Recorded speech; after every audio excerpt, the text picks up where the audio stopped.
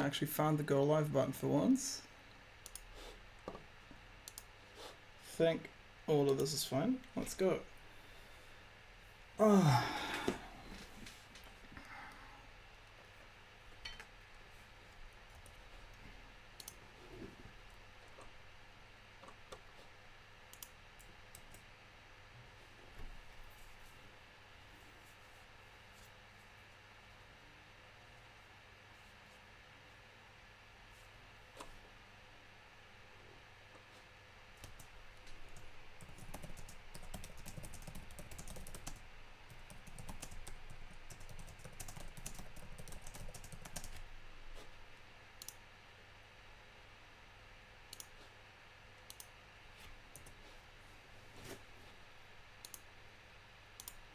Okay, hit this self promos.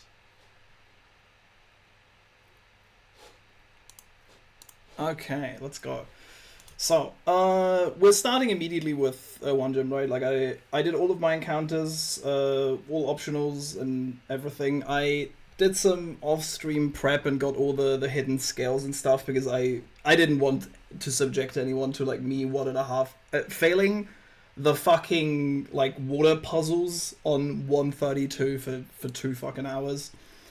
So we're gonna start into Las Andrea and Beauty Connie into the which is a gauntlet with Beauty Bridget, right?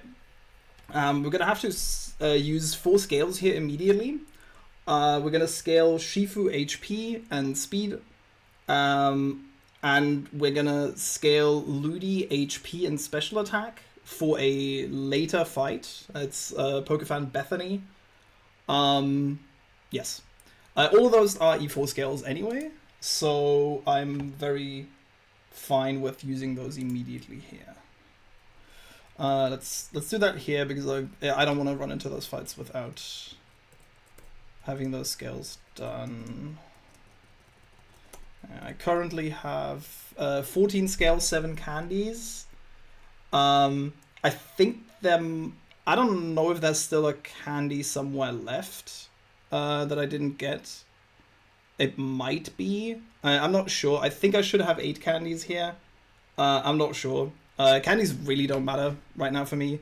My E4 needs 5. I kind of want to do 6 for fun, but like the last candy I would use on Juan or Wallace just for fun. So essentially I have 2 candies here. I think there should be another one around that I haven't.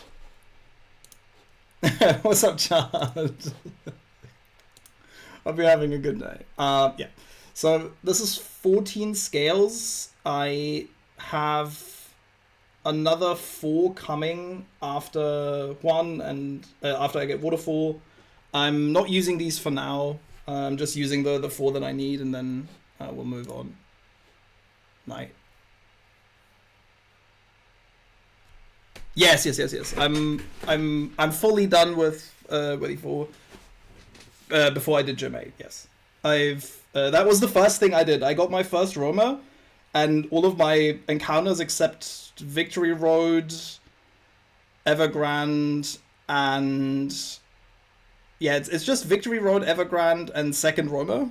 But I knew that I could make E4 teams with just 1 Roma because I had Latios.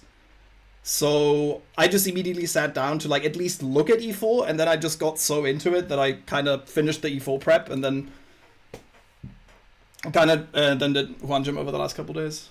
Okay, so we have Ludi and Shifu in party. Yeah, we need speed, so we need HP on both of these, speed on Shifu, and special attack on this. Is this Kang like ever clicking Icy Wind? It can in theory Kang can click Icy Wind because it's a double, so base score is +6 if you're on Icy Wind. Minimum could technically be higher depending on some factors. So it can technically click Icy Wind, but obviously in the fight that I'm doing, it's neither the Inteleon nor the Decidueye is ever gonna... actually, technically Kangaskhan is gonna click a move, but it's gonna click Aqua Tail. minus special attack, 40 BP non-stab feels like very rare. Yeah, to be fair, it's less rare than you'd think, because Icy Wind only gets clicked, not because it's highest damage, but because it's speed control in doubles, right? So that's it's incentivized to click it if in specific conditions. But yeah, like it's never gonna, like, I don't know, it seems difficult to, like, Gliscor could probably show this thing on Icy Wind kill somehow. Okay, less yapping, more IV scaling. So we want HP. I need Shifu speed.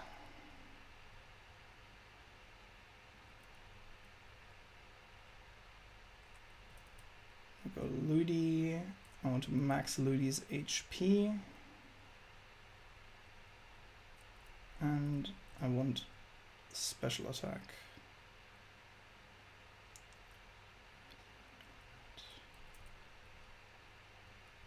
Okay, and Spatak.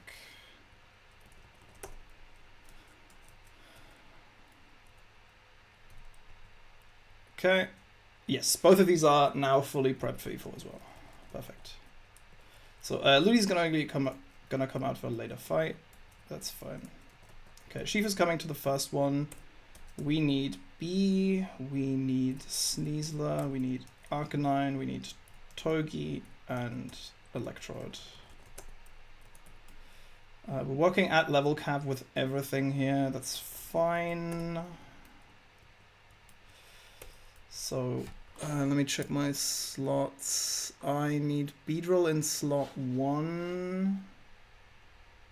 Yes, because I'm baiting through Hammy. This is Electrode Beedrill lead. I'll go through the line as I play it. I'm gonna use, since this is a gauntlet, I have to lock in my choice items on the first trainer and can't switch them on the second. I'm using Specs plus Scarf on this trainer. Because technically I have, like, because I, for convenience, have pairs of 2 of all of them in the bag, but obviously I'm only using the 2 that I'm actually using. So giving Specs to this. I'm not using the Scarf on this fight. It's just in the bag, right? So I need Iron Ball on Togi. I want, again, the fuck flavored R&B. This is a water gym. 2 water mons on this trainer. Yeah. Like Juan gym, in terms of like flavor, is rough. Like, look at this gym fight. The guy has as many ice mons as he has water mons, and then just 2 mons that are completely, like, I can see Sneasler being like ice associated, because it's like, you get it, like it's a like Sneasel evolution, and it's like parallel evolution. I can see that, but yeah, the Mens here is kind of out of place. Like, I guess it's weak to ice.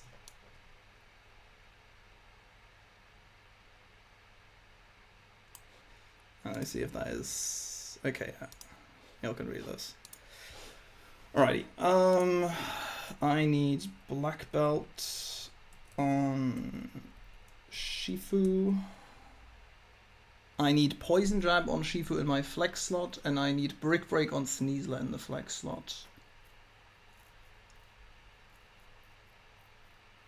Yeah. Okay.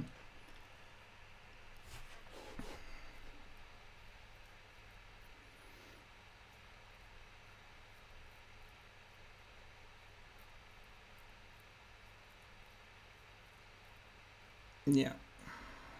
So switching Shifu into this on Aqua Tail, CC, and then double CC this. This is a fast kill into Togi with Iron Ball, correct?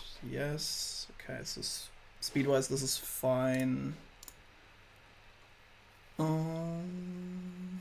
Beatrolite, fine. Okay, let's do the moves. Flex slot is 4 here. I'm genuinely, like, as much as I like pre-damaging and as much as I utilize it, it is genuinely nice to have a couple fights where I don't have to think about my pre-damage as well. Well, that's gonna go away real soon. Okay, that's a bit too depressing. I need something. I need something a little bit more hype.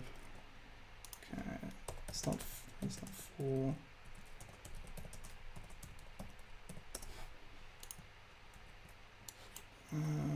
And now I need to do the same with Shifu. If you ever do Lucid, you'll love the quality of life there. Yeah, for sure. Like Lucid seems like a really fun game that I'd probably enjoy a lot.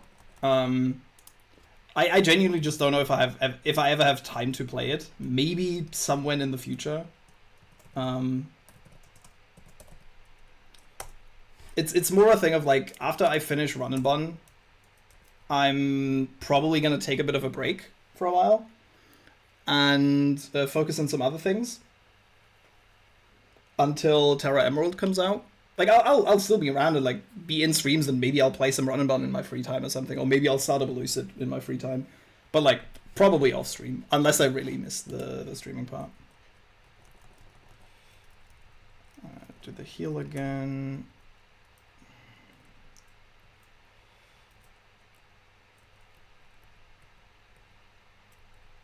Okay, I should have enough potions, but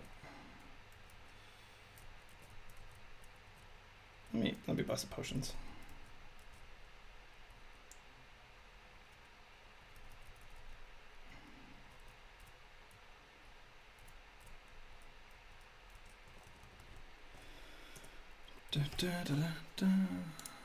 Straight pre-damage and status from the menu is so nice. Yes, for sure. Like I can definitely see that. Like it's funny to see how like quality of life has improved and like how people have kept developing all these quality of life functions within the game and like how much more consolidated it becomes over time.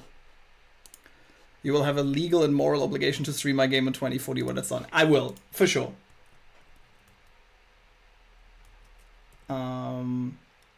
Alrighty, this has all the moves it needs. This has Brick Break. And this has Poison Jab. That's important. Okay.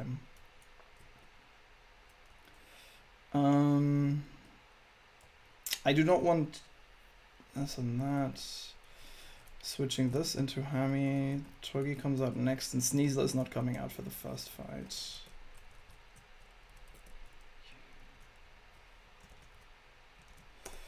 Okay. Check all of my levels again. Moves. Sorry. Brick Break. Poison Jab.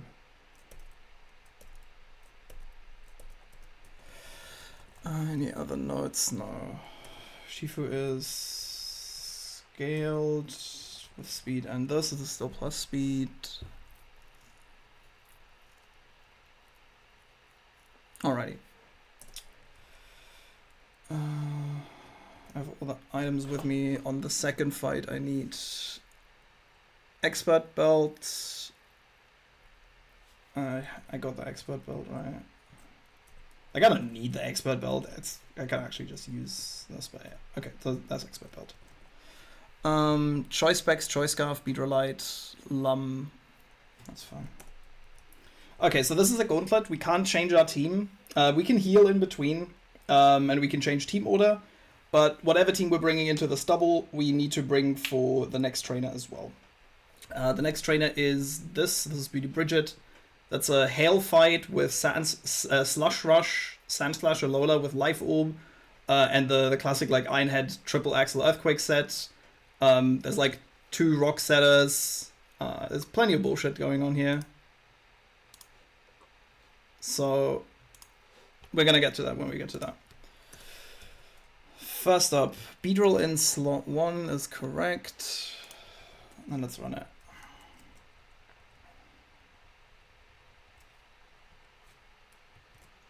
Okay, so turn 1, this Inteleon has Light Clay, Icy Wind, Muddy Water, Light Screen, and Reflect. I do not want this thing to click a move. So we're just gonna kill both of these leads immediately. Serena sees a triple axle slow kill on Electrode, so it can't ever protect. We Mega Beedrill, and we kill it with U-turn. And we use Specs Electrode.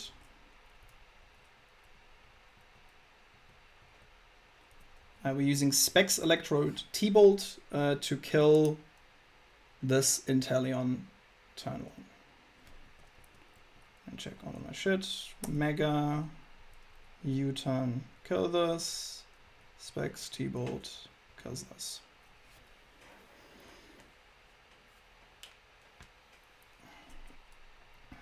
Electrode kills this.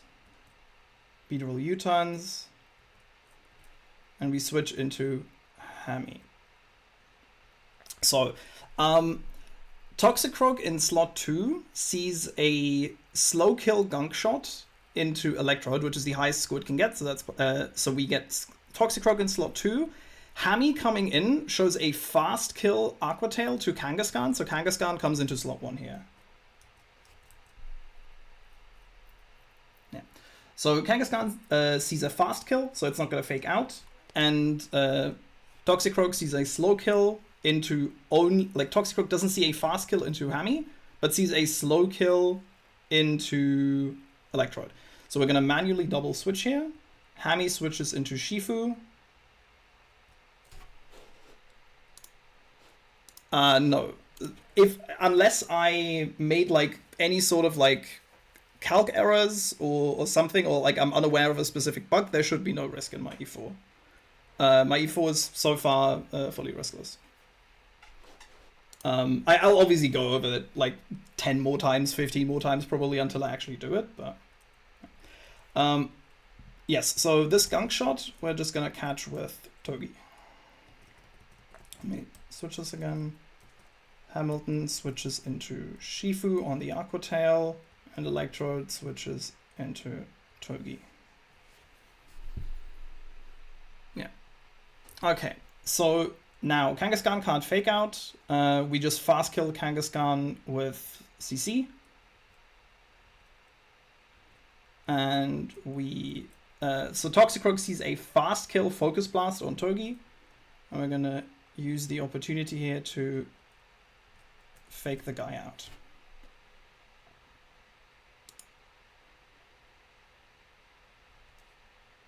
Breaks his Focus Sash, Kangaskhan dies to the CC. Shifu is faster than Toxicroak, so even though Toxicroak sees a Focus Blast kill into it, it's never going to target it.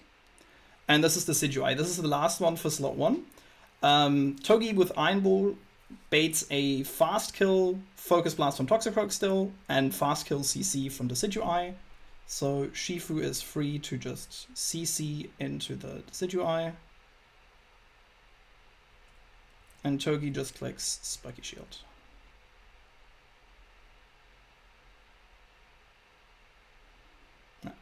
So, same thing as last turn. We're still seeing 2 fast kills into Togi. Shifu is completely free. So Shifu just clicks Poison Jab on this to kill it. Fast killing this, and we switch back into Beedrill. Into Beedrill on the Focus Blast. Beedrill tanks the Focus Blast easily. It's a quad resist and actually has good special defense.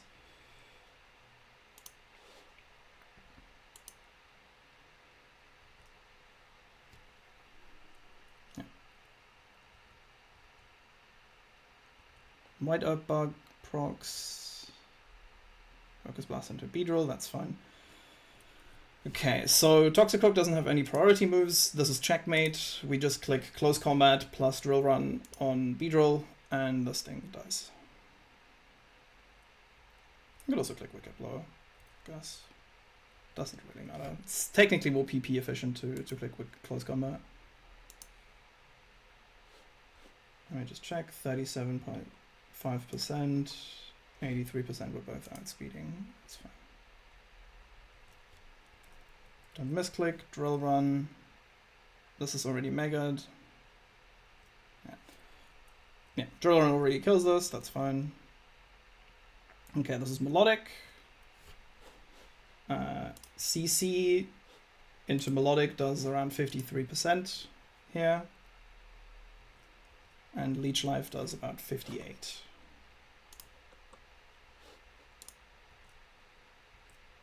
So we Leech Life and we kill with CC. And that's the double down. Yeah. So now we're stuck down here. The Beauty Bridget is on the left. Let me see, is this it's a bit too low? Yeah, so this is the fight. There's Clefable, who can set rocks. Greninja can set spikes, toxic spikes. Sandslash is a demon in hail. Gudra can like Iron Tail you through the hazards, can curse up if you bait it out the wrong moment, and Floatzel is just fast and like hits you with inaccurate high base power moves. But none of that matters. We're gonna lead Hammy here. This is both of these like you see, like we barely used Hammy in the first fight, and we didn't use Sneasel at all. This fight, we're not using Beedrill or Toki. Beedrill can technically kill the Clefable turn 1, but it sets up the wrong bait order, which is bad for us. So what we're actually gonna do is this, and this. I'm gonna put an Expert Belt on this. Put a Lumberry on this thing. Electrode keeps the specs. We now use our Choice Scarf on Sneasler. You can take the Iron Ball from Togi just in case something happens. Just in case. There's nothing that should happen, but it's important that we heal Shifu to full. Okay.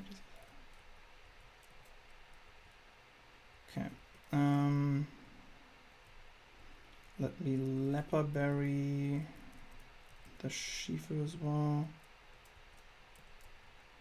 On CC. Should have enough PP for all the moves. Yes, yes, yes, yes, yes, yes, yes. Okay. Okay, so the whole puzzle of this is like, how do you bait out the Sandslash in a way where you either can tank a move and then kill it, or just chain it with the Greninja. And I'm gonna use the fact that Shifu is disgustingly tanky even with minus defense here to my advantage. So we're leading Hammy, that's correct. Lum, Expert, Choice Specs, Choice Scarf, Beetrolite, Citrus Berry. We have Poison Jab on this, and Brick Break on this. Okay.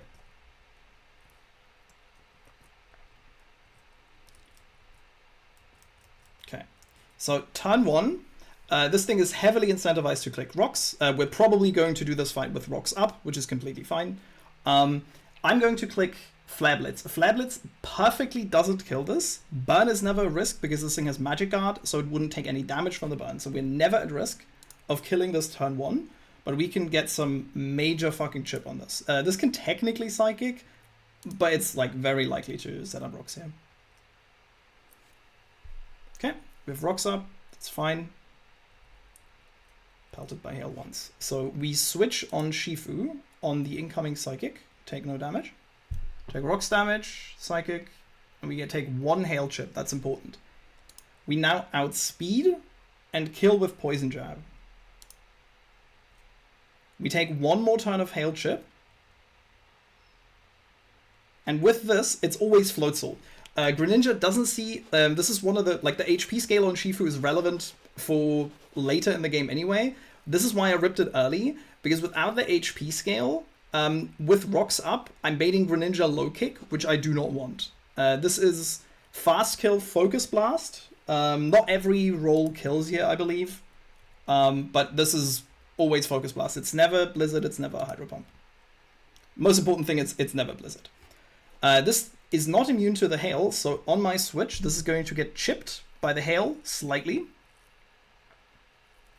which is exactly enough damage we need to kill this with a Choice Specs boosted Volt Switch, which allows us to reposition for the rest of the fight.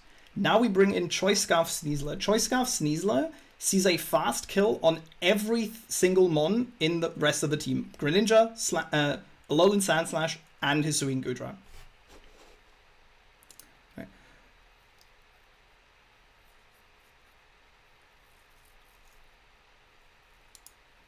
Holy chard, that is a disgusting calculation.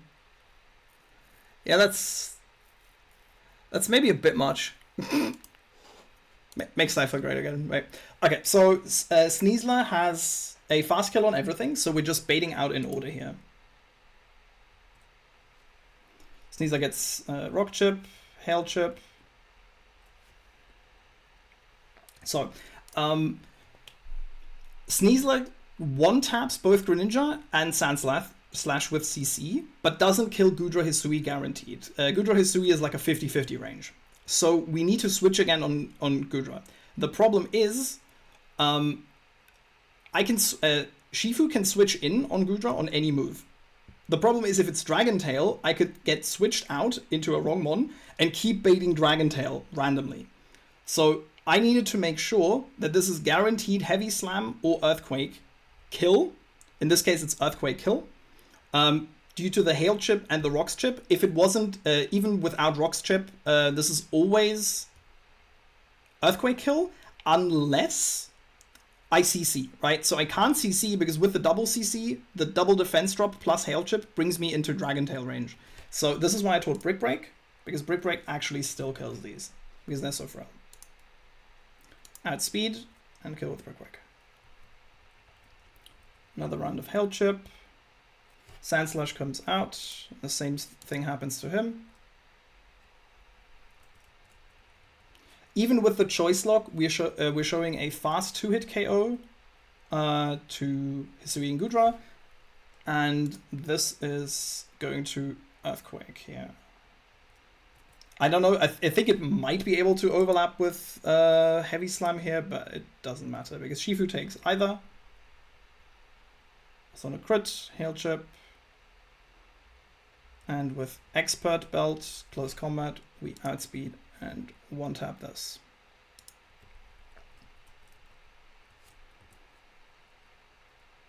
Nice. Alrighty. First one done.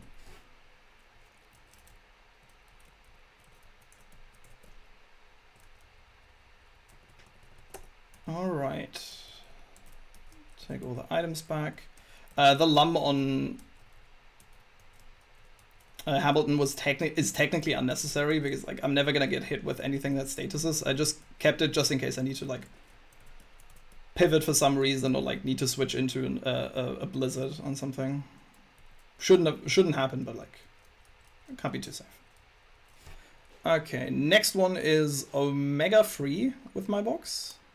It's Lady Daphne. The whole gimmick of this fight is like,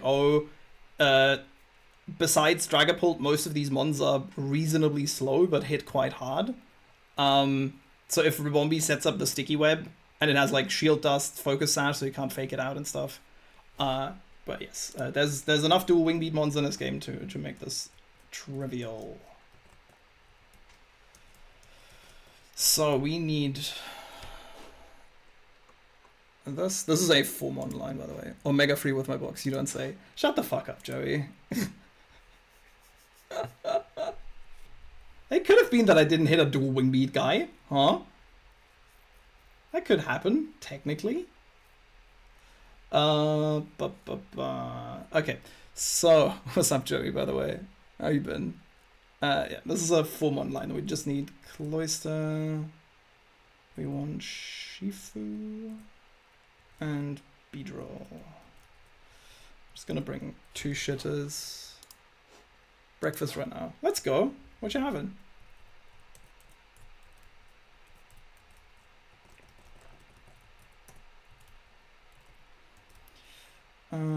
All 4 of you are level 91. That's nice. I need Choice Scarf on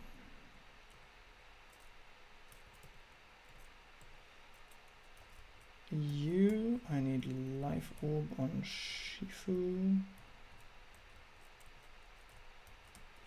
Citrus on Innuendo. Beedrill has Megastone. And we need to give Shifu Thunder Punch in the flex slot.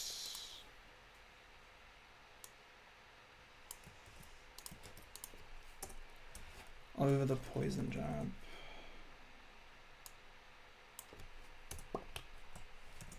Thunder Punch. Holy shit. Let's see what this is. Ah, okay. What is that? What is on that? It's onions, pepper. Is that some sort of spread? It's like raw meat. That looks so orange for meat. That is fascinating. Okay, yeah. So we have similar things in Germany, right? I get what it is. The meat just looks incredibly orange. That's what caught me up. Yeah. Okay, this has T-Punch. Let's fix the PP. Bah. Tri-Scarf, Citrus Berry, Life Orb, Beedrillite. We have Thunder Punch on Shifu. That's fine. You have dual Wing Beat, right?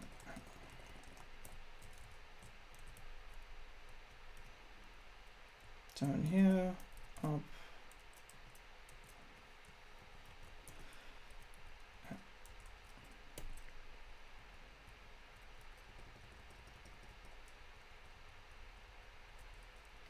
Okay, I should probably move to her in the calc as well. Yeah, okay. Okay, so Archeops outspeeds this and kills this with dual Wing Beat through Focus Sash. So we don't have to worry about webs. This baits a Liquidation Psychic Fangs slow kill from Bruxish. But this can never set up. We switch to Cloyster. This baits either Sword Stance or Psychic Fangs. And we switch into Shifu. Let me check that again. Don't want to lose any unnecessary HP here. Yes, this is always Psychic Fangs or Sword Stance. Okay, Sword Stance does not matter. We just outspeed and Oko this with Shifu. Like Mickey Blow. That baits slow kill from Prim with Draining Kiss. We switch to Beedrill on the Draining Kiss. Take no damage. This baits Psychic guaranteed, and we U-turn out fast.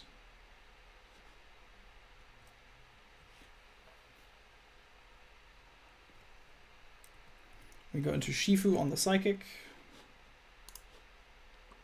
Let me just check. Yeah, no weather. Yes. Doesn't take damage. We kill with T-Punch. I'm showing fast kill to both Samurott and Roserade, so Dragapult has to switch in here. But Dragapult is dead to Sucker Punch here.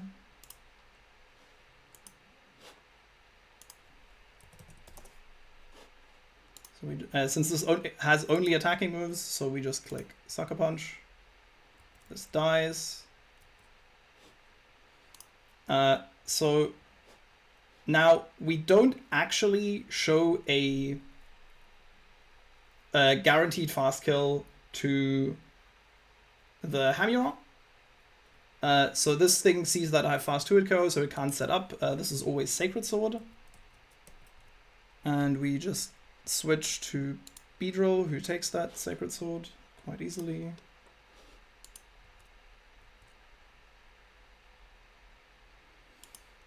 And we kill this with U-turn, because why not? And we're gonna give Archeops another frag, because Archeops now outspeeds and kills the Roserade in the back.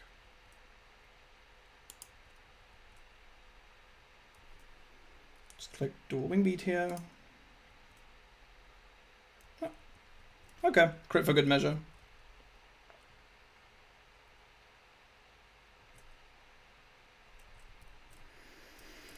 So next up is Known Demon Bethany. I would argue this is the hardest fight in the gym. At least for my box it was. Might be different for different boxes, of course. But this is Pokefan Bethany. Like, I don't think the trainer is like omega difficult. I'm just saying, like, compared to the rest is comparably free. And this actually took a little bit of time.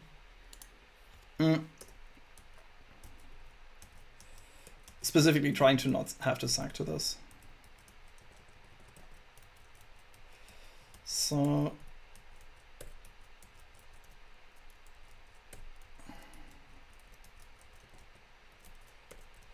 what we need is our goat.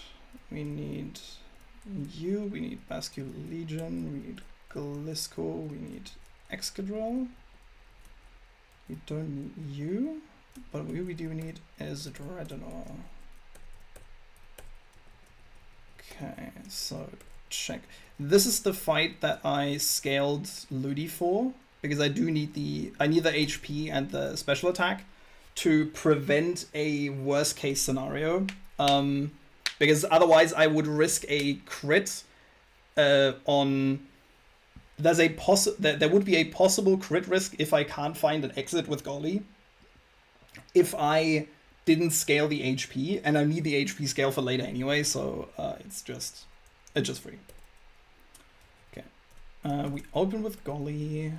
Next is Gliscor, then Bascule Legion, then Dreadnought, then Golly, then Exca, and then Ludi. Okay. So we need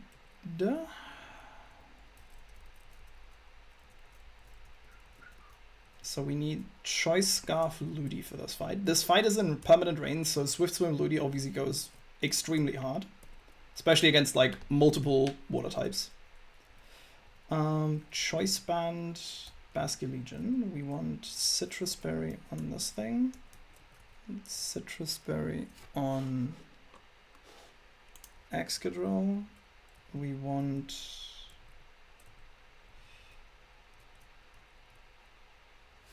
Fiji is fine for plus attack, right? I always have to check these. Modest, timid, calm, or bold natures. Okay, perfect. Golly needs silver powder, and we need to teach Ludi Surf.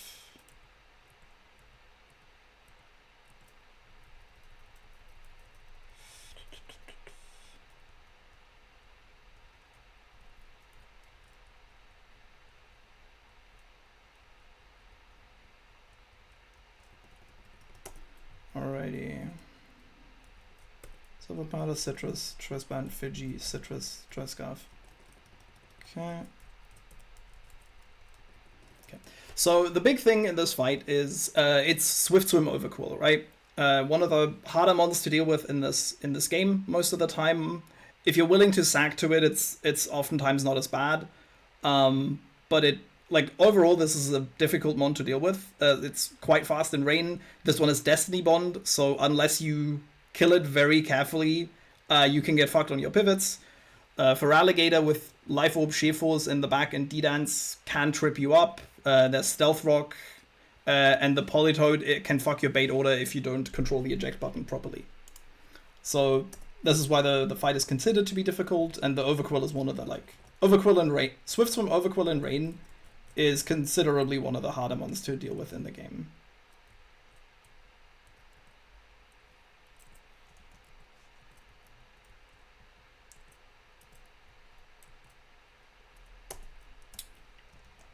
Okay, so Golly has Silver Powder. We have Citrus Berry, you have Choice Band, you have Fiji Berry, Citrus... Oh. I nearly forgot. Holy, that could have gone right. I need to teach Waterfall to Dreadnought. Because in Rain, Liquidation has 2 or 3 killing rolls of crit, and I need to chip the Overquill with Dreadnought here. I need to avoid killing this with a crit by all means, because otherwise my bait order gets kind of screwed, and it probably wouldn't be terrible, but it would still be very annoying, especially because there's can Destiny Bond on Dreadnought. So I need Waterfall to not show a crit, so my crit can never kill. And like Dreadnought is mostly a Rock Tomb bot at this point. It clicks Liquidation here and there, but... Okay, so Silver Powder, Citrus Berry, Choice Band, Fiji Berry, Citrus Berry, Choice Scarf, Surf, Giga Drain, Energy Ball. This is Waterfall, this is Poltergeist. You're not clicking a move, you're clicking a Femp. Okay. I think I have this. Yeah, what's up, Chris? Krungio, indeed. Okay, if we have Waterfall, we have Surf, Silver Powder, Citrus, Choice Band, Earpapa, Citrus. Choice Scarf, obviously, I'm just using Earpapa like as a stand-in for all the 50%. Okay, so let me show what it cooked up. So Politoed sets Rain with Drizzle, and is quite fast itself. The thing is, since this has an eject button, unless you Oko this turn 1, which is pretty hard to do, you're always gonna get a switch in, right? But we can use that to we can manipulate that to our advantage. So we're just gonna first impression with Golly, and since Golly is extremely physically bulky, the only thing it baits is Electrode, Fast Kill, Thunder. This Electrode is Life Orb Explosion, so it does do quite a lot of damage. And it's obviously fast as hell, right? So this is Fast Kill Thunder always. We switch to Gliscor, who exactly baits Hidden Power Ice Fast Kill, which is a perfect switch in for Basculegion here. It's gonna take some chippage. So Life Orb chips this, which isn't necessary because we have Choice Band. We outspeed this in Rain, because we are Swift Swim too.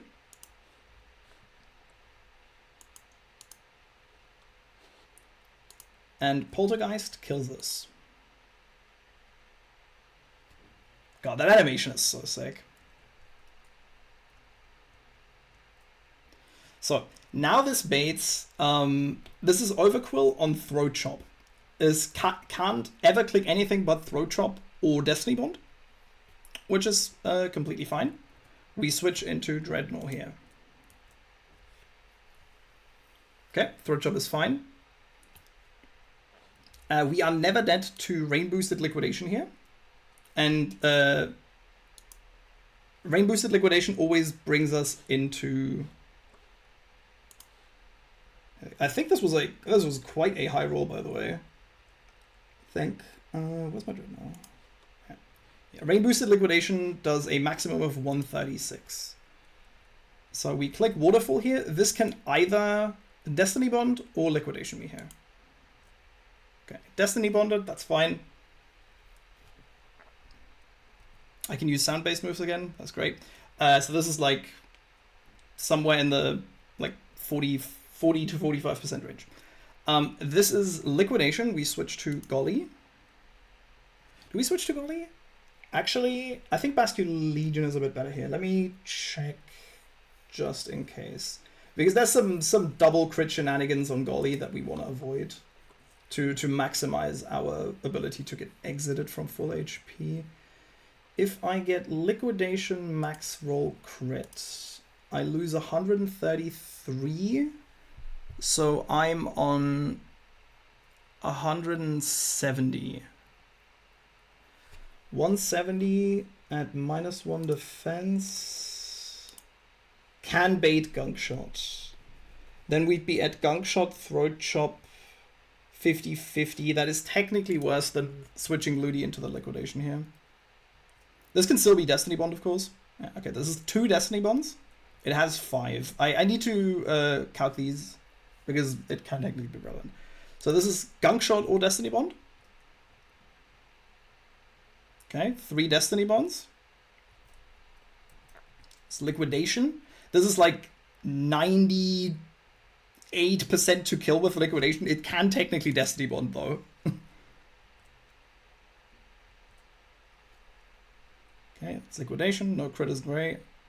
Okay, this is either. So this is Gunk Shot or liquidation. It says not click Gunk Shot yet, which is great for me. It's Gunk Shot or Destiny Bond, yeah. So it's 4 Destiny Bonds. Switch back on the liquidation. Okay.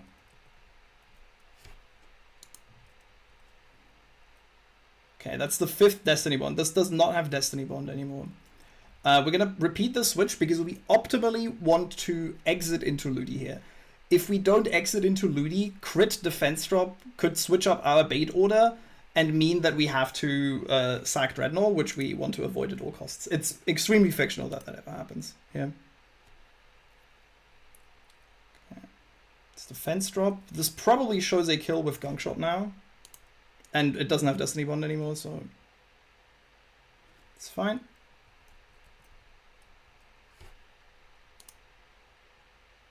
We switch to liquidation, which exits us into Ludi Colo.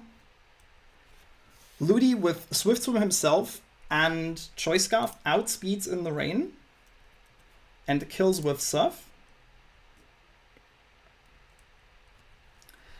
Which now we show fast 2-hit KO to fast out damage to Feraligatr. We show fast kill to Politoed, who's still in the back because he got ejected, and we show fast out damage to the Focus Sash Seismitoad. So the first thing in order is now Jar,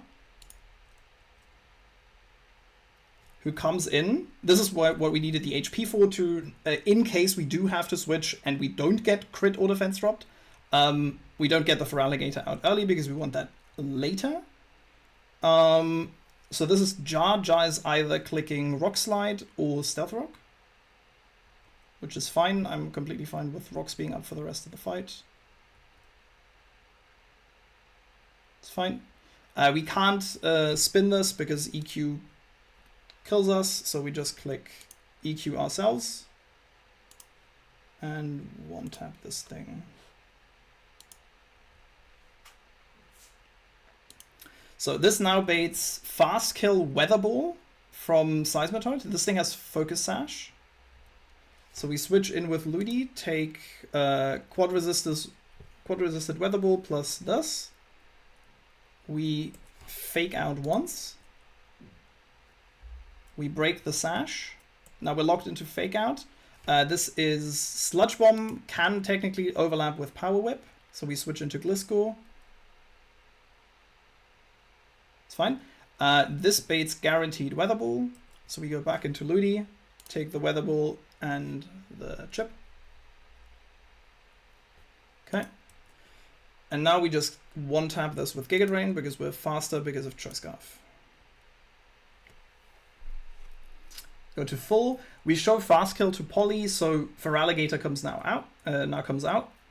So this is D-Dance, Liquidation. Hey, Hacky, who it? Hacka. Hey, who it? Who it? Who it be? Ah, Trigger. Okay, so yeah, this is Life Orb Shearforce Feraligatr in Rain. This does not kill us with a Crunch or Ice Punch crit here. We outspeed and two-shot this, so it can't Dragon Dance, so it's never outspeeding us either. So we just click the Giga Drain that we're locked into, go to full HP.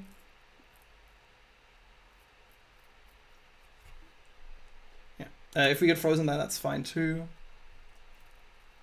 We Giga Drain. because we have Golly in the back who can switch in. Yeah, and we just Giga Drain this and kill. Nice. Yeah.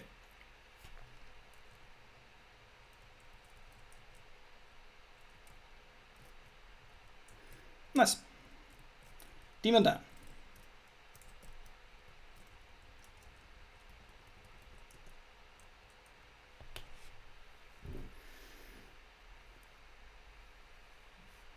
Alrighty. So next up is Last Chrissy, which is another really free fight. This is an electric terrain fight in the water gym. Don't ask me.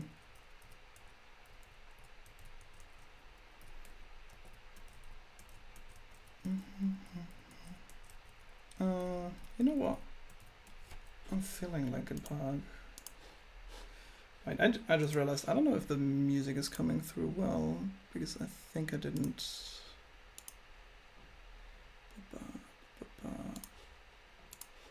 Sorry, this now should be better.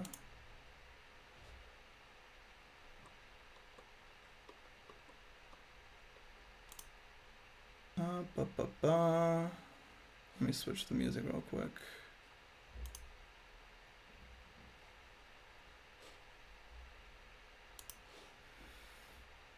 No, that's the wrong album.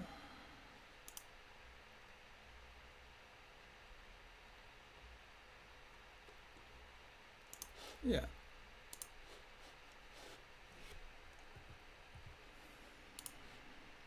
Okay. Nice. Yeah, so Last Chrissy is much easier, a lot less complicated. This is essentially just a Shifu and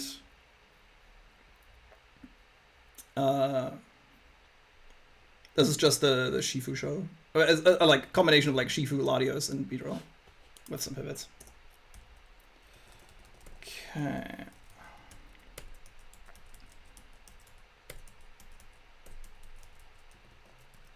So first up, we need the Soul Wumpert.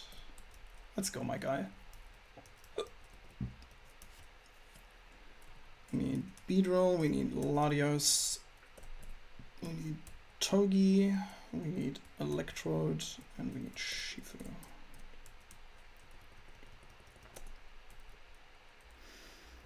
Okay. Swampert needs to go to level 91 to hit the range. To be fair, could just go. I could have technically kept him under-leveled. Technically that's more optimal. That's a mistake. Oh, we have EQ. So Swampert doesn't need an item. I need Choice Scarf on Latios. I need Magnet on Electrode.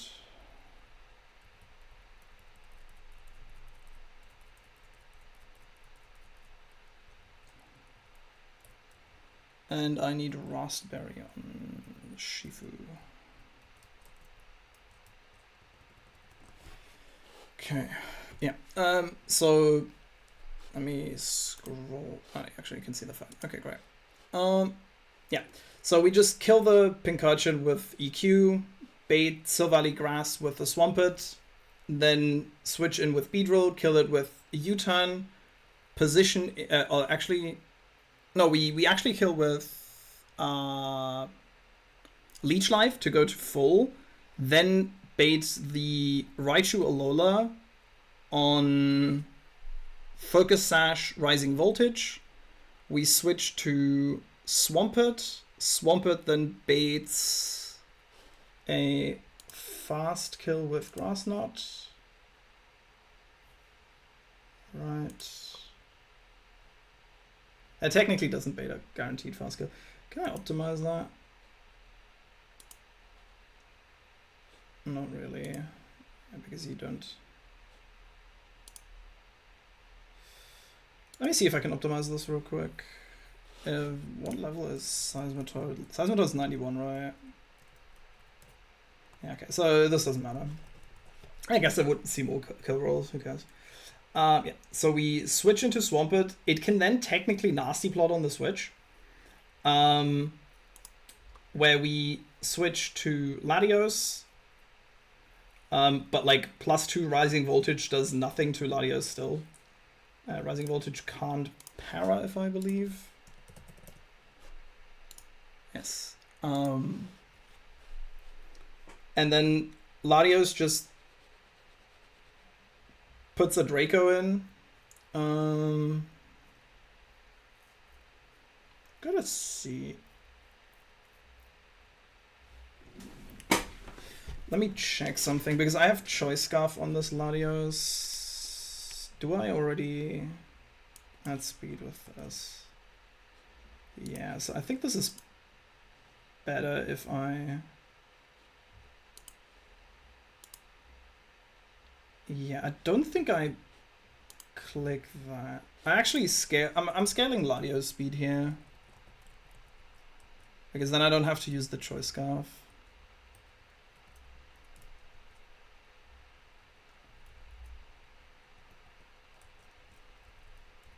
Maximize IVs, Coffee the second, and max his speed.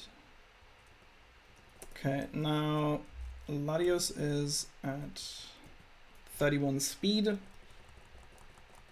It's perfect. Keep that in the calc as well, because now we naturally outspeed the Hydreigon. So we don't have to click, so we don't have to Choice Scarf, so we can go Dragon Fang to get a better range on the Draco. It doesn't matter overall, like the way I'm killing this still works, but yeah. Okay, so I need, instead of Choice Scarf, I'm putting...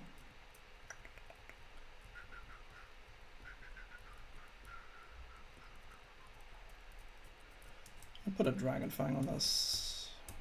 Yeah.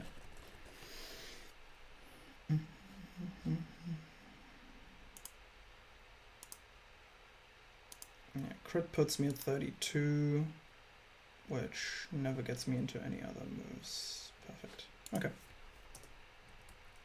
Right. So Swampert doesn't need an item.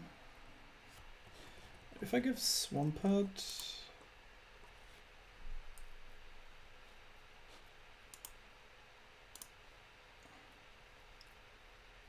Technically, it's optimal if I give Swampert a Sticky Barb. I'm gonna do that. That makes this a little bit cleaner. Simply could at least be Water Memory again. Not deal with this.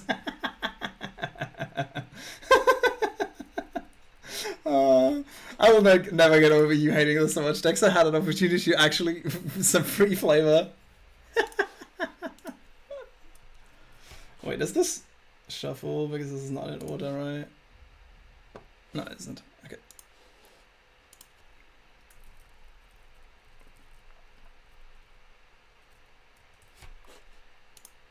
Time to win. Let's go, Marshy. Time to win. We actually, like, I didn't see this optimization, but I can prevent the Sticky Barb situation earlier.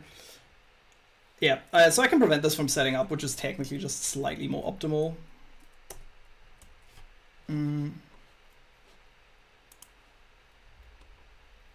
Yeah, it's just a micro optimization that doesn't matter, but I'm still gonna do it.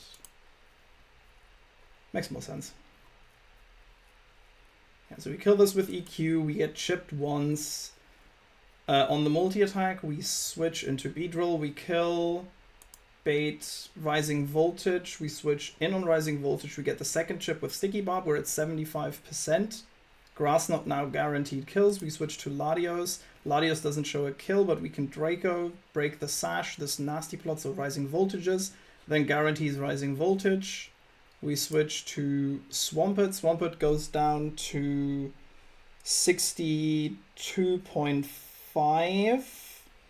If this did +2 here, it never sees a kill with Surf, which is important. We then switch to Togi on the Grassnot, and it kills itself. Yes, okay. That's the correct order.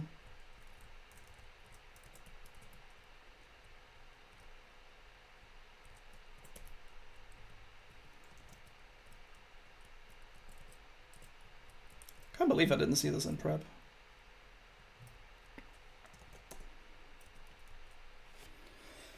I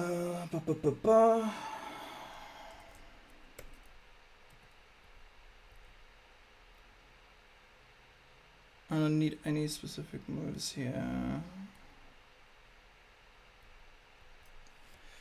Electrode with magnet always kills the Klowitzer and baits psychic or maybe Scald on a crit. It's fine. You have Wicked Blow, you have a Raspberry.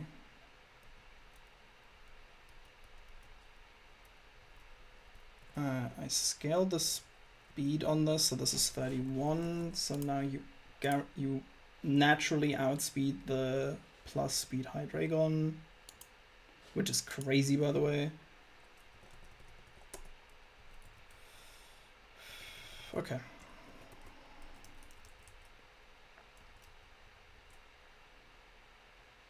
Electric Surge, we kill this with Earthquake. Okay, Sticky Barb chips us once. Silvally, this is guaranteed Grass Memory.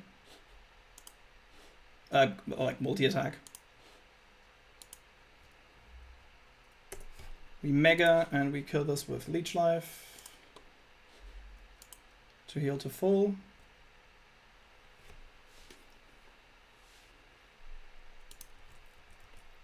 Okay, at full HP we outspeed everything except the Surge Surfer Raichu. This is a guaranteed kill with Rising Voltage. Fast kill. So we switch back into Swampert. Second Sticky Barb tick brings us into Grass Knot kill range. We switch into... Yeah, we switch into Coffee here on the Grass Knot. So this technically can set up now. That doesn't matter though. We just click Draco to put this into Sash. Okay, sets up, that's fine. So this is on Sash. This is now Rising Voltage again. We switch back to Swampert. We check that real quick. This is +2. Yes, this is guaranteed Rising Voltage. There's no overlap with anything else.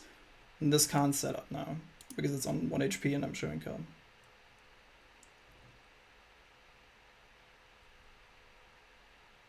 Okay, this is Rising Voltage. We get chipped again. Now this is guaranteed Grass Knot.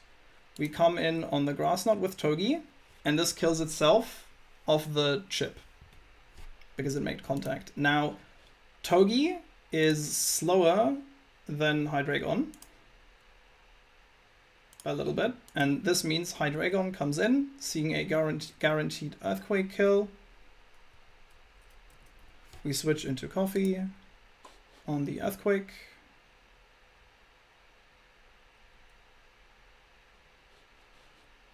And we just kill this thing with Draco.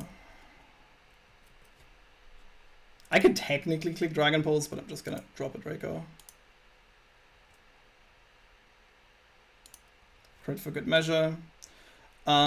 This baits Klowitzer on Dark Pulse exactly. Switch into Magnet Electrode.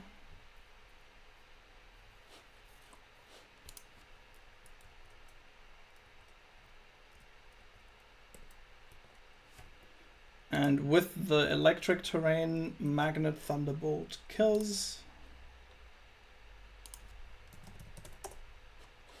Guaranteed every roll. This doesn't have priority.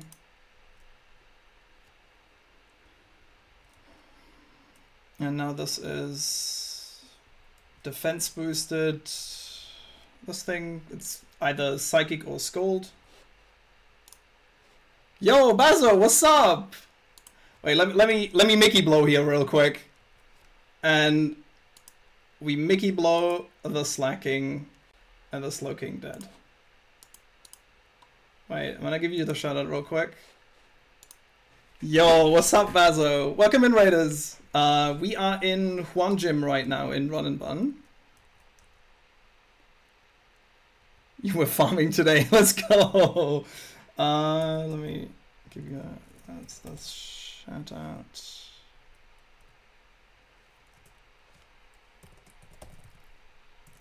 Come on, I can do this. I'm an okay streamer. Come on. Let's go. I got it. Yeah, I saw you in. I'm getting good at this now.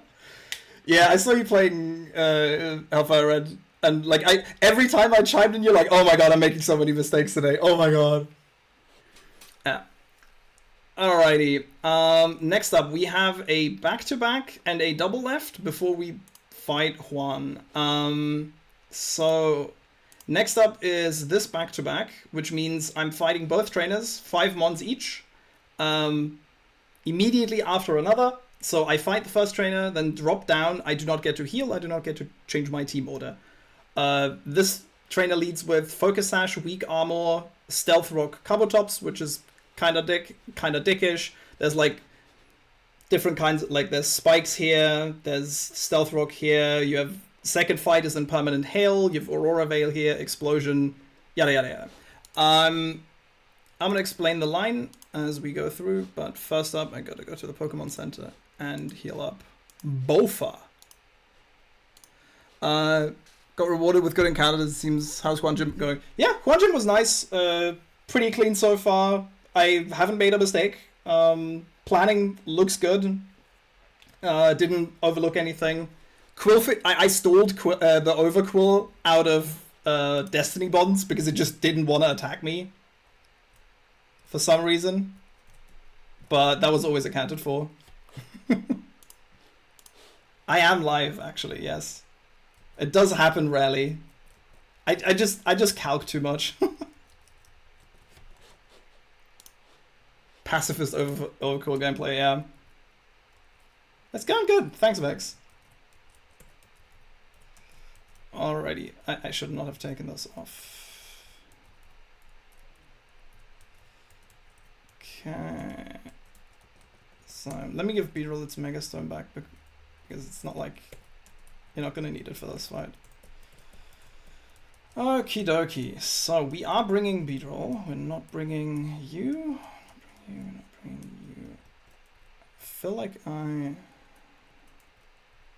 don't think Pastine LNEK 1DR. Time to dodge 3 crits and hit Pumpy suit on space tag. Holy! Good job on the TNL, Vex. But oh Jesus Christ, dodge 3 crits and hit Pumpy that's my nightmare. Like that is my sleep paralysis demon. That sentence specifically. EK Pog. Yeah, you said it, Baz. Okay, we need Big Conk. We need Exca. We actually want Walrein for this fight. And I need... I need Golly.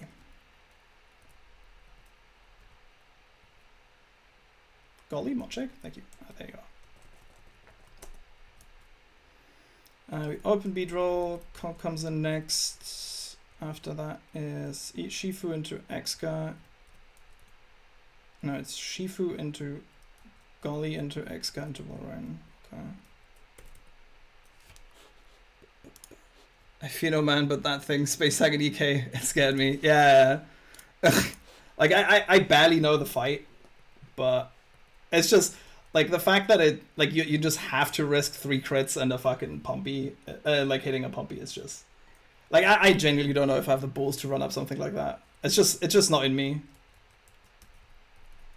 So, we're leveling the Walrein. I could technically keep the Walrein a bit underleveled here, but I don't want to risk it because I do want to hit a range in case I get, like, quadruple crit or some shit. So, we need Never Melt Ice on you. I can't switch my items between these 2 fights, so I need to be fully prepped. Shed Shell on this. Life Orb on this. Silver Powder on Golly. Exca needs a Citrus.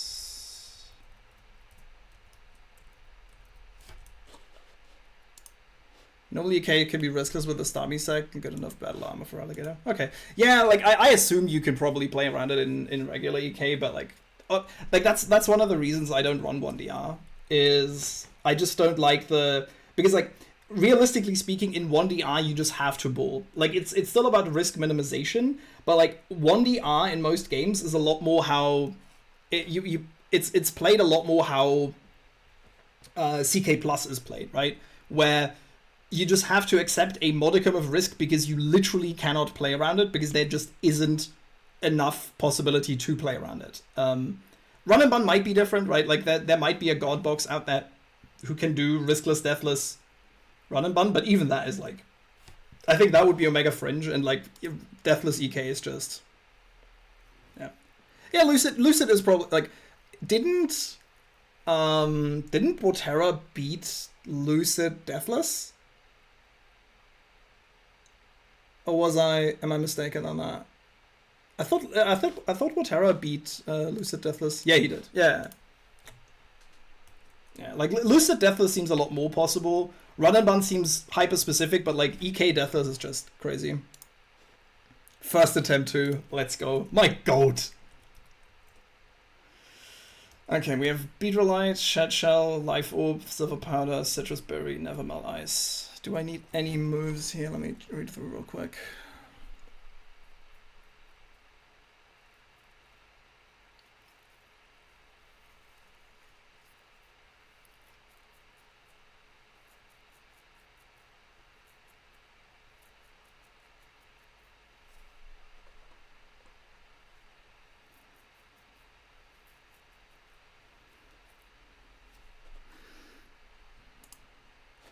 Crazy Rain patched the game to give everyone a chomp for Keegan's Reshiram now. Lol. For Alligator. Okay. Good on for Alligator. Alright. Looks fine. I don't think I need any moves on anything.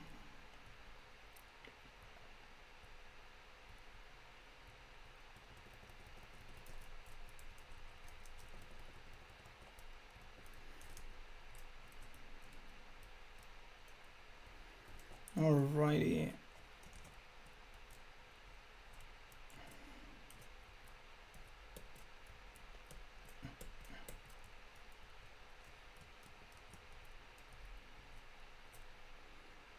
Okay, I was like, can I just walk this up? Okay. Okay. Everybody's healed. Everybody has their items.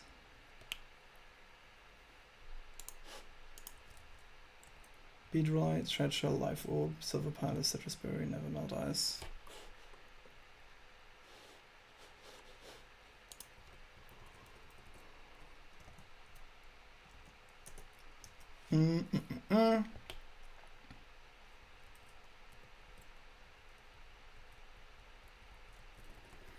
Alrighty.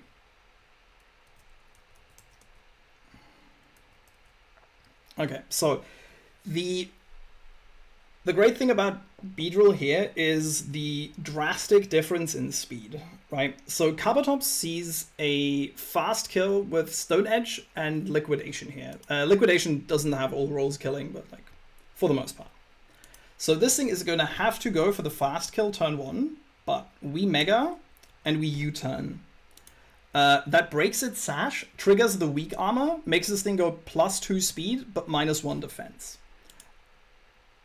We switch with the U-turn. We outspeed after Mega.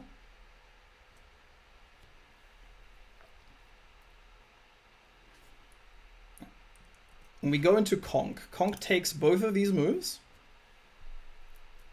Fine. Crit is completely fine. Now Conk kills this with Mach Punch after the drop.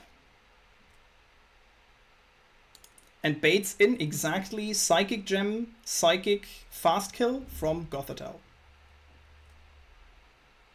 This has Shadow Tag, so we use Shed Shell to switch out into Psychic with Shifu.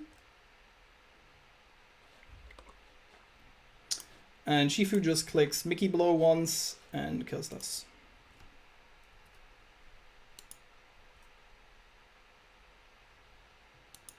We could take one Life Orb chip. With that Life Orb chip, Excelgor sees exactly Fast Kill Focus Blast. So this is never spikes here. The mickiest of blows, truly. So we switch into Golly on the Focus Blast here. Okay, he hits. It's fine. And we just kill this with First Impression. We completely avoid all kinds of hazards. So this is Zing Zap from Togi. We switch into Exca. This is faster than us. And this is probably going to click Endeavor because that's highest damage. It's fine. So we break this thing sturdy. We now outspeed and we just kill with EQ. Because of the speed boost, we outspeeded two-shot Whiscash, so it can't Dragon Dance. We switch back into Golly. Fine. Crit didn't exit us. We click First Impression here. This could D-Dance here. Can also hit us. Okay, it D-Danced.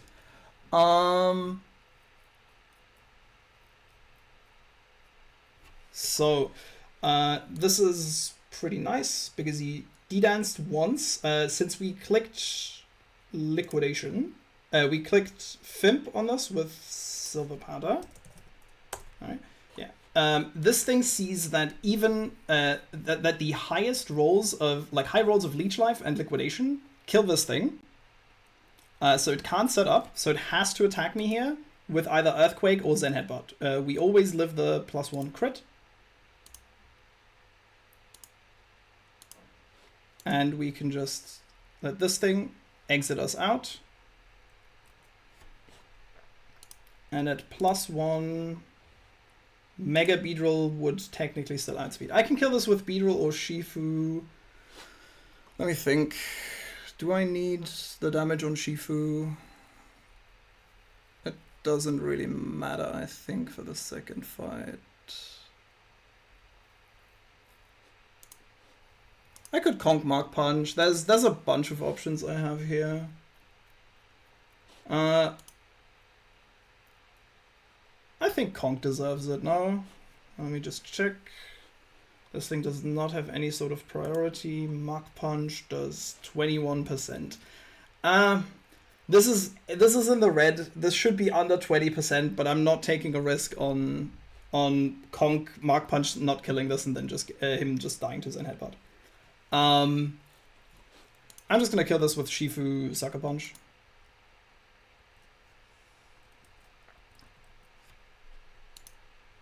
Sorry. Yeah, Fimp Sucker probably does enough, but I'm gonna be boring and just Sucker Punch this with Shifu. So, our team order stays the same, so we're gonna drop down here, immediately into the next fight. I'm gonna scroll down real quick. Into this fight. This is Permanent Hail. Beedrill isn't Mega anymore, but we go Mega, and we kill this thing with Leech Life. Please wipe. Thank you, Stefan. Wait. Follower only mode with a 10-minute wait timer. Wait, what? Wait. I do? Wait, sorry. That is... Wait, what? Oh, Jesus Christ. I am so sorry, Stefan.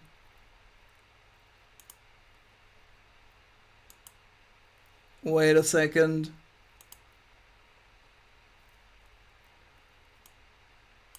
Oh my god, my bad. Sorry. Why did nobody ever say anything? Jesus Christ. Okay, my bad. Sorry, people. Holy... Hi, Stefan. Yeah, I deserve to wipe for that kind of shit. My bad. I did not have that in. My bad. Okay, back to the fight. Thank you for bringing that up, Stefan. Also, fuck you. Yeah, so... Yes. Yeah, it's the #1 way to deter new viewers. Yeah, for sure. I legit didn't see that I had that on. My bad. Okay, sorry, that threw me. Thank you for bringing that up, Stefan. Legit. What was I? Yeah, so we just kill this with Leech Life because Cryogonal has absolutely paper defense. We go Mega, and we Leech Life.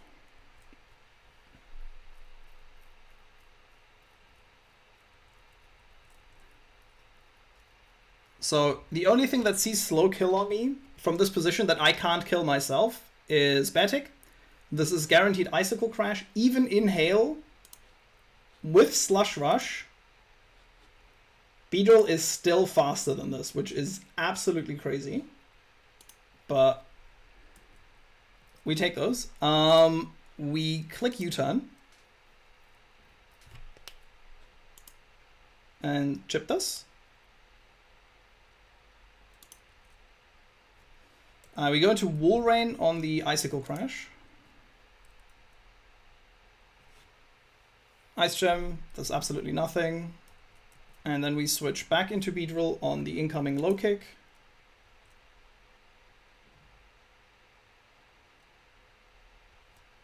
And then we just kill this with U-turn.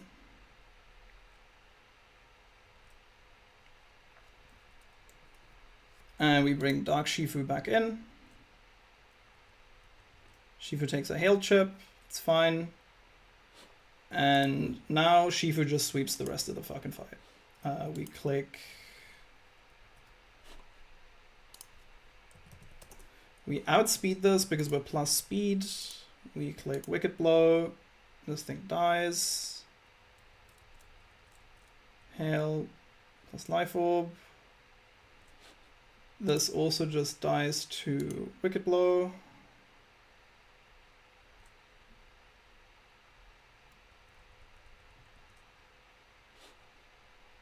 And then Close Combat kills the Wall Rain.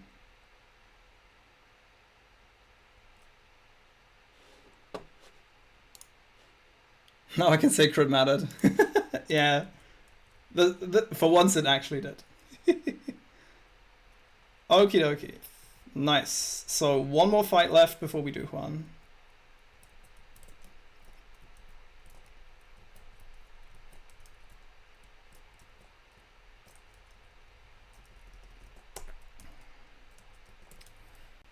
Alrighty. Take the items back. Fucking hell.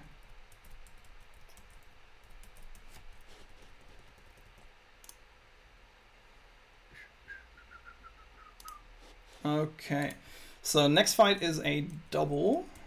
We're gonna keep Shifu in the party for this. I can't go back.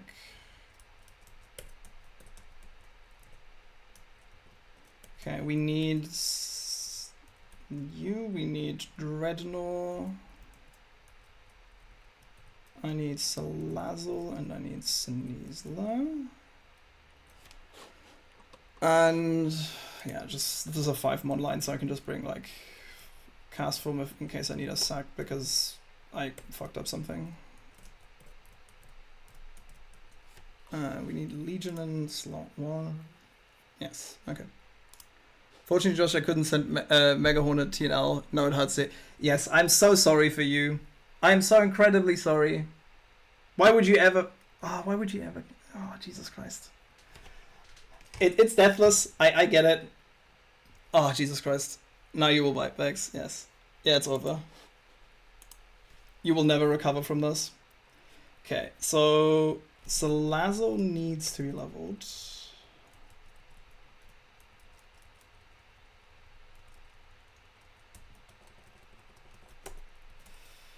Alrighty.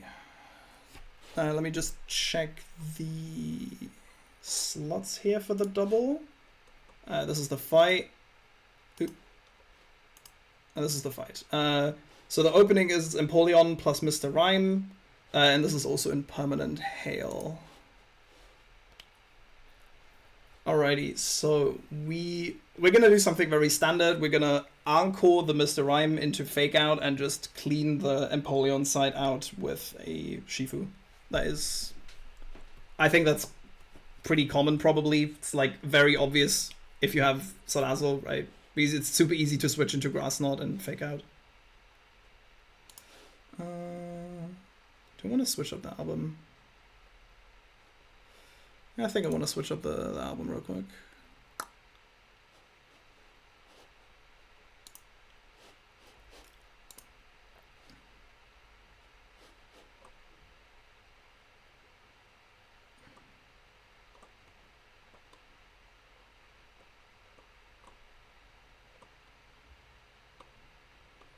Where's...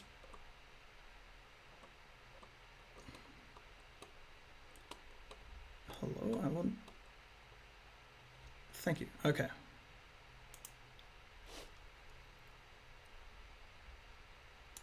No, this is the right album. Let's go. Okay, so slot 1 is Basque Legion, slot 2 is Costa. Yes, we want Salazzle in slot 2 because we want to bait out the Arctovish later. Okay, that works. Legion doesn't need an item. Costa or Dreadnought doesn't need an item either. We put a Choice Band on Shifu. Put a Citrus on Salazzle. We put a Black Belt on Sneasler.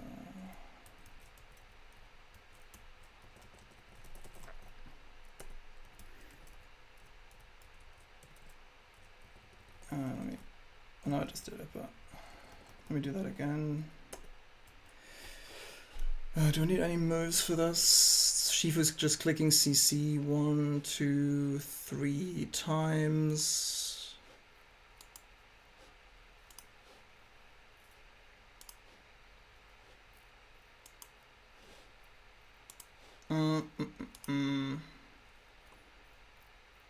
One, two, three.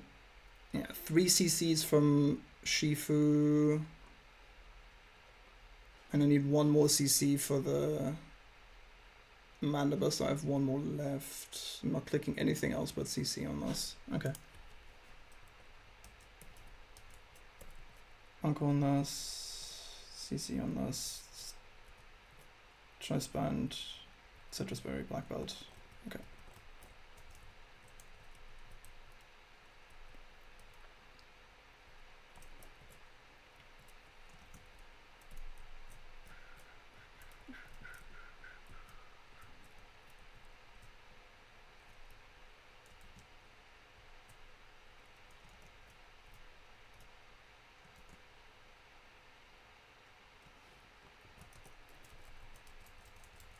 Put a little good luck save in, and I'm gonna go over the line once we're in, right?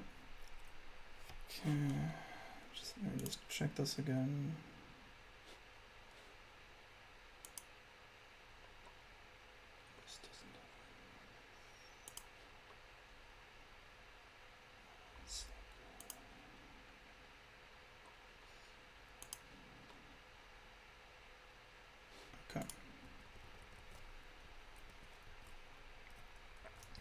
Okie dokie. So, yeah. So, turn 1, Empoleon sees a slow kill into Dreadnought with Grass Knot, and no kills into Basque Legion. Mr. Rhyme doesn't see kills into either slot, so it has to fake out turn 1. It can't fake out Basque Legion, because Basque Legion is a ghost type, and it wouldn't be effective, so it has to fake out the Dreadnought slot. So we're gonna switch Basque Legion for Shifu.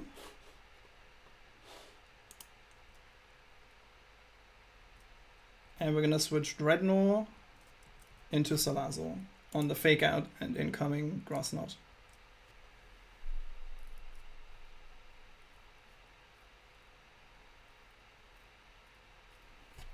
Okay, Shifu fast kills Empoleon with CC, and we encore Mr. Rhyme into fake out.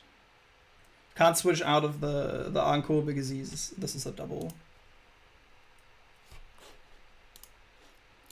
Yeah, Ape is Shifu on Penguin Violence. I'm sorry, Marshy.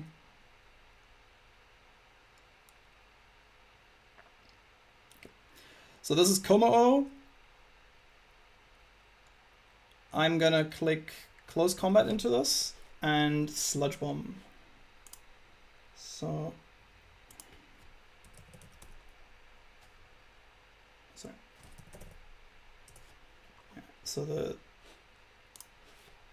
CC already does 71% into Komo-O with Choice Band, and the Sludge Bomb does the remaining 35%. So we Close Combat into Komo, and we sludge bomb to kill it.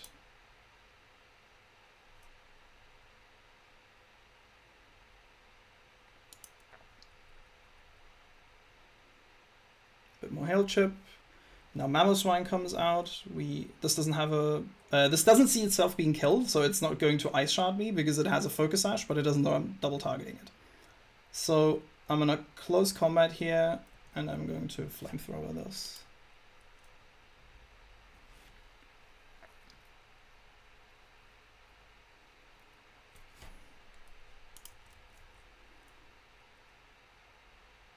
Okay, so Mr. Rhymes Encore ended. This thing still has one fake out PP. I'm gonna use that.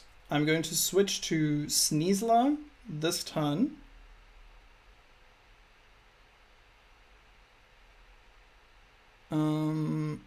And I'm going to re-encore this into fake out. Yes, Stefan.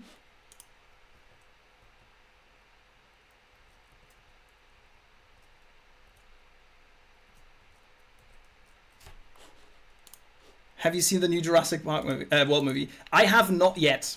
I have seen all the others, right? Like I've seen all the Jurassic Park movies, and I've seen the first three Jurassic Worlds. I haven't seen Rebirth yet. I've heard like mixed things about it.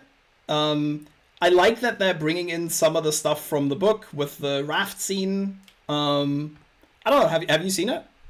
If so, what'd you think of it? Yes, and I'm going to encore the last fake out PP here. Yeah, I saw it the other day. Nice. What'd you think? So now this was the last fake out PP. So we can. Sounds like another cash grab movie. It's probably the worst piece of media that Hollywood has ever spawned. Oh, Jesus Christ. Oh, is it that bad? Like, hi, Amin, by the way. It absolutely sounded like a cash grab. Like, since Jurassic World, everything has been a cash grab. Jurassic Park 3 arguably already was kind of a cash grab, right? Like, everything after Lost World was already a cash grab, kind of. And I like 3 because I'm a Spinosaurus fan, so... Oh, Jesus Christ, it's that bad. I do think that the cast looks incredibly uninspired and boring, right? Like, it's just generic action cast where you somehow cast Mahershala Ali and what's her face? Fucking, oh god, but why am I blanking on the Black Widow actress? Scarlett Johansson. Yeah, it's just two high-profile actors with a lot of like B to C tier actors as a support cast in a blockbuster action movie that technically has something to do with the Jurassic franchise. Yeah, like the setup seems stupid, and I'm saddened to hear that it probably just is stupid. Yeah, I'm sorry, Stefan. Sorry you had to pay money for that. Okay, let's back to Pokemon. Sorry. Only good thing about the movie is Scarlett Johansson being hot. Yeah, to be fair, sounds like Jurassic World pulled a Star Wars. Yeah, does sound like it. And to be fair, I didn't pay money. Had to go watch it for work. Oh, that is okay. That is fascinating. Okay, then at least you didn't lose money for that.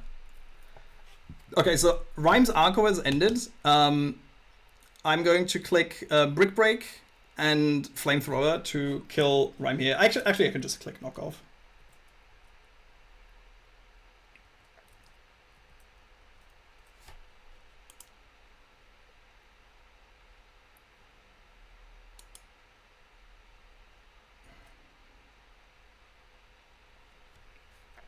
So Rhyme is dead.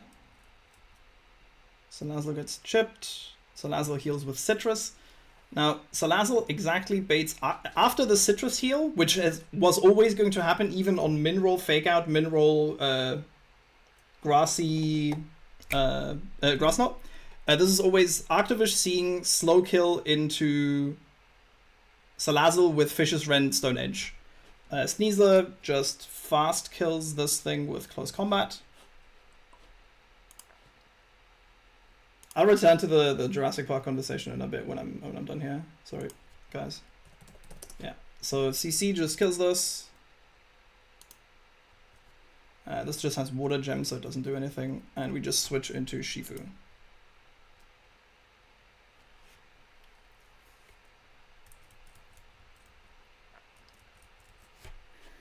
Held chip on both, and now it's Mandibuzz, and Mandibuzz dies to Black Belt boosted CC.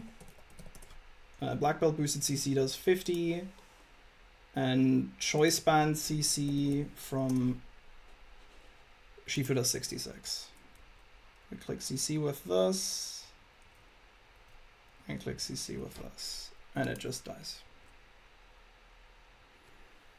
Rocky Helmet chip, it's fine, and this is dead. Okay, easy going. Okay, let me return to chat here. And we've gotten to the point of the movies where I can see The Rock, Chris Pratt, or Jack Black, and I'm going to immediately assume the movie's going to be Giga ass. Yes. I'm fully with you. Yeah, like the Rock is just not an actor I enjoy, right? Like he's had some movies where I was like, okay, this is. It's kind of fun that he's in this, but like, It's Chris Pratt. He's so cool. Yeah, Chris Pratt has kind of never wowed me. I thought he was okay in the first Jurassic World. After it just became like, Guy seems meh. Yeah, he The Rock just plays the same character in every fucking movie pretty much.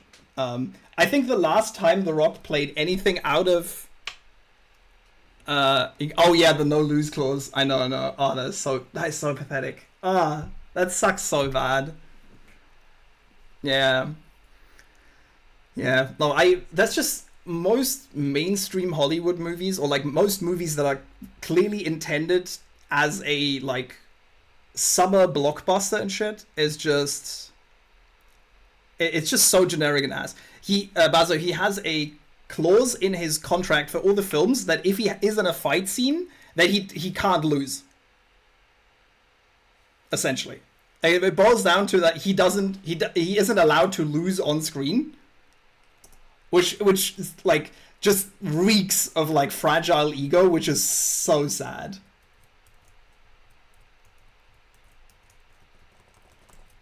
Maybe Stefan knows like more details, but like, yeah, he does needs to start running up R&B. Yeah, especially because he was in wrestling, right? Like he literally. Oh, Jason Statham has the same shit. Short movie Battle at the Big Rock, but full-length feature as a horror movie would be so good. Yes. I know the short film, the short movie that's the short movie they did for like, I think as a trailer for the third one, or like in anticipation of the third one. That one was really good. Like there's so much potential in the Jurassic franchise, right? You can make good horror movies with this. You can make cool action movies with this that don't just do the same thing of, oh, we have to go to this island to do X thing, or like get X object, rescue X person, or return X dinosaur to this island, and then people get stuck on island with dinosaurs. Like we've had so many movies about this shit that it's just so repetitive. Jurassic Park porn the other day, it had better plot than Remap. It's so sad that I can see that, right? Like it's so sad. Jesus. Let me.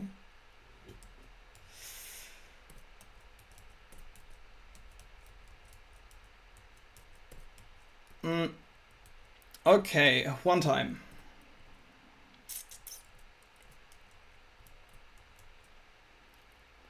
Oh yes. Oh, Stefan, you are so based.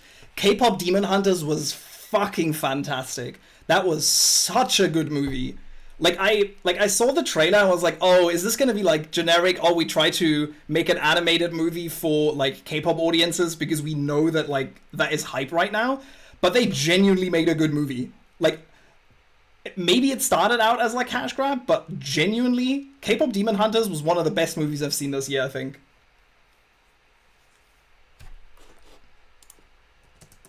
Yeah, absolutely, Vex. Absolutely.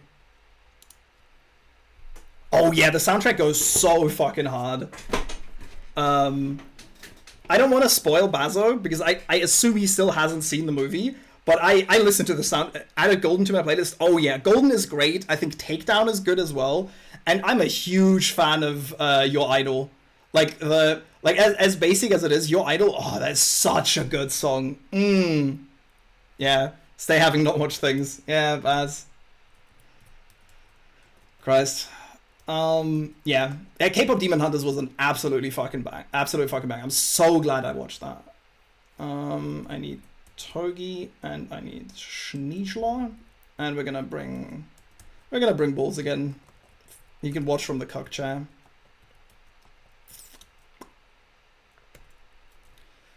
We're leading Togi in slot 1. Shifu slot 2. We need to level Coffee.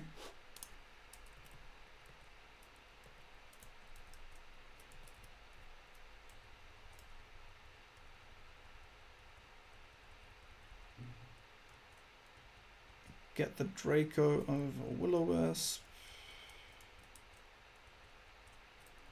Okay, everything's level 91. We need to teach Psychic Fangs to Poltier.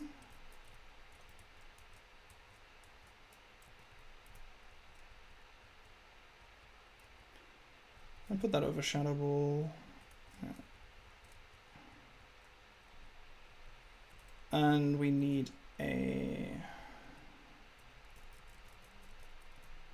Choice Scarf for Shifu.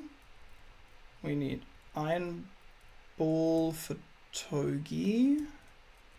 We need Flame Orb for Ludi. We need Dragon Fang for Coffee. And we want a Black Belt for Sneasler. Right.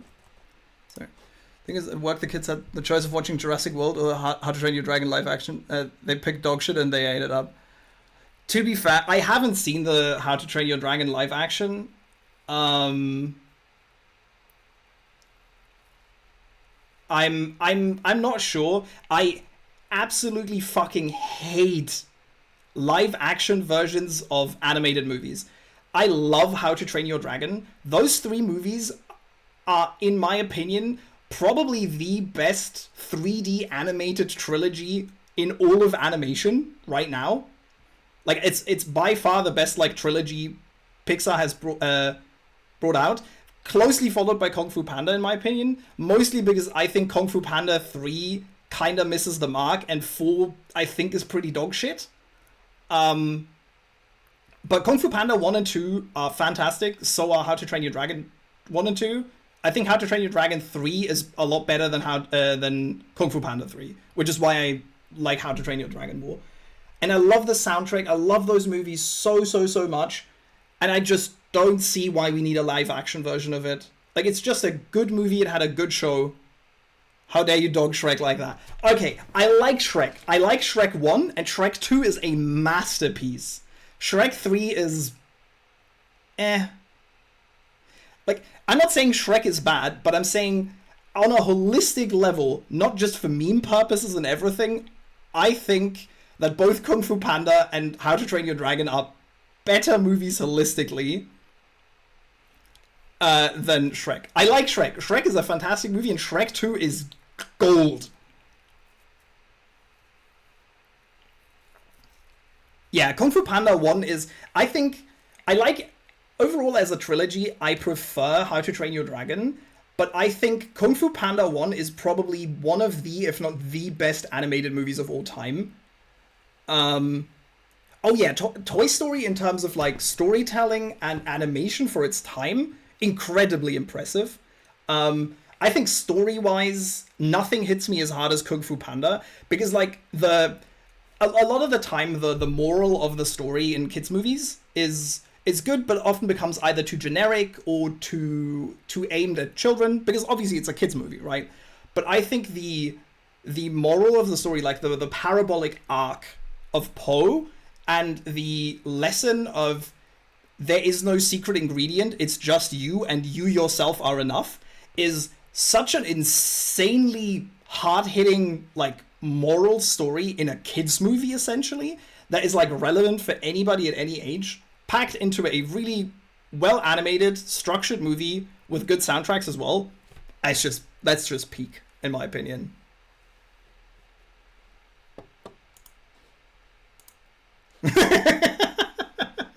Fuck you, Fazma. Go off, King. Dickhead. Okay, let me get back to the Pokemon stream then, I guess. Bluey Clear's chatting. Wow. Maybe I have to moderate this chat a little bit more. What's going on? I was looking. Okay, fair. Like, I haven't had a good rant in a while, right? Like, it's like normally Chad is the one that brings it out, but like, yeah, movies also bring it out in me.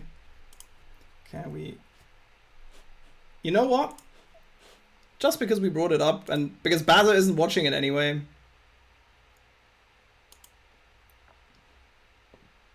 We're gonna...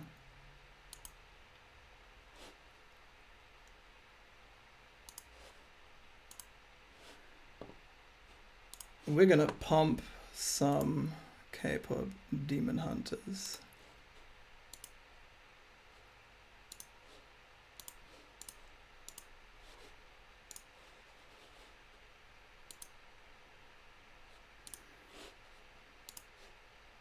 Never wrong on anything. All everybody says is gospel and unquestionable. Thank you, Chad. See, some of my viewers know how this works. Since Bluey was super excited, Disney thinks it's an Aussie thing. It's just investing a lot into Aussie animation studios and trying to oh, Jesus Christ. Oh, that is so dumb. Like, it's insane how some of the people in charge of, like, media, like, conglomerates and shit are just so absolutely wrong all the time on shit. Like, how are you so blind? What is my favorite K-pop group?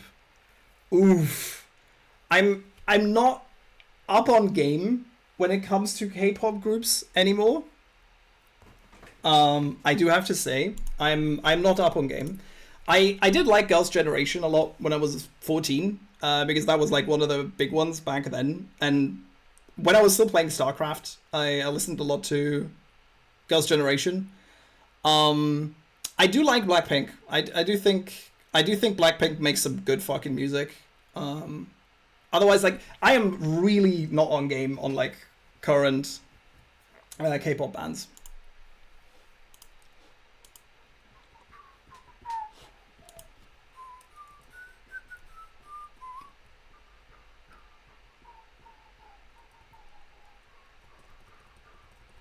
I'm just gonna teach Brick Break to this just in case, because I don't want, like... I don't want to suddenly have anything with Thunder Punch that, like...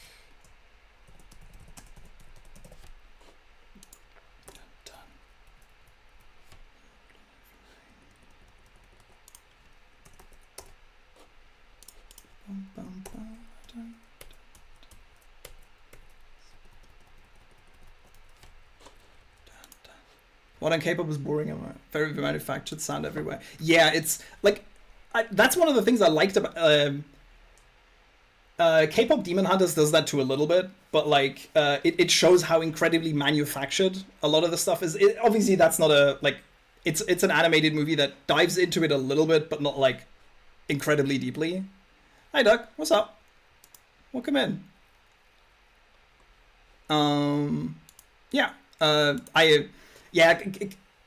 This happens on like in like a lot of music genres, but like once the money that K-pop like represented like got the attention of people who invest in that kind of shit, like it was just like, oh, how can we mass produce as many K-pop bands or something that go viral, that like create this like internet hype craze, that they just fucking print money, which is obviously detrimental to any sort of artistic expression, right? Like how the fuck are you expecting to get anything creative or not manufactured out of a process like that, right? Like, it's disgusting.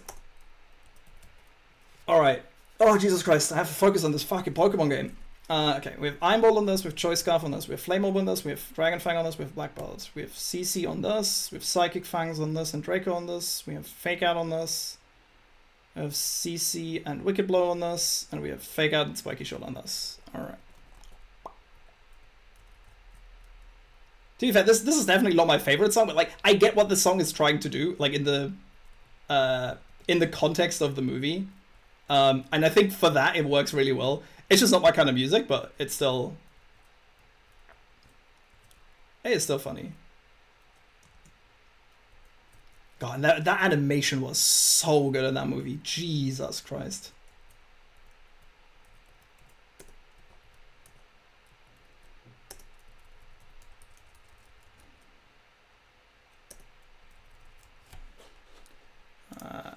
So to see with like Cat's Eye and shit, even Western music, Benson Boone kind of be a real artist, definitely industry plan. Yeah, I could see that. I'm not up on game because like I listen to the stuff that I like. I listen to a lot of techno where there's like less.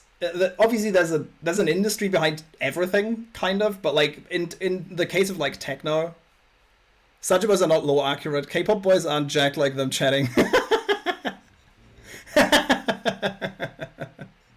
To be fair, yeah, fair, but like you do typically have like the one, like muscular, quote unquote himbo archetype, right? When we're comparing this to like Heartsteel in League, for example, the set character, right? There's typically the buffer like guy who sometimes feels like a himbo role, sometimes he's like the buff bad boy. Like there's overlap between the archetypes, right? In how you visually represent them and stuff. But yeah, for the most part, it's a lot more sleek physiques, of course. But 4 of them are not buff like that. Yeah, for sure.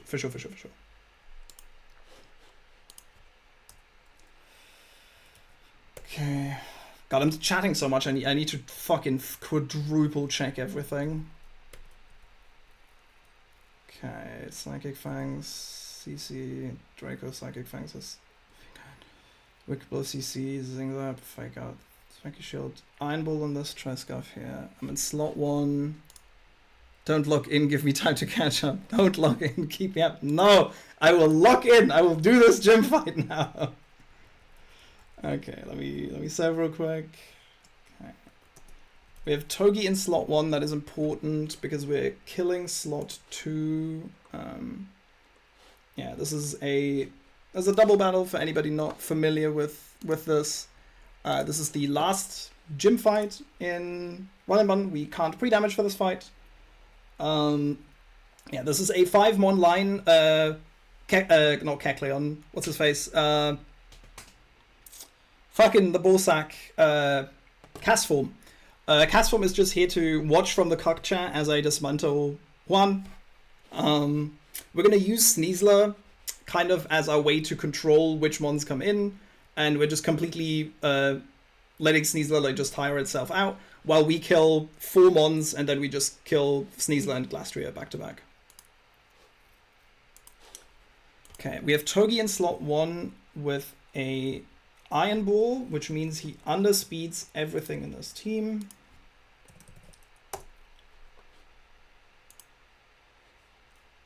Yes. The water leading with 2 waters, one's cheating. I've seen this one cheat before. Yeah, I'm not being creative here, right? Okay, everything's leveled.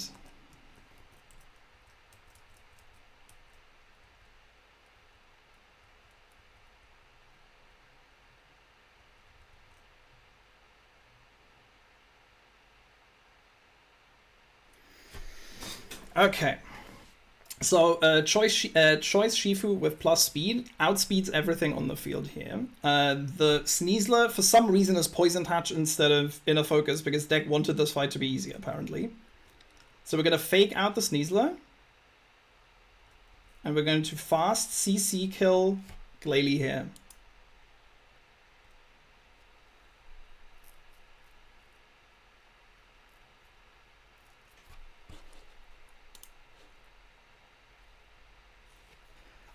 I had a mini heart attack seeing that protect here. I was like, oh god, I didn't play around. Of course, I don't have to play around protect. Jesus fucking Christ, I had a heart attack here. Oh, fucking hell. I knew this could happen, but...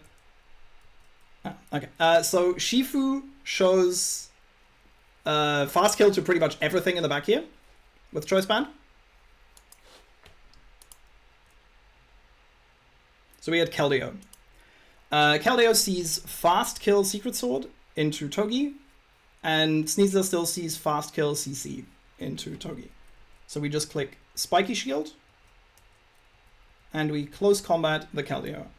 I'm going to scale this Shifu into Adamant at some point, but for now I needed to keep it at Hasty to specifically not kill this Keldeo with a crit here.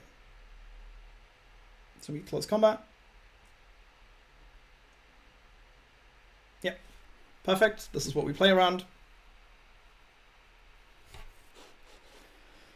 So Keldeo and Togi still see fast kills. So Keldeo still sees fast kill with Secret Sword. Sneasler still sees fast kill with CC into Togi. We double switch here. We do not want to kill this with that. So we switch Togi into Pult on the double fighting move. And we switch Shifu into Ludicolo, which also allows us to control the baiting a little bit more carefully. Shifu switches into Togi. Right. Sorry, Ludi.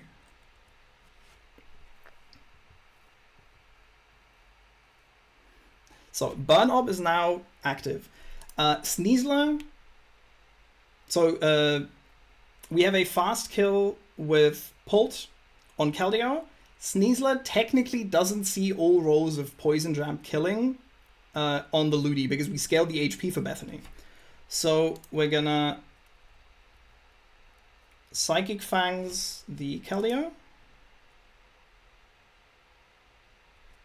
And we're going to fake out the Sneasler. Psychic Fangs the Keldeo. And fake out the Sneasler. So Ludi gets burn chipped here, and then baits in exactly fast kill Salamence on dual wing beat. Yeah. So with the burn chip, even the max HP Ludi here shows fast kill Poison Jab to Sneasler. So we click Draco to fast kill the Salamence, and Ludi switches back into Togedemaru.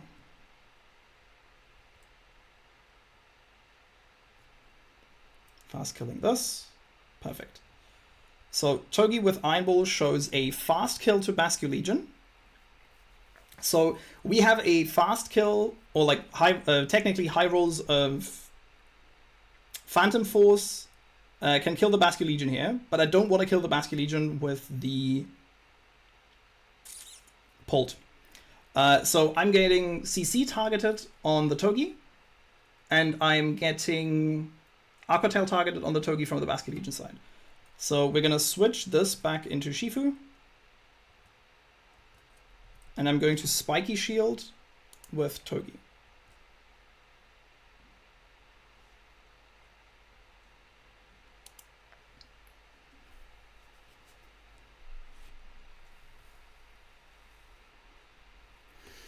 So now the Scarf Shifu is faster than Basculegion, so we just click fast kill on this.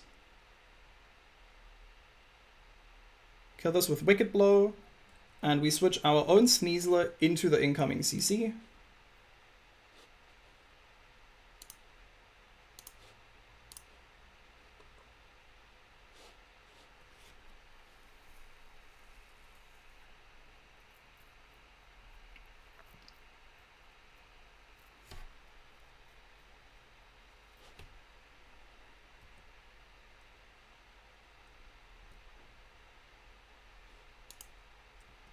Let me check something real quick. I'm just making sure. I guess the damage should work out, but I just wanna...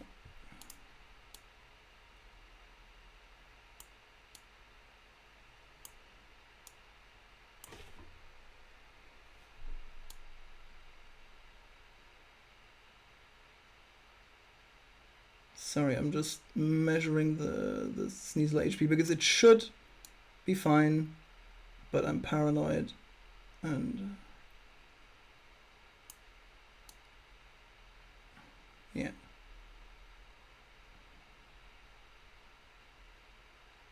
Sneasler is on around 56% HP max based on min rolls. Okay. Okay, so we Wicked Blow this with Shifu, and Togi switches into our own Sneasler on the CC.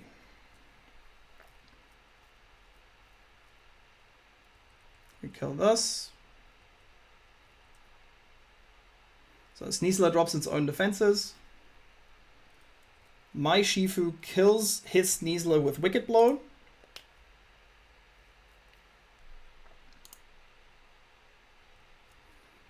And I fake out the Glass Trio here.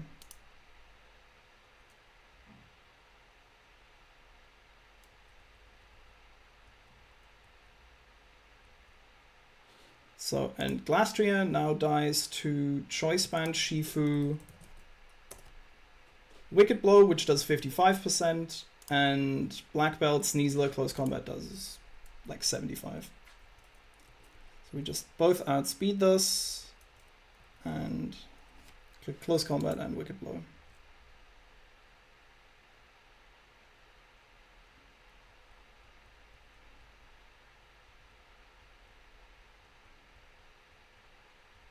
Oh, sorry, that wasn't Choice Band, of course. But yeah. Chad, why didn't my one look like this? Anyone know? You did have Polt, and you did have Shifu. Thank you. Yes. So yeah, eight gym badges. Let's go. Wait, where the fuck? I go out here, right? Huh? Oh yeah, it's this way. Oops. Oops. Let's fucking go. 8 badges. E4 today? No. 8 just mod where just has a very good chance of beating the lowest death record. It does have. I am going to, if I can, beat the RxX's record. I have a couple sacks open because of how my E4 is structured. I'm not gonna spoil too much. You should have mentioned this before. Vexy, you've probably not been around, but like I've been trying or like thinking about possibly trying to go for lowest death count. Yes. So lowest death isn't quite the fun fact that I want to go for on the sheet. I have something very particular in mind. I'm not gonna spoil it right now. The people that I talk with more, like Bazo and stuff, know what my plan is. If I can undershoot 16 deaths, I will. If I need to sack to get 3-4 riskless, that will always take priority. Risklessness is the most important thing. Fundamentally, the lowest death count doesn't matter to me as much as doing all of this riskless. Yeah, I want to wipe for Sydney for content. That is the fun thing I had planned. Why did you have to spoil it?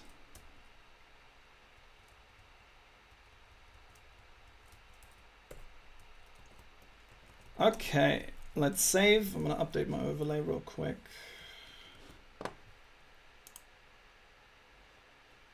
I'm gonna update most of it. I'm not gonna update the info text. I'm too lazy for that right now.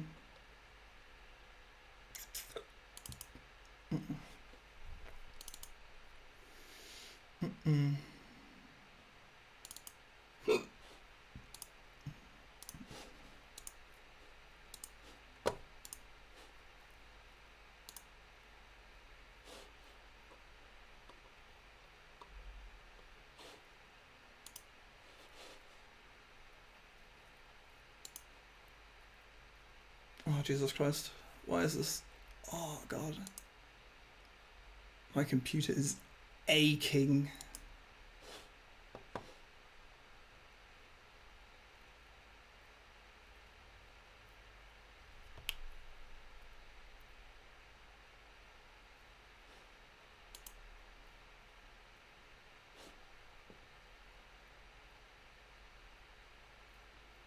I can only be a matter of fucking hours. Jesus Christ. So my plan is I want to do the fights in VR that I need to do to get my encounters. I want to get all of my encounters, and then I can just like start reverse calcing the rest of the game, because my E4 is already calced. I have everything planned for my E4. I've got like a good third of VR calced. But I still want to reverse calc the rest of the optionals and stuff. Clean lights, yes. Working PC and overworld movement, no. Yeah, that's the content that you're here for, right?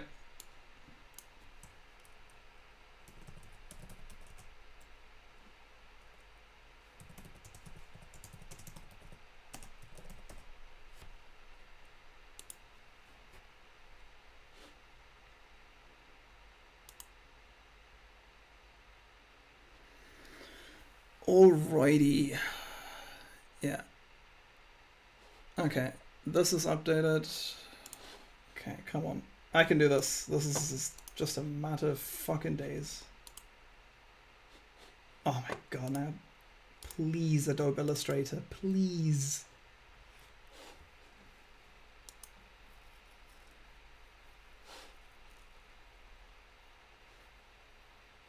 Oh my god. My laptop is dying here, man. Okay, I can switch to this.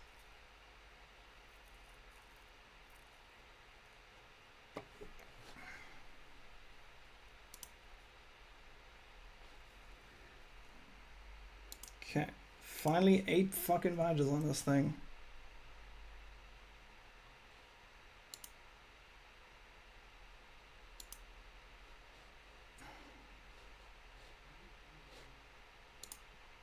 Why didn't... Wait, hello?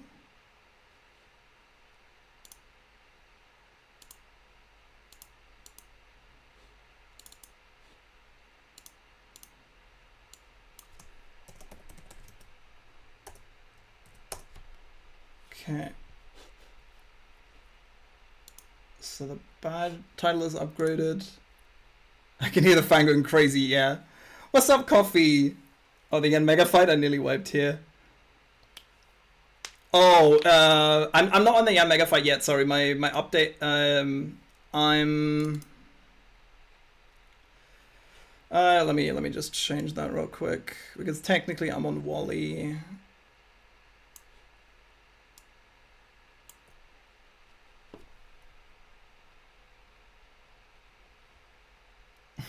But hey, Grint. I hope you had a nice birthday weekend. How you doing? No. Move in a straight line, you dumbass.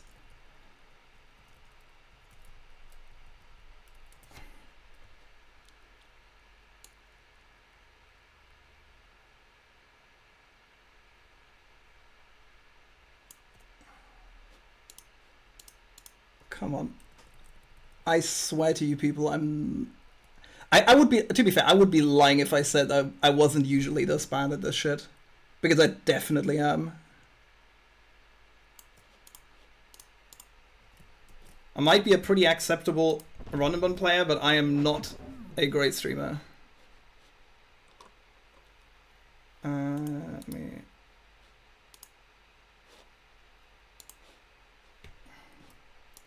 Sorry, I gotta... I'm just moving back and forth here a little bit.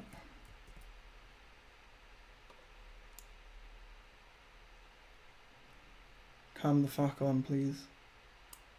Thank you. Okay. I think we got it. Might be a little bit jank still, but...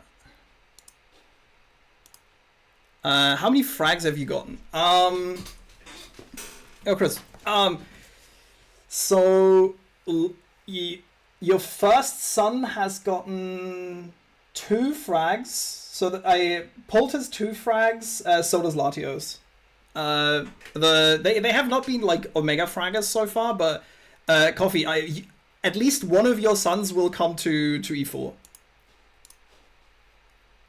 I'll promise you that. Righty. Let me save here. Close this down.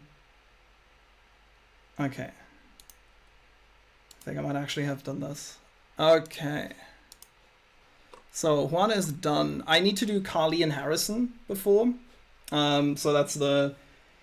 it's the Hisuian Typhlosion, Hisuian Decidueye, Hisuian Samurott fight. It's like a 3-mon fight. It's... Especially at this level, absolutely pathetic. So let me just get the mons for that. And then we can go fight Wally. I need Sharpedo.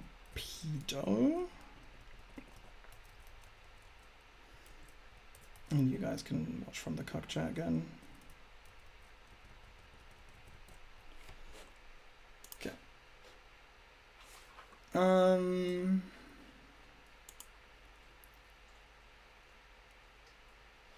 Okay, I think I'm gonna switch music here.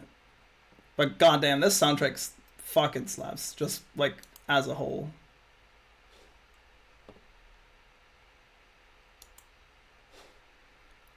Alrighty. Let's get some techno in here. Are there any whiteboards other than human error? No. The base, like, my current plan is devoid of wipe odds besides human error. Did you have... you said my name and immediately got sidetracked. Oh, sorry. Oh, I just wanted to say hi, Grant. Hope you had a good birthday weekend. And, yeah. The whole... I wanted to answer the Yen Mega fight I nearly wiped here. Nice. Glad. I think I have a pretty clean line for the Yen Mega fight because I have Mega Arrow. And Mega Arrow kind of like sweeps 4 if you can set it up correctly in this fight. And I think I should have a line for that. Okay, but first let's do Colleen Harrison. I need Beedrill in slot 1. I need Arceus in slot 2. I need Sharpedo at 89 is fine. Now I actually have to remember to pre-damage and pre-status my mons, which is going to be way more annoying. Like, I love being able to pre-damage again, but... Gonna be lurking.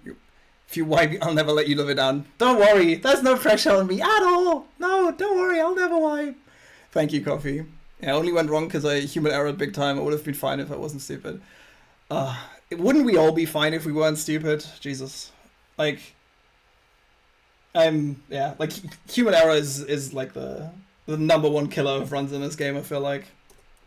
I've made plenty of fucking mistakes in this game. I feel that. Yes, we would. Women's Euros final. Oh yeah, right. That is on today. I feel like we need stupid people because they're good content. Yes and no. I do prefer like competent content as well, right? Like the reason why I watch Terra isn't because he's stupid, but because he like is a really good Pokemon player, right? Like I do enjoy that a lot. But I need Hearthstone.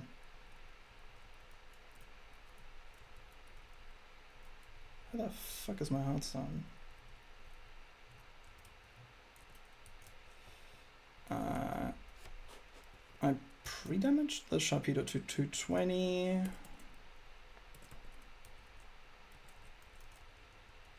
Yeah, these are just gonna go to level cap because I'm using these anyway.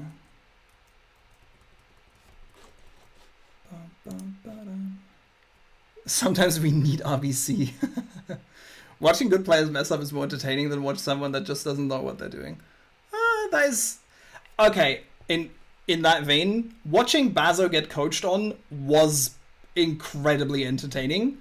Mostly because, like, obviously the clip is funny, and like, Bazo then using said skill to steer out of that situation is, in and of itself, entertaining. I agree.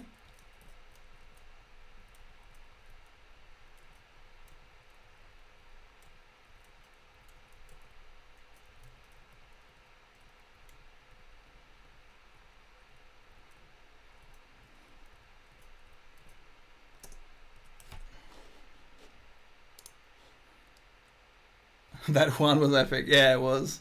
I enjoyed watching Slimical throw multiple times today.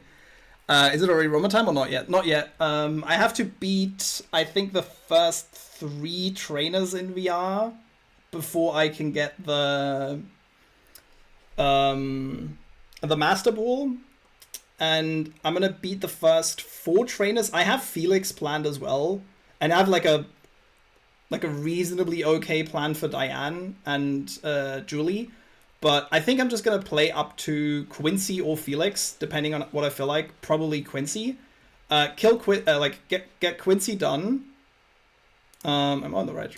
Showing the wrong trainer here. Yeah, I'm probably gonna get Quincy done here, because I think after Quincy I can get both my B1F encounter, whatever it is.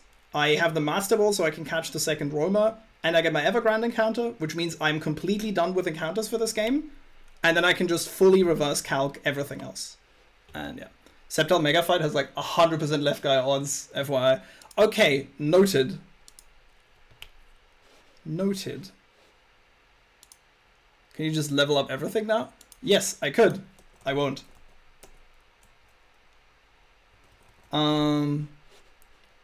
I will not.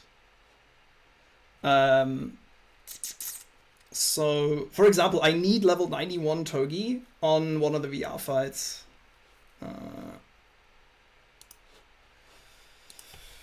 I need Alakazam, Carly and Harrison.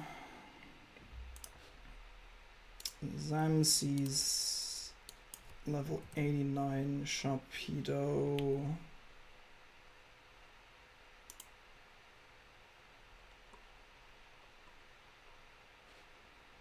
For sure. Let's also see this. And you can't reset your way out of it. It always goes wrong way around from every account I've seen. That is fascinating. Okay, I'm curious whether, like, I might plan around that immediately. I think the plan that I have in my head doesn't care about slots necessarily, because I can always get myself into a position with fake out juggling where I can get the mon in I want on whatever slot the Golly is in, because I'm killing the non-Golly side first. Because I'm probably just anchoring the Golly into Fimp, because it's just extremely easy, right? I might do that. But we'll see about that when I get there. Let me just import my level 95 box here. The megas are already all level 95 from my previous calc, because I know I didn't need any of them. Okay. Technically I can put you guys to 95 as well.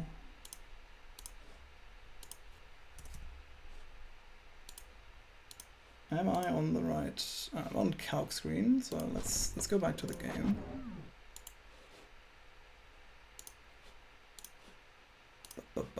Something to do with order the NPCs load into the map. Order they trick. You can't make the South Trainer load first, no matter what, I think. Interesting. That's good to know. Thank you for bringing that up, because that could technically, like, I'll try to plan around that any way I can. Beetrolite, Hearthstone, that's fine, and this thing just kills this with Dual Wing Beat and this with Power Gem, Hearthstone. Okay. Okay, Beedrill in slot 1 is correct, because I want Archeops to... Wait. Yeah, because Sharpedo baits out the Typhlosion first. Yeah.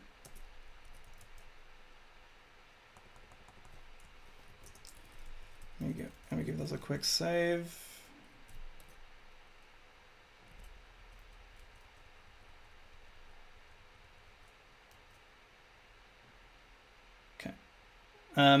So Zam sees a fast kill Psychic on base speed roll.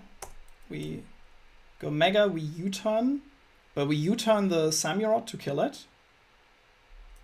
Zam never sees any killing rolls on Archeops. We kill this with U-turn.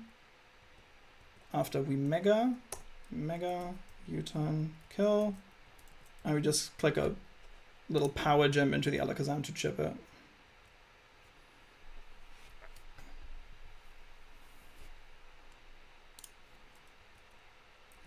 We go into Sharpedo on the Psychic.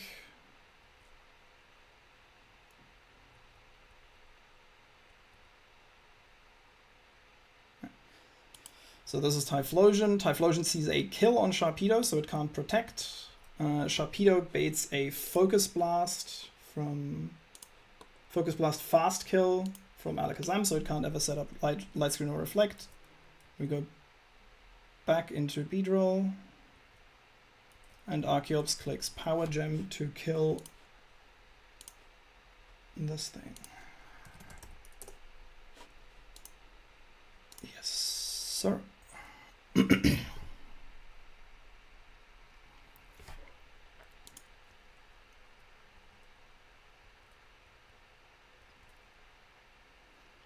Now Beedrill fast kills this with Leech Life, and I fast kill this here with Dual Wing Beat.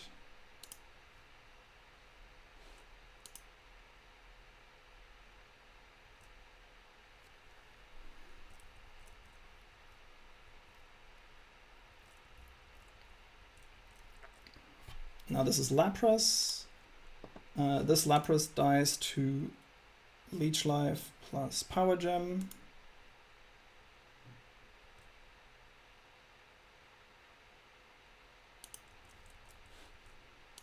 And then Volcarona dies to Poison Jab plus Power Gem as well.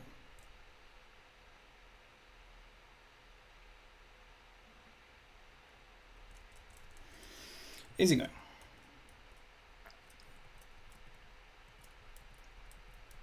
And there's no trainers here.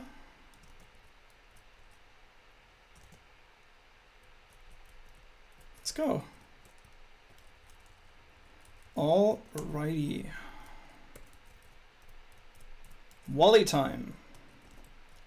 I'm trying to scoot through this because I kind of want to stream for like an hour longer, and I would love to get the first 3-4 fights done, get my encounters, and then just a dip when my girlfriend comes home so I can cook dinner.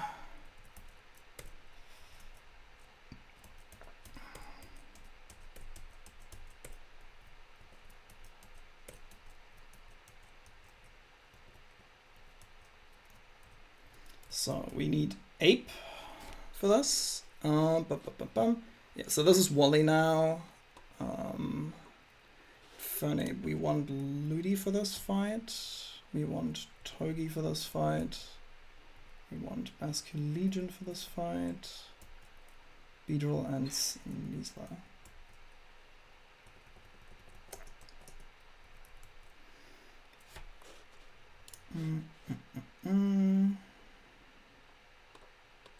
Looks fine. Right. Okay.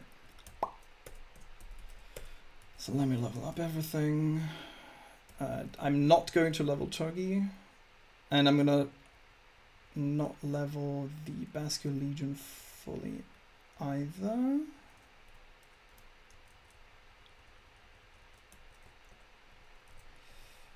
I'm going to give this thing an XP share. I want Silk Scarf on the Togi. Doesn't matter really, but it's fine. You get this. I want Life Orb on Ape. And I don't need an item on Sneasler, but I do need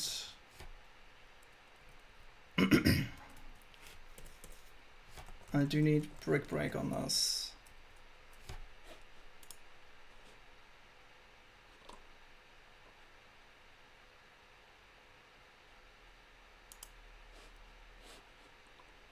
Sorry, I have to glaze tower real quick. Okay. I need Fire Punch on Ape.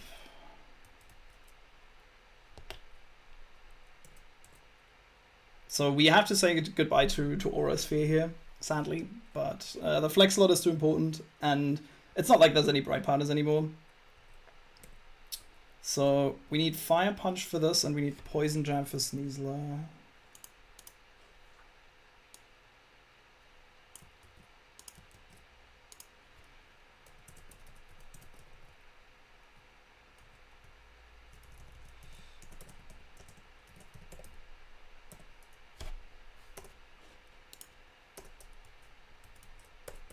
Okay, this has Fire Punch now. Sneasler needs Poison Jab in its 4th slot. No, where's my Fake Out Natty Gift Lopunny for Genesect? Don't kill Aura Sphere. Fake Out Natty Gift Lopunny. Does that even kill? Alright, let me check this. Does my Lopunny regularly kill?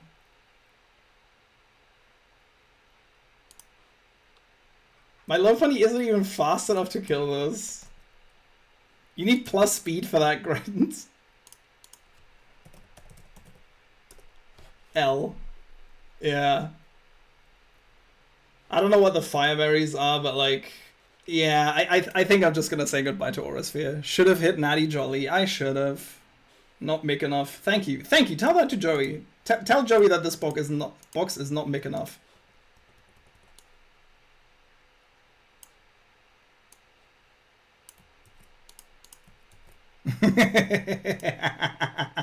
You can't do. Oh, wait. He only timed you out, right? He didn't ban you, right? Also, obviously, you can't. Like, this box is Omega Mic. Oh yeah, you're back. Okay, fine. Yeah, this box is like incredible. I'm not. I think he ended the timeout after 8 minutes. Okay. Okay, so I have Fire Punch on this. I have Life Orb on this. I have Beetle Light on this. I have Miracle Seed on this. Fake Out, get rid of an Energy Ball. That's fine. Silk Scarf on this. This is level 91. This is XP Share level 94. Moves don't matter.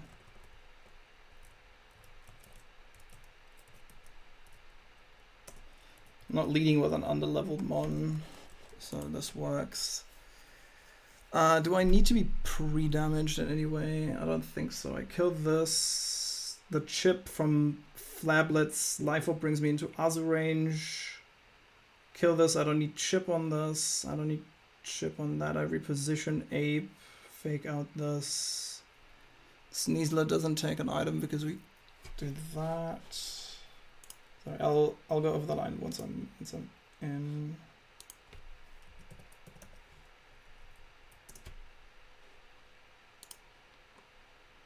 Okay, we outspeed and we kill this. This is pre-burnt guts. This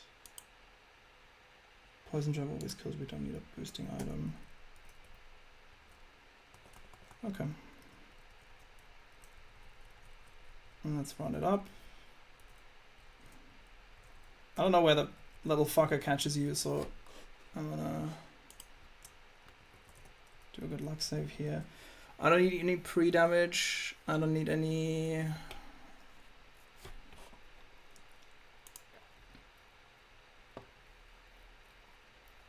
Let me just check. I'm doing 86% with that. Yeah, this is Life Orb, right? Like, this chips itself on Life Orb, just on the Fake Out, Life Orb, on the HP Fire, Grass Knot. That alone does 80%. Okay. We always have the damage to kill this. Levels are correct. Togi's 91, Basket Legion is 94 with XP share. Okay.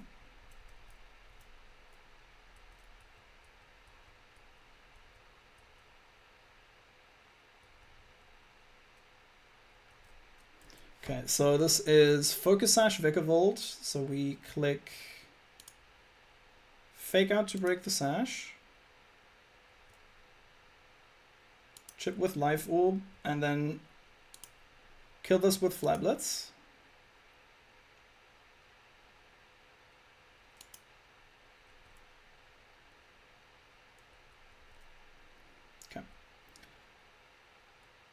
So this is a Zoomeril fast kill Aqua Jet. We go into Ludicolo. We fake out real quick. Now with Miracle Seed, Energy Ball, High Roll shows a fast kill, so this is going to Aqua Jet me, so I can just Giga Drain.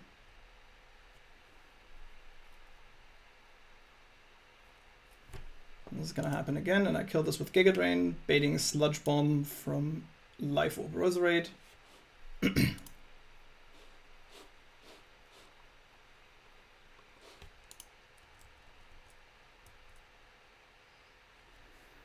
Perfect. This is Sludge Bomb.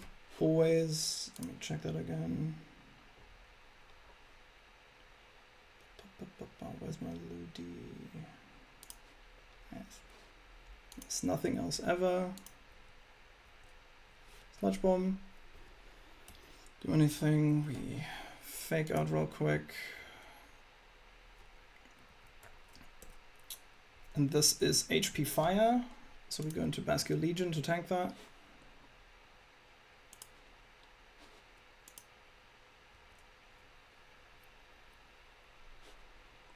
Basque Legion baits a Grass Knot kill.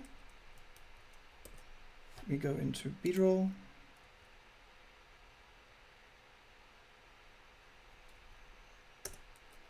And we kill this with a U-turn.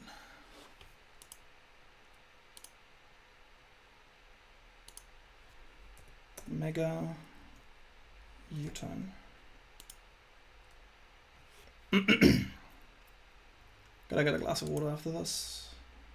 Okay, we U-turn back into Infernape. Because Infernape shows fast kill to everything with Life Orb. And with that, we bait Genesect.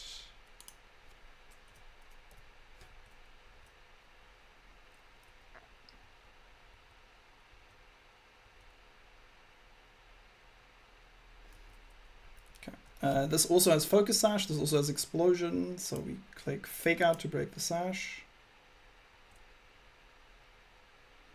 And Life Orb Fire Punch always kills this.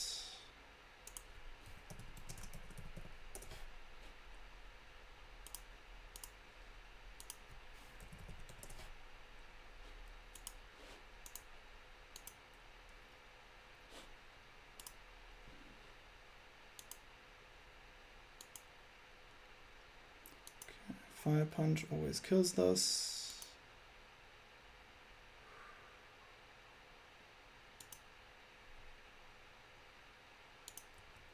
So with this pre-damage, this is pretty much random move from Obstagoon here. It can't be bulk up because I have fast kill on this. So this is random move pretty much. But it's not burnt yet from the Flame Orb, so it doesn't really do a lot of damage. Now it would do a lot of damage, but I'm just going to click Close Combat here and kill this.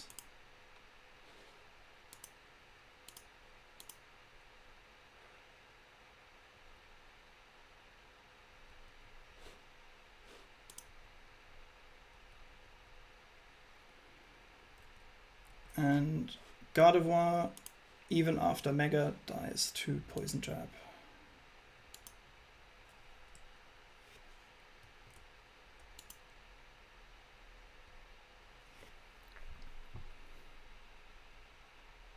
Let's go.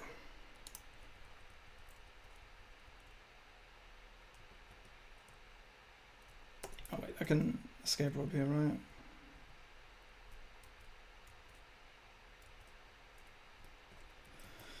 Let's go, Wally done. Goodbye, Aura Sphere. You will be missed.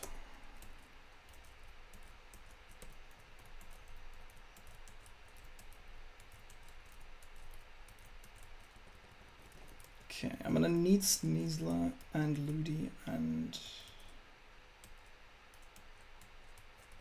I need these three here for the next fight. Next fight is Hope and Albert. There's a double with Mega Arrow and Mega Venusaur. We're gonna kill the Mega Aerodactyl side first, because that's a bit easier for me, and then we're, depending on if we get burnt on a Heat Wave from Hydreigon, we might have to Fake Out Juggle a little bit here. That'll reveal itself once I'm in the fight. I need Archeops, I need Golly, and I need Basculegion. So I need you two, and I need Scooter in slot 1. Yeah, Scooter in slot 1, so I switch into slot 2.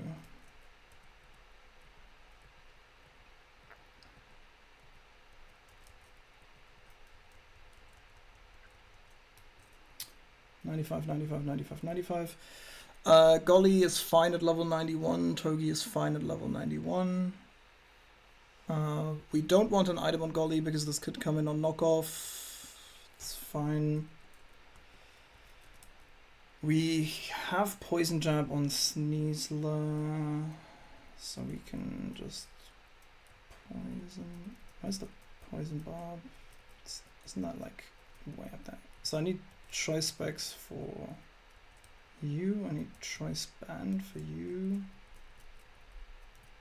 Poison Barb on this thing. I need an Asperberry on Togi.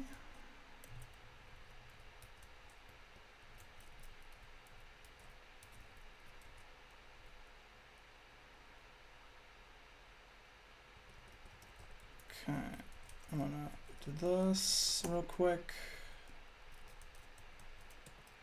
Chest pound. Okay, all of that is fine.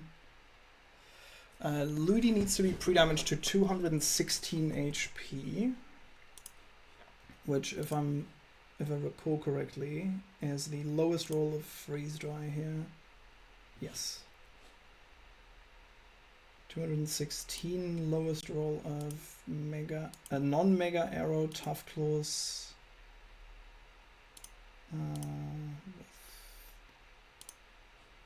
Is 116 plus 116 is 232. Okay, so 216 is fine.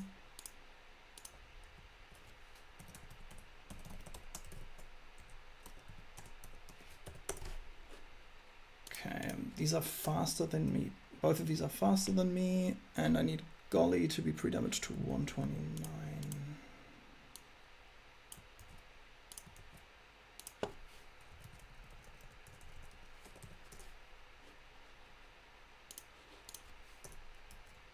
Okay, Golly is pre-damaged. I'm gonna export, import. So export and import these at 91. Because the reason why Togi at 91 is important, because at level 91 Togi exactly speed ties Mamoswine, which means Mamoswine sees itself as being faster, which means it's always going for fast kills on Togi instead of something else. The reason why I can't just put Iron Ball on this thing is because I would need Iron Ball to come in and be slower, but then I could get frozen by Freeze Dry on the switch in, which means I can't Fake Out and the entire line breaks apart. I could technically pre-burn this, but the problem is that stops my Fake Out juggle, which is needed for the later parts of the fight, and it also means that with the additional burn chip, I could technically be baiting Freeze Dry again, which I can't switch into. This is why the underlevel on Togi here is important, which is why I also like siphoned as much HP off on the Togi on Wally as possible. I could have maybe underleveled the B to siphon a bit more off. But this should be fine. I think Togi can technically level to 92 after the Mamoswine dies, but that's fine. Okay, so Ludi doesn't click a move. You have Flip Turn, Choice Band, an Asperberry. You have Choice Specs. Scooter in slot 1.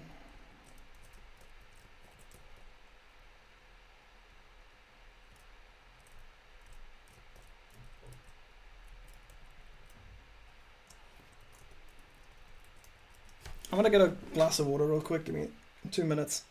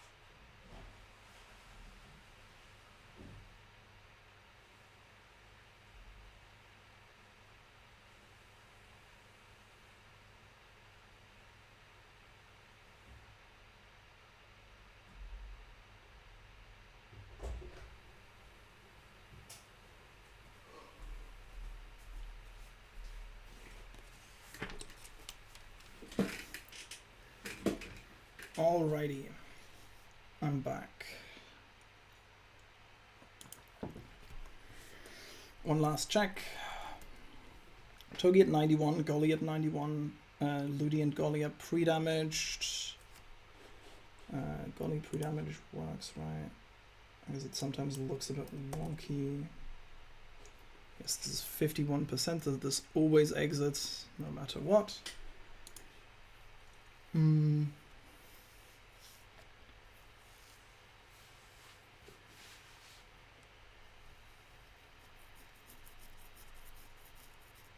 Okay, fine. Scooters in slot 1 because I want Archeops in slot 1 because I want Togi in slot 2 because Togi is baiting in slot 2.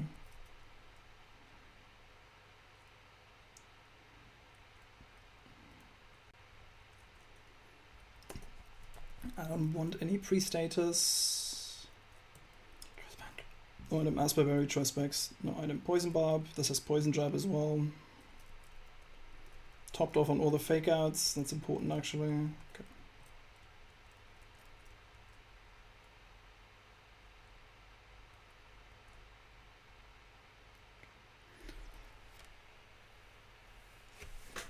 Slots are fine.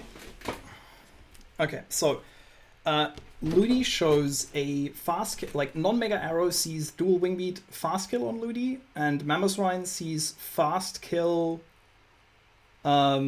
freeze dry on Ludi. So nothing targets the Barrascuda slot. We're gonna hard switch Ludi into Togi. The dual wing beat chip combined with choice band kills the Mega Arrow with flip turn. So Togi still takes the hits, and Togi then takes the freeze dry.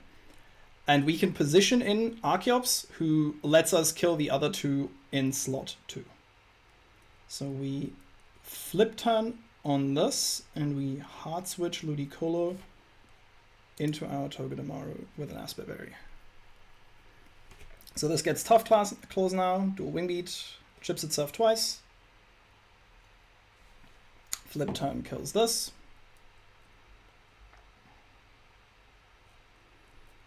We go into Archeops.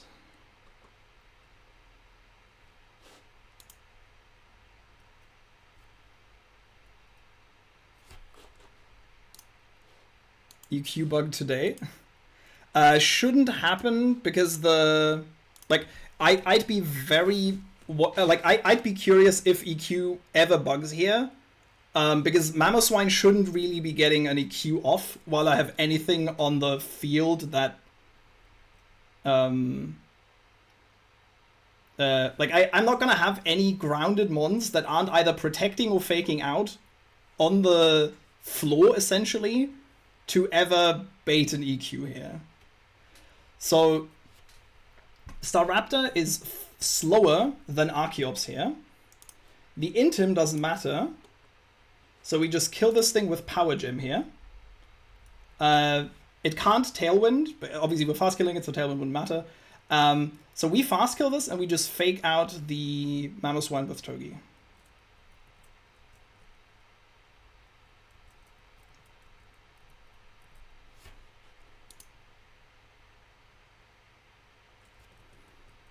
Do this again. Power Gem on this. This locks us in to Power Gem because we have choice specs for the Hydreigon in the back.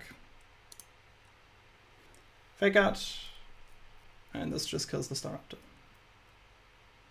So, Mamo still sees fast kill EQ only on Togi.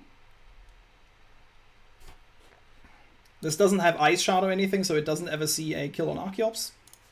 Only sees Icicle Crash slow kill. Hydreigon sees Heat Wave and some rolls of Dragon Pulse, I believe. Oh, sorry, Dark Pulse. Some rolls of Dark Pulse killing the Togi. So this is a 50-50 on the Togi. The doubles off stab Heat Wave from Hydreigon doesn't matter. Burn doesn't matter because we're locked into Power Gem anyway. So we Power Gem this once, and we click Spiky Shield on Togi. Power Gem this. This clicks Heat Wave. Okay. If this doesn't burn, that's great. Oh, perfect.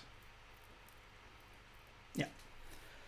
So now we fast kill the Hydreigon here, and we switch Togi into what should only be EQ here, I think. I don't know if there's any overlap with Icicle Crash. I don't believe there is at this HP. Let me check. Yes, this is guaranteed EQ. So Archeops just clicks Power Gem to fast kill the Hydreigon. And Togi switches into Golly, who's going to give us an exit.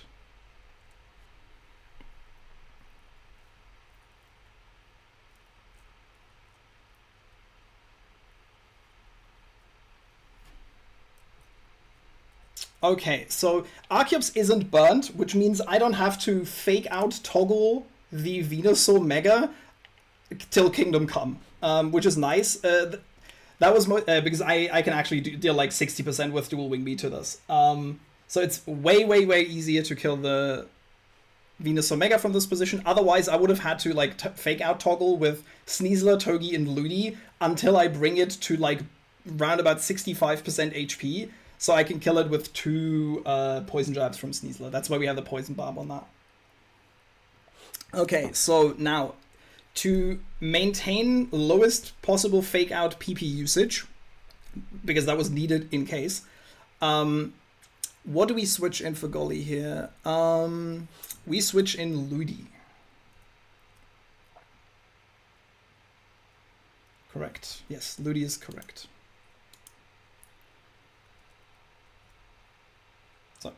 Because now we can manually switch out Archeops for Sneasler. Actually, wait. Archeops is currently in slot 1. No, that is correct. Yes, that's fine.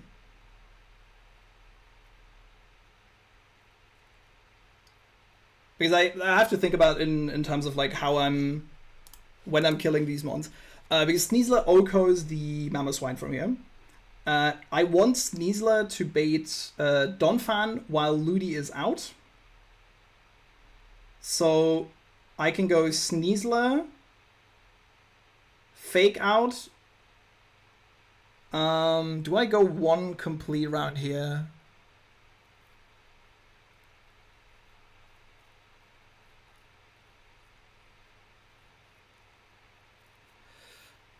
but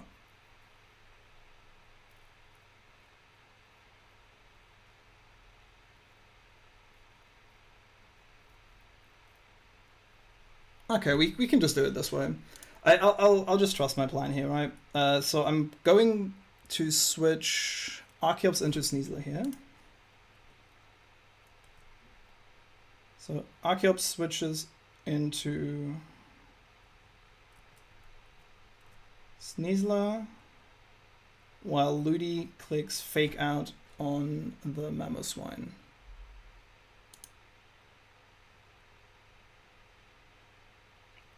So now Sneasler kills this with a CC, while I switch to Togi in the other slot.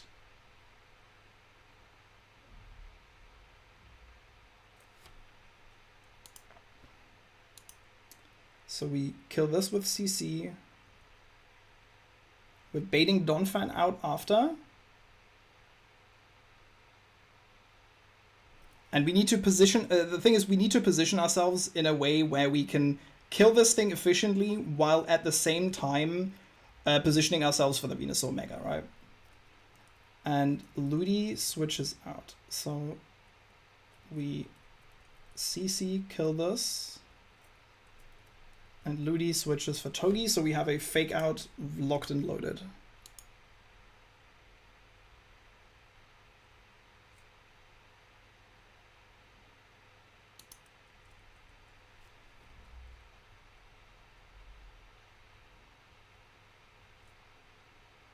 Okay, Donphan is out.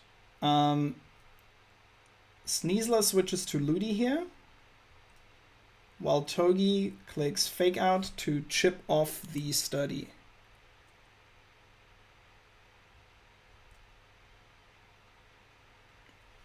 So Ludicolo now fast kills this thing with Energy Ball, I believe. Oh, I wanted to put like Miracle Seed on this, no? Yeah, because this Fake Out actually didn't do quite enough. Oh yeah, I wanted to put Miracle Seed on that. I forgot that in the notes. That's fine. That doesn't matter. We can just Fake Out toggle this until I'm certain that I've done enough damage. Togi at 91 does 6.6%. So we can just Fake Out with Ludi here for an additional 5%. At 6.6% on the level 91 Togi. And it's 5% from Ludi here. So we Fake Out with this. And we position Sneasler in.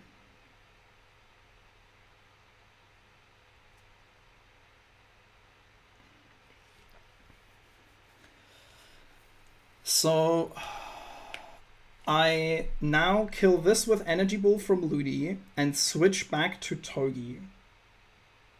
Then Venusaur comes in, Togi clicks Fake Out while we switch Ludi into Sneasler. Then Sneasler clicks Fake Out on the Venusaur while we switch in Archeops. Then Archeops clicks Dual Wing Beat and Sneasler clicks Poison Jab. That kills. Yes. Okay. Sorry. I have to be on point with my slots here. Yes. So Ludicolo kills here while we switch the Sneasler for Togi. Just check. I outspeed and I kill at 90% for sure.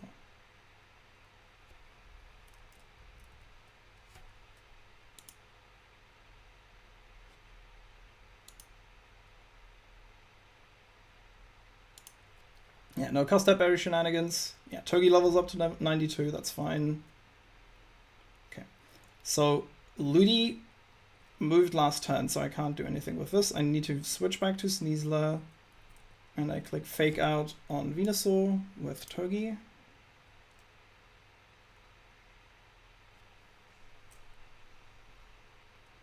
So now Sneasler clicks Fake Out on this thing. So let me just check that the damage works out. Togi did 6.9% to this. Sneasler is going to do 9.7% to this. Josh clicking fake out, where have I seen this before? Yeah. Oh no, I'm fake out juggling the last mod in a double. It's just the most efficient way to take care of these things, right? Like, no need to risk anything. So I'm doing 9.7% with the fake outs. I'm dealing like a little bit more than 15% here. Poison jab does 34, so we're like 48% minimum, 49%, and dual wing beat from Archeops does 60%. Doesn't have any berries or anything that trigger, so we can just fake out with Sneasler, who hasn't faked out. And this switches into Archeops.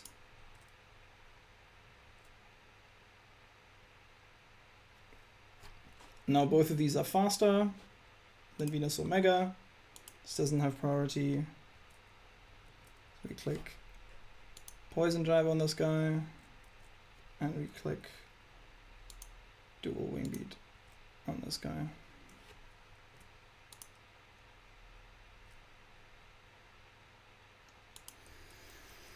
Okay, easy going.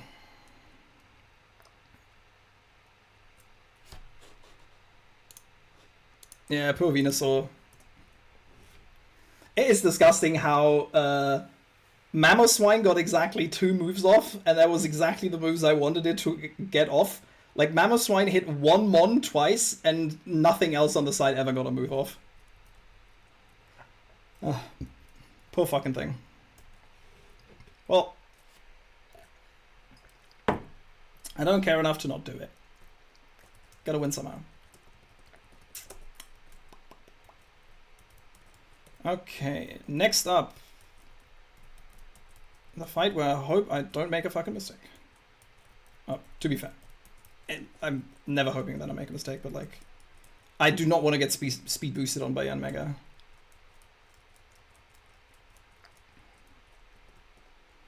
Okay, next one is Cool Trainer Catelyn. Yeah, so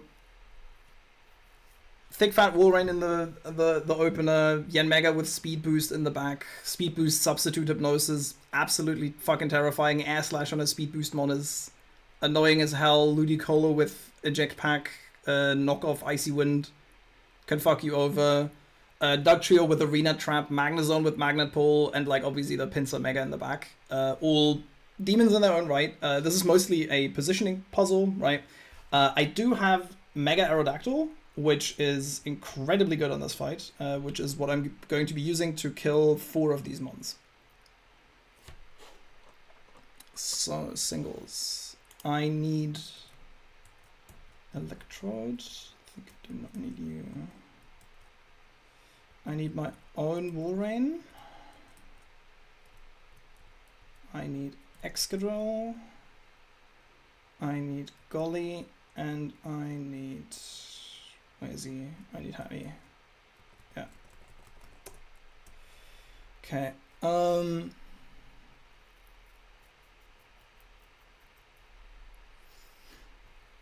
Okay. Okay. Let's get this in. Let's get these in order so I don't fuck up any items or pre-damages. This into Walrein, to Arrow, into Exca, into Golly, into Hammy, into back to Arrow, and then Sweep. Okay. So first we level all the relevant guys.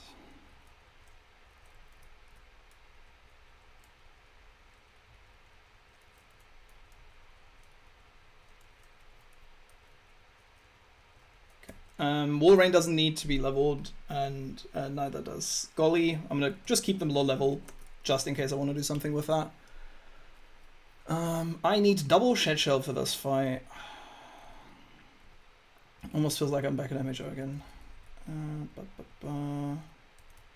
I need Shed Shell on Walrein, and I need Shed Shell on Excadrill so he doesn't get trapped by Magnet Pull. I need the Aerodactylite on this thing. I need choice specs, I believe. On Electrode, I want a muscle band on Hammy. And I want a citrus. Oh, no, I want a citrus in this. Yeah. Okay, this is fine. So now for pre-damage, I need Aerodactyl to be pre-damaged very slightly to 260 HP.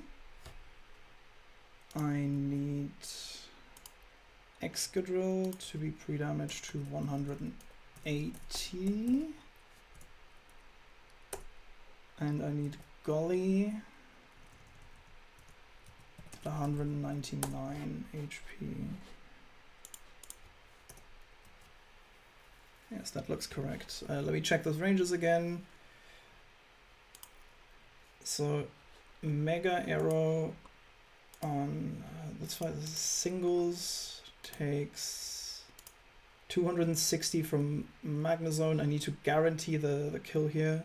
So I'm on 260, that's correct.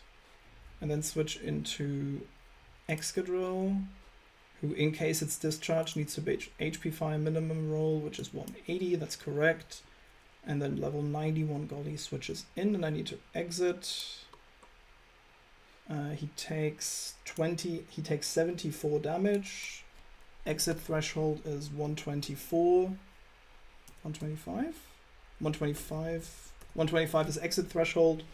125 plus 74 is 199. Got that? Yes. Okay, perfect. Golly doesn't want an item. Okay, there's Muscle Band. Oh, I need Rock Tomb over Aerial Ace for Arrow. I think that is in slot 2.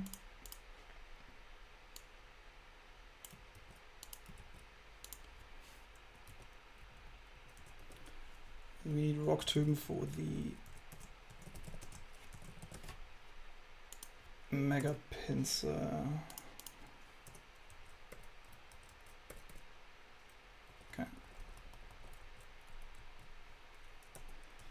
Okay, pre-damage is correct. Aerodactyl is at 260, Excadrill is at 180, Golly is at 199, Golly is at level 91. Everything else it is at cap except Walrein. Walrein has a Shed Shell. This has choice specs, Shed Shell, Aerodactylite. This has Rock Tomb and Dual Wing Beat. Shed Shell, Boost don't matter. This is pre-damaged and this has Flare Blitz and Muscle Band. Perfect. Fucking name. Gotta hustle a little bit, but at the same time I obviously like want to do this slowly.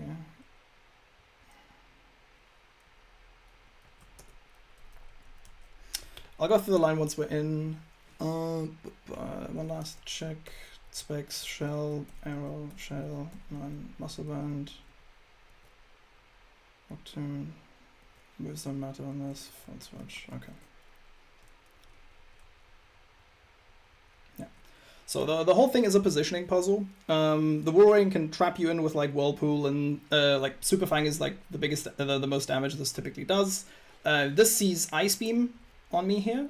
I'm going to fast Volt Switch out into my own Walrein. This can always Whirlpool me.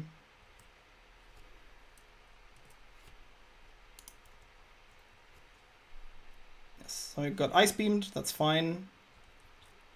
This is either Super Fang or Whirlpool itself. This can never Ice Beam because I'm like 8 times resistant. This is fine. And now I kill with another Volt Switch. This gives us perfect positioning to where regular arrow comes in.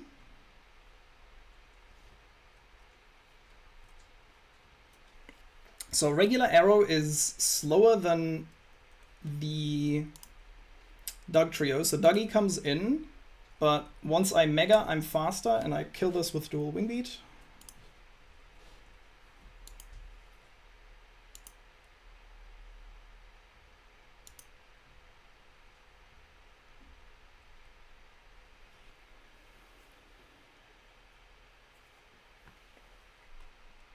Okay. So I'm at 260, which I'm showing fast kill to all of Yanmega, Ludicolo, and base Pinsir. The only thing that I'm not fast killing is Magnezone. Magnezone sees a kill on me with Flash Cannon or Discharge. So this is either this cannot click Explosion. This is guaranteed slow kill here. This is Flash Cannon or Discharge. Excadrill is never dead to either. I'm holding a Shed Shell to be able to switch out of Magnepool here. Okay, this is why we had to pre-damage this, because now this thing sees a slow kill with exactly HP Fire. We are pre-damaged on Golly to take that.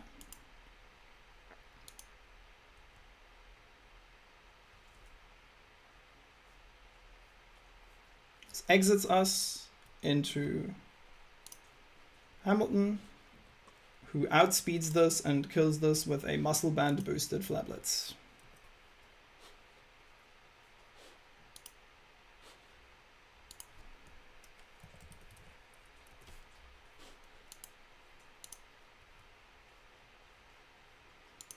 This is Magnetpole, so it's not sturdy.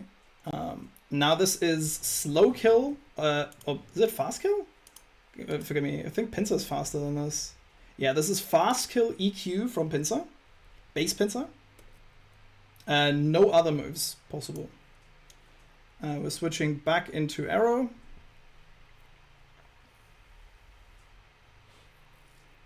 And now we're gonna get quick attack from this, because we show fast kill on Mega Pinsir. Is not dead to Dual Wing Beat, but is dead to Rock Tomb. So we teach Rock Tomb. Quick attack. Kill this with Rock Tomb. It's fine. Yanmega comes out.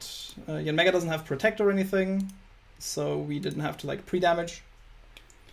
This is Substitute Hypnosis, Air/Bug Buzz, and Speed Boost, of course, but we just click Dual Wing Beat and kill this. And then Ludicolo comes out, and also fuck this fight, specifically this Yanmega. Yeah, I know that you have a specific like a special relationship with this. And of course, like Speed Boost Yanmega is always a demon. Yeah, and Dual Wing Beat kills the Ludicolo.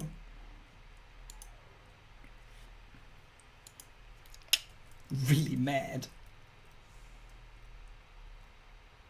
Okay. I think. Oh, what's up, Liam? Hi. Welcome in, everyone. Okay, that's the next trainer. Okay, here's the Master Ball, right? Let me shout at Liam.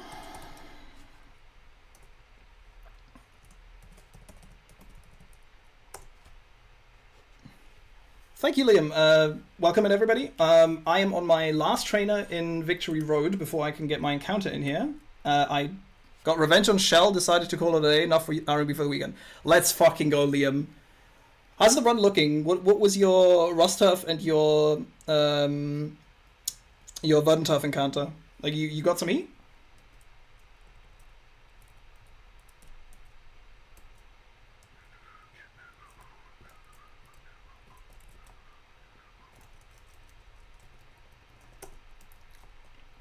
Okay, so there's one more fight we're doing, and after that I'm just gonna take encounters. I do have Felix prepped, but I feel like I don't want to do any more fights today, I think. Like, I'd rather just take my 3 encounters and then just, like, start calcing again.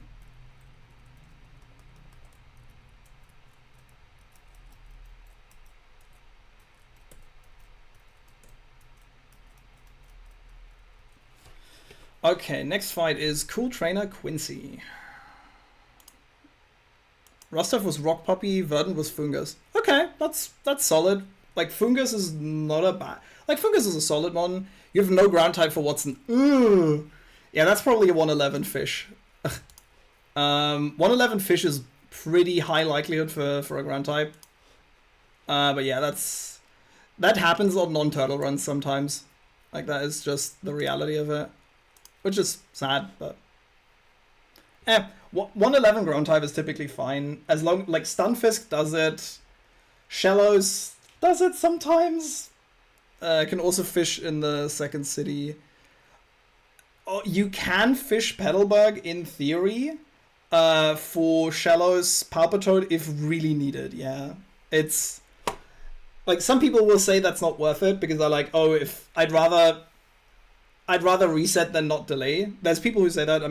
I don't know. Like, in the way you're playing and the way you're still, like, trying to play early game, honestly, you could probably rip that, but... Let's see. I'd fish 111 first and see how it goes. Nice. Nice you got... did you pull 117? If so, what'd you get?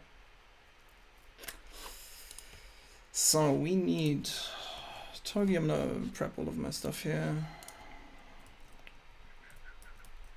You're delaying. My man.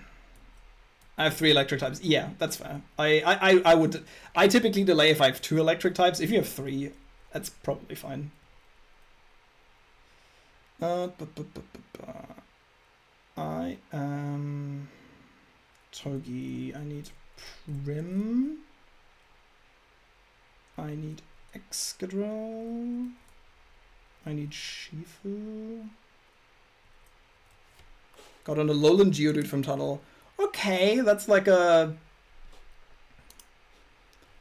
As like... It's arguably one of the worst encounters in there, but it is okay on Shell, and like Geodude Alola is at least like a...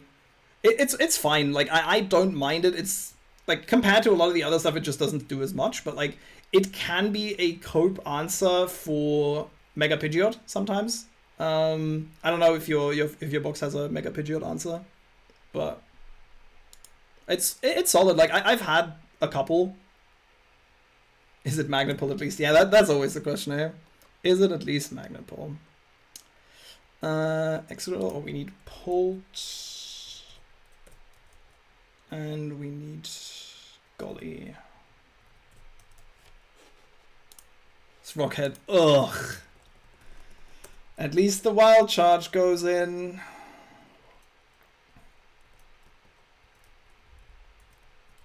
I'm gonna level the Prim here. Shifu goes to 95.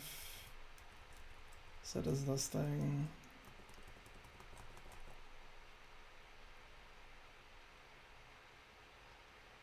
Yeah. Okay, so we need Togi.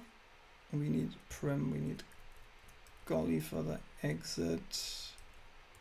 Exca into Pult into Shifu.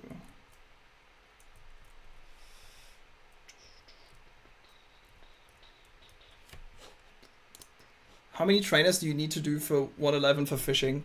I think you need to do the double and for sure the first one. I think you can avoid one of them. I think it's 2. I'm not 100% sure. You definitely have to do the double. I think you have to do the second trainer as well, and I think the third one you can avoid by going like around the left side.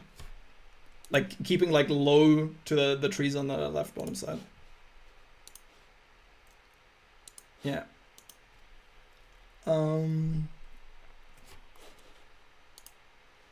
Double seems a bit pain. Yeah, the double is like most of the time you do the double after Norman where it's just like piss easy. Yeah, it can be a bit of a pain.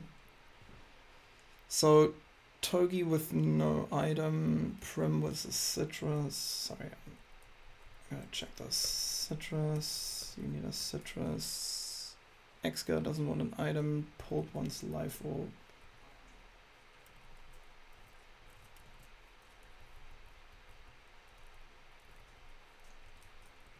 Life orb on Pult. Did it yesterday, can confirm it's 2. What's up, Arrow? And nice. At least now we know, for sure. It's been a while since I've been there, sorry. And we want Scarf on Shifu.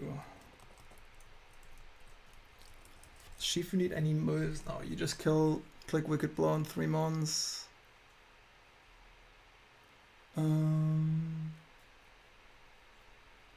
Exca doesn't need any boosting item to kill this. You need life or boost to kill this. Killing all three of these in base. Need us beating this in base. Akino, yes, my E4 is fully calced. I calced E4 before I calced Juan Jim. On the last stream I did, when I went through erratic weather, I finished... Yeah, no, Broly and calling. I haven't blocked on all fucking social media apps and any sort of communication. Broly's blocked from my phone. So I did, last stream I did erratic weather, and then got my last couple of encounters. I hit a really mediocre Gengar, or not Gengar, but like Ghastly, and then hit Pult in Sky Pillar, and actually immediately hit first Roma Latios, which was fucking crazy. That was back to back. I hit those two, and at that point I decided I can just calc the E4, know how many scales I want to use for it, and then based on that, know how many resources I have left for the rest of the game. So I did E4, and then jumped back, did Juan Jim and this. Now I get all the encounters, and then I reverse calc all the trainers, and then see if I have like any extra resources I can use to make a fight easier or faster or something. Yeah, so much for E4. Alrighty, I need to pre-damage Golly. Catch Crest so your New Game Plus Romas are better. I am not playing New Game Plus based off this game state. That is like, that would be torture. I am not playing New Game Plus with this state having Beedrill, Golly, Shifu, Pult, Arrow, Lopunny, and Sneasler.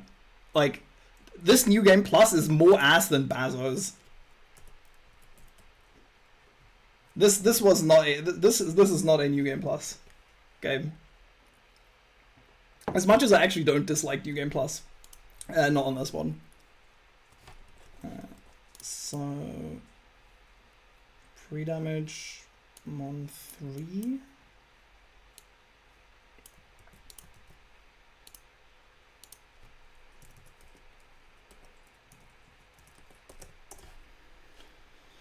Okay, Golly on 128 should be fine. Hello? Golisapod, where are you? I need to check your pre-damage. Kurva. Yes, 128 is fine. Well, like, if you get God Encounters, New Game Plus is essentially unplayable. Yeah, to be fair, like, New Game Plus isn't meant as a, oh, like, Deck didn't develop this game in the sense of like, oh, people can play this again with like a different set of encounters. Like, New Game Plus just kind of evolved out of a vacuum of other games before Lucid came around, right? Once people beat the game. So I think that's fair. Obviously, yeah, sure. Like, this is not a New Game Plus box. But if I were to play New Game Plus, I'd probably do the thing KTZ does, where I try to beat the triple. Because that seems a lot of fun, and a lot more fun than just New Game Plus. Because you have to, like, calc all 3 runs at the same time and, like, distribute your resources evenly while routing for them, which is really, really fun. That sounds like a great time, but it's, like, a huge investment of time, which I'm not gonna do. Maybe one day, but, like, the next thing I'm gonna be playing is Terra Emerald, probably. Okay, enough yapping. I want to get done with this. So Togi doesn't need anything. This is 128. Excadrill needs to be pre-damaged to 258. That's lowest roll of this? No. Oh, 258 is lowest roll of Scold from this. Correct. Yes.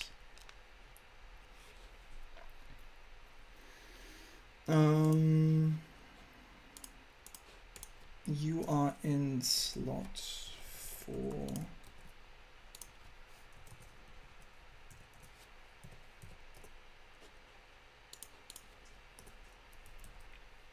Okay, this makes it guaranteed Scald. Run and Bun E4 and speed up would be the funniest thing ever. I am very... I might do that, just because I like... I know I can't because Bazo is gonna fucking kill me if I do that. But I definitely would be the person to do that.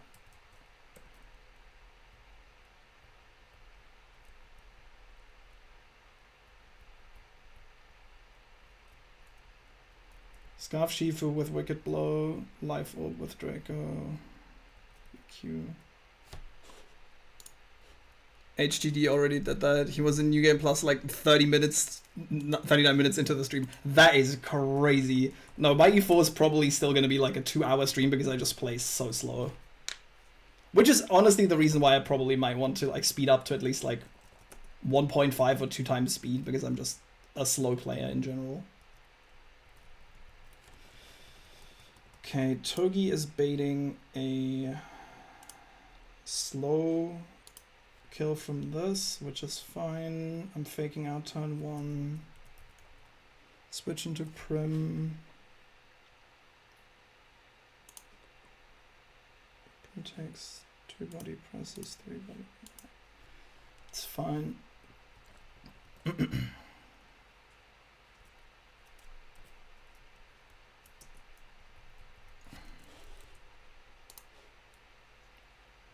Will learn wizardry just to curse you for. Yes, if I tell him that I want to speed up, he will. 258 on this. Life Orb, Tri-Scarf.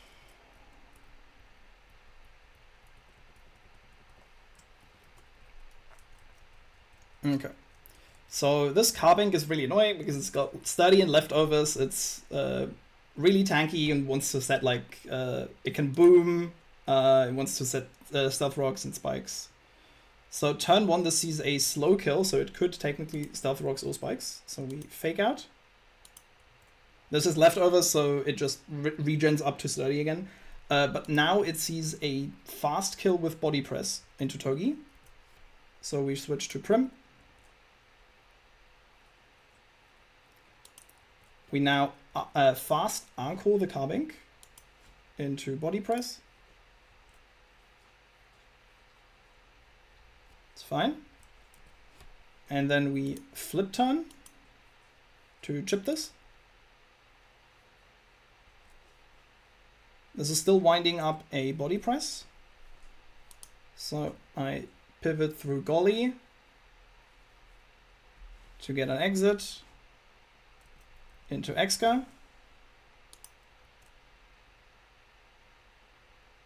This is chipped enough, and now I kill this with Smart Strike.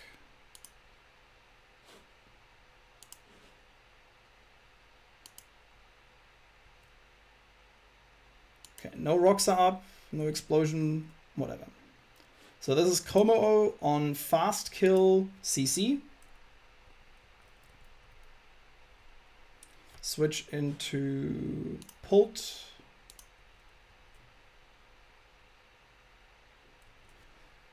Pult kills this with Draco.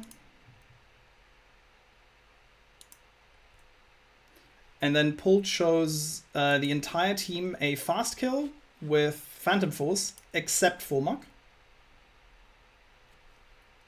So this can only gunk shot me here. This cannot explode. Because gunk shot is highest damage. I am showing a fast 2-hit KO with Phantom Force. So this has to gunk shot me here. Which means since this has Black Sludge and doesn't have Sugarberry, we just kill this with an EQ here. And we are faster than everything in the back because Mega Beedrill doesn't see its Mega yet, so it's base B and I'm outspeeding that. So what comes in is a slow kill from Slowking, which is Scald. I can technically pivot through Golly again. I can also just do this with Prim, right?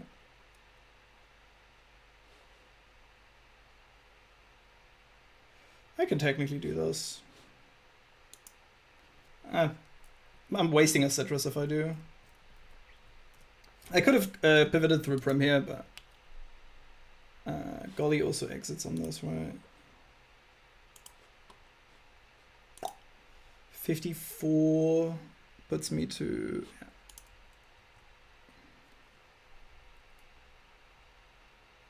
by golly. And we bring Choice Scarf Shifu in.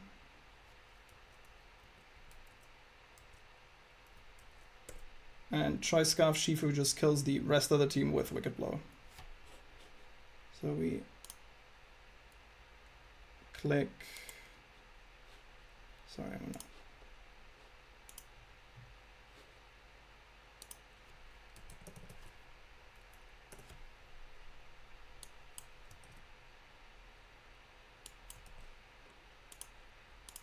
Sorry, I did not update my IVs on these mons. I'm gonna do that real quick for future calcs, because I was scared for a second there. Yeah, Choice Scarf, Wicked Blow, and speeds the beetle as well. Yeah, we just click Mickey Blow once.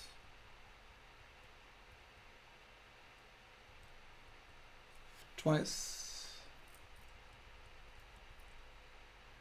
And 3 times.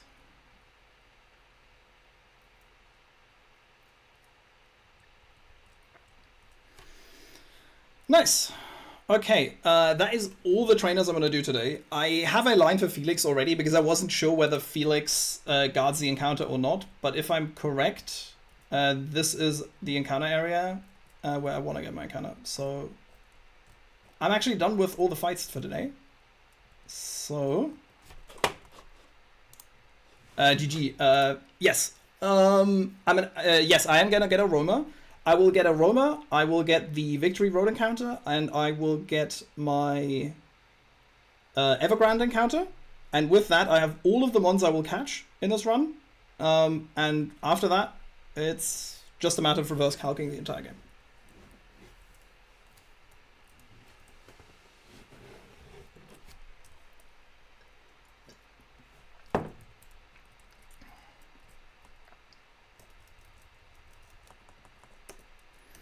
Okay, so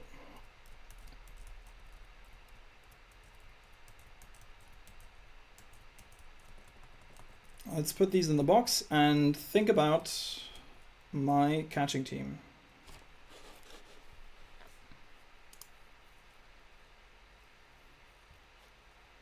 So I am probably gonna get Evergrande first. I'll try to do this in like escalating interestingness.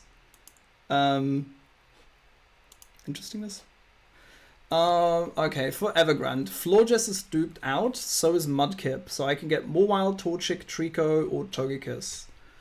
Togekiss has Dazzling Gleam, Air Slash after you in Safeguard, so that is completely walled by a Steel type. Togi can do it. Exca can do it. Trico has Detect Energy Ball Synthesis. Torchic has Overheat, Feather Dance, Flare Blitz, Mirror Move. So Quad Water and Quad Grass Resist completely wall this. This has Play Rough, Knock Off, Iron Head, Scary Face. I'd want a Water Poison type maybe. I could go Tenta. Yeah, maybe Tenta. I could go Golly in theory. I'll go...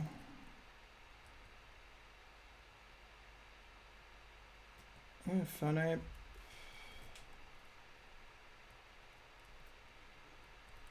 Actually, I think I'm gonna go this. This is great. Go this as well. Is this everything? No. Is there anything I'm willing to throw into Ferrothorn because it can boom?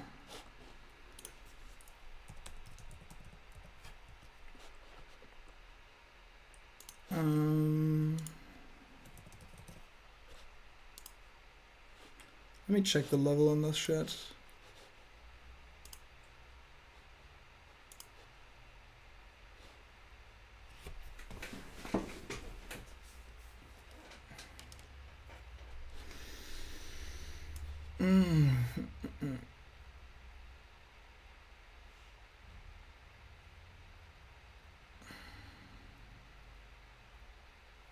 Okay, Evergrande is 85. Okay. Explosion. Power Whip. And Iron Head. Correct? So...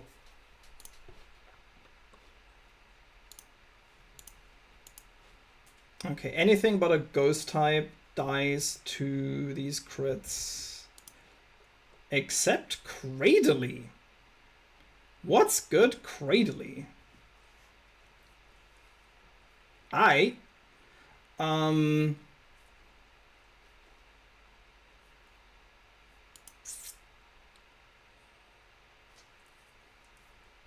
Pult actually tanks this thing pretty well. Does this have anything? Oh, it has heavy slam.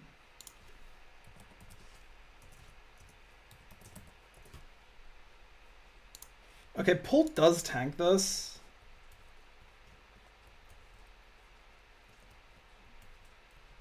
I'll take Pult with me. Because it doesn't have an ability, it just has anticipation, right?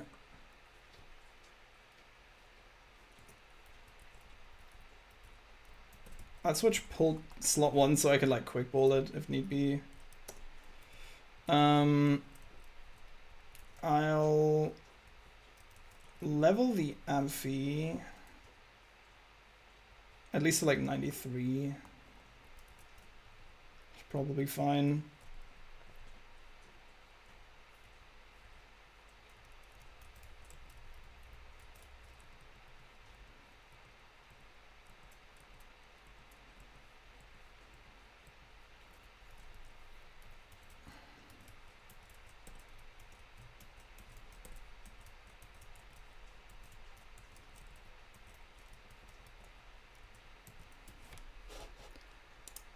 Okay, I guess the Roma is making the trainers leading up to you for easy. Would the Roma just be for making? Yes.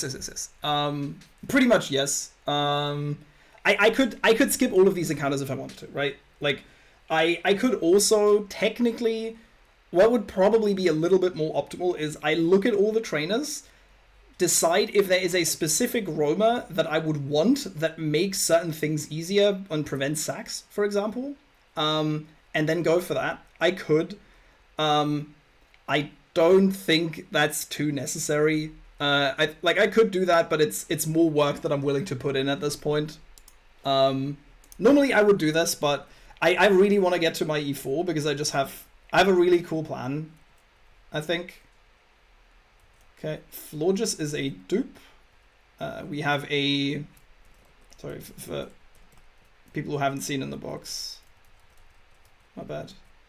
I have a Flabebe from Sotopolis.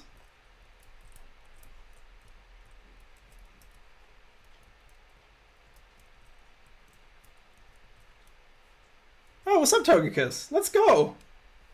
It's a good encounter. I like this.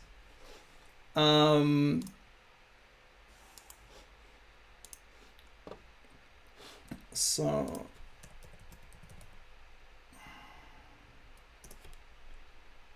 so this is level 85.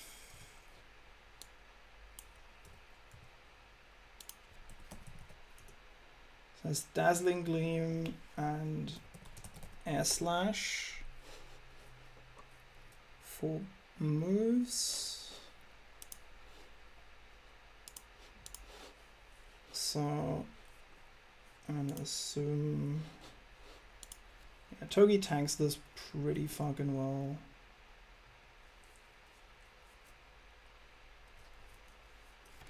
Can Exca spin on this like one time or something? Oh, probably twice.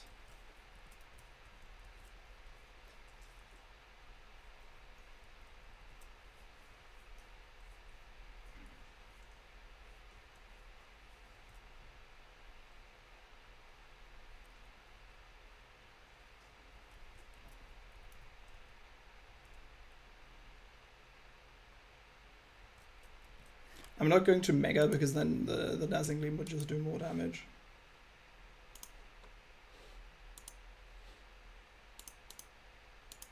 Dazzling Gleam crit never kills me from this, even if this is like max roll. Motherfucker.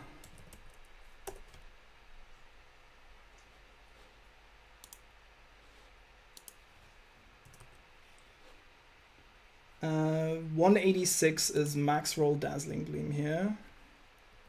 So I have one more chance to T-Wave this. Nice.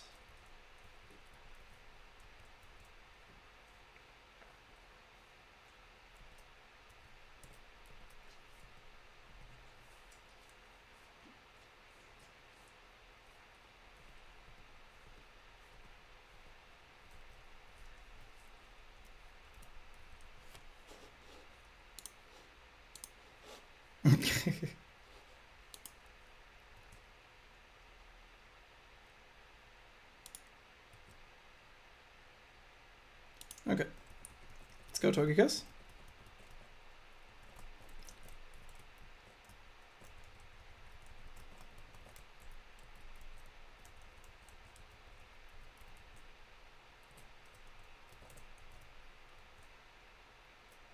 Okay. Plus attack, let's go. Okay. That's not bad. 28 special. 18 HP. 3 special defense doesn't really matter. Minus defense kind of sucks. This is solid. This probably does what it needs to do. It's a fairy type, right? Like, it's a fairy type. It gets. I can still get follow me on this if I scale this. Yeah. That's fine. That's okay.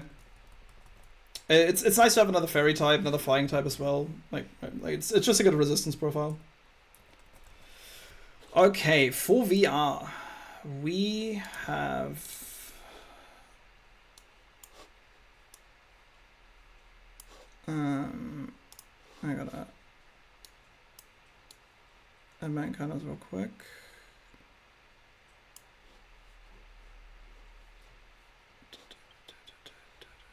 I actually did add all of my encounters to my sheet. Oh, nice. Okay, Victory Road B1F. It's 18% Zam, 18% Chandelure, 18% Grimmsnarl, 18% Kommo-o, 9% Chomp, 9% Hydreigon, 9% Titar. Okay, so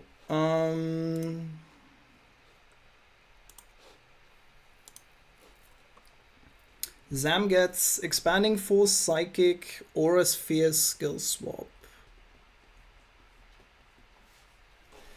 It's a bit rough right now. That's a bit more chill. Yeah, Grim is Himmy. I've heard good things about it, and I do have scales to support him, but let's see. Okay. Expanding Force, Psychic, Aura Sphere. Psychic type would resist that. I'm assuming that like these are level 85 as well, yeah.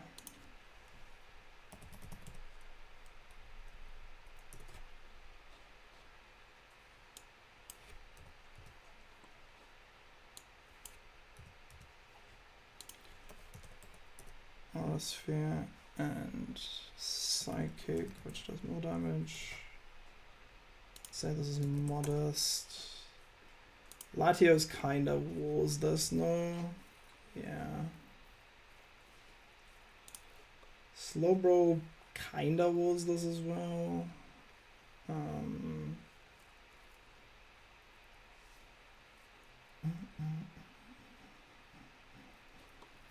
Okay, Latios is pretty good at walling this though. That guy is a good ass. It's 214 HP, maybe less. Seismic Toss, Slowbro seems really nice there. Because it has a bunch of HP. Okay.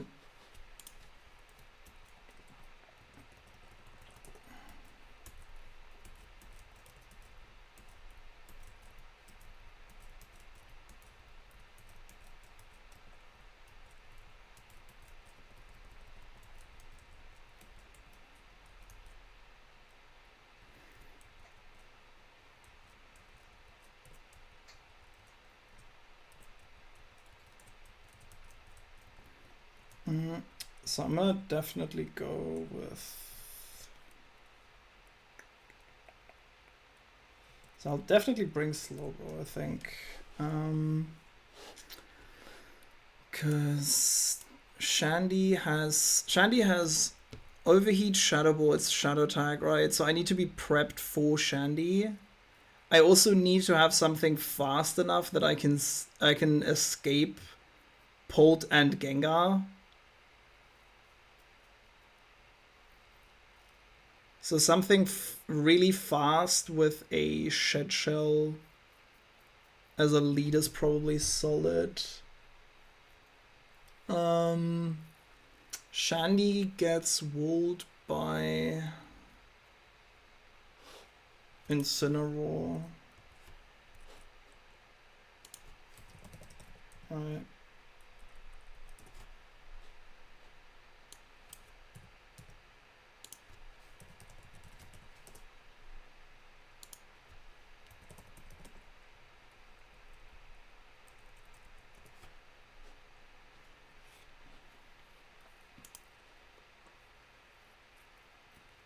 Damn, Incin still takes a lot. I could put on Assault Vest on Incin in theory. Same thing with this. Grimmsnarl has Hammer Arm, Foul Play, Play Rough, Spirit Break. Jesus Christ. And this Grimmsnarl looks hard to catch.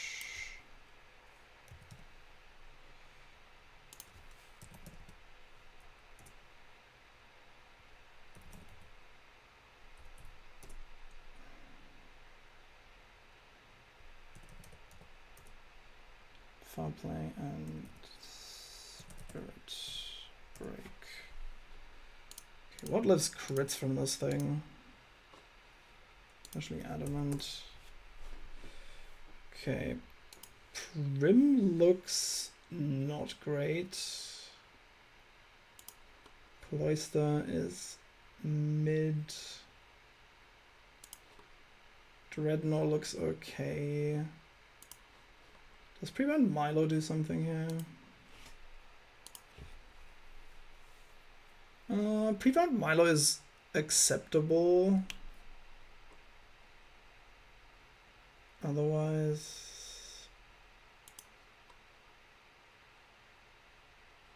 Nidoking is fine. Granville doesn't look great. Golly looks okay. You could chip a little bit with Golly here. More hardcore. Doof, doof, doof, doof. I think Golly is fine. What else did I have that pulls this kind of well? Melodic, right? Melodic seems fine in general. For Como, you have Outrage, Close Combat, Boom Burst, Scale Shot. That's a Prim if I've ever seen one. What does Garchomp have? Because if Garchomp has... Oh, Garchomp is Iron Tail. Disgusting. Ugh. Really?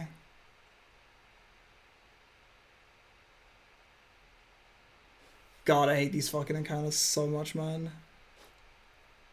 Hydreigon has Draco, Outrage, Dark Pulse, U-Turn. Okay, so I do need something. I mean, I think... Is Prim ever dead to an Iron Head from Chomp?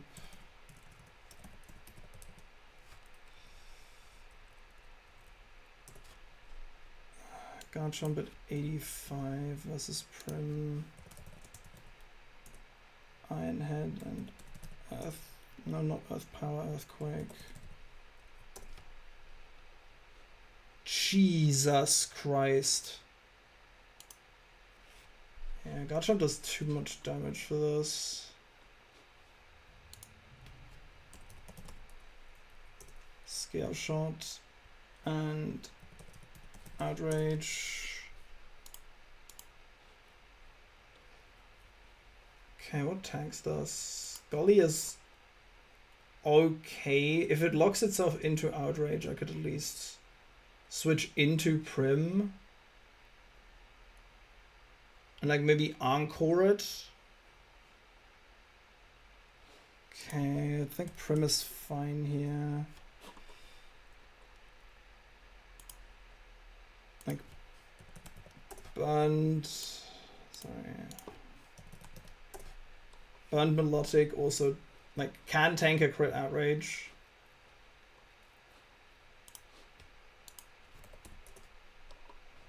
Jesus Christ. Adamant Garchomp just kills me with Earthquake, so I would need to come in on like guaranteed Outrage, which is fine. You don't even outspeed this thing. What?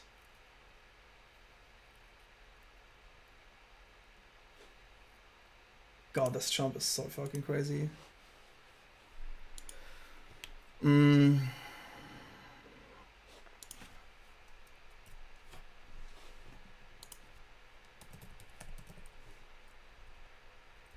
I'll take my own Electrode. Sorry, why am I setting this up? I should be faster than plus speed pulled, right?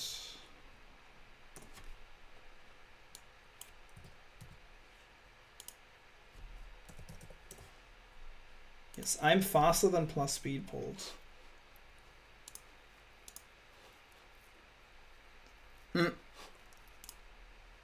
If you run away while you're faster, it always works, right?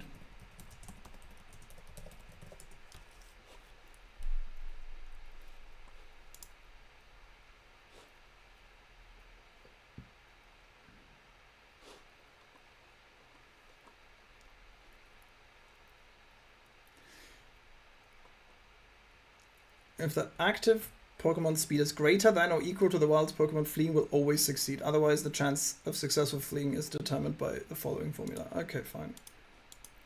I'm faster than Gengar, I'm faster than Pulled, I'm faster than Zam. I can Volt Switch on the Shandy if need be. Tita has Stone Edge, Rage, Earthquake, Crunch. Oh, Jesus Christ, I don't have anything for that, right? And how much does that do to Melodic?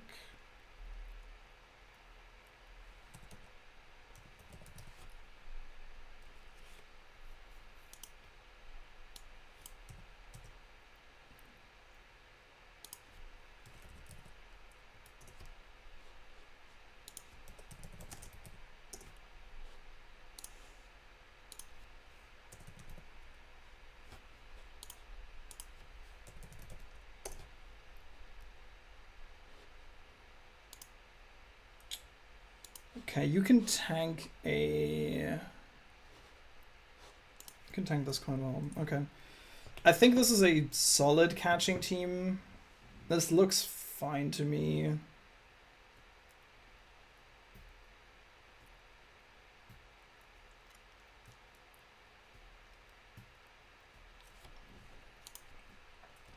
Okay, I'm gonna...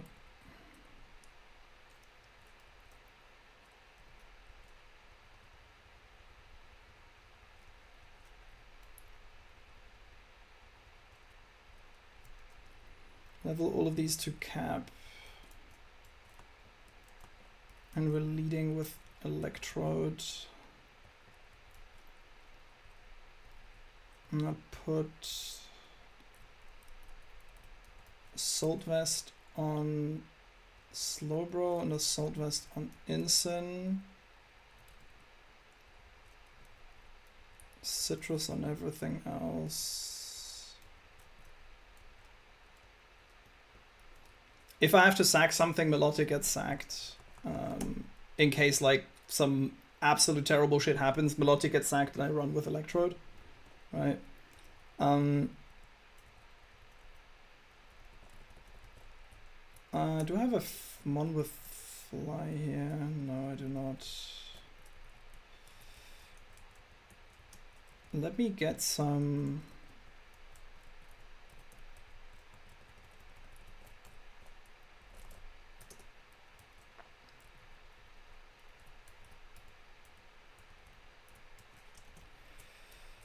I'll get some Dusk Balls, because we are in a cave that I think has like highest odds.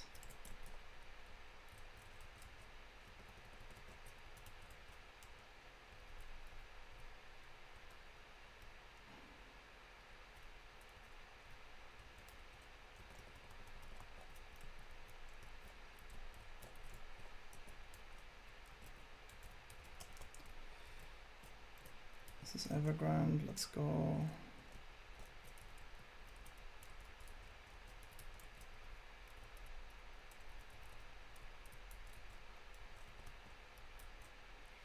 I want the gully, right?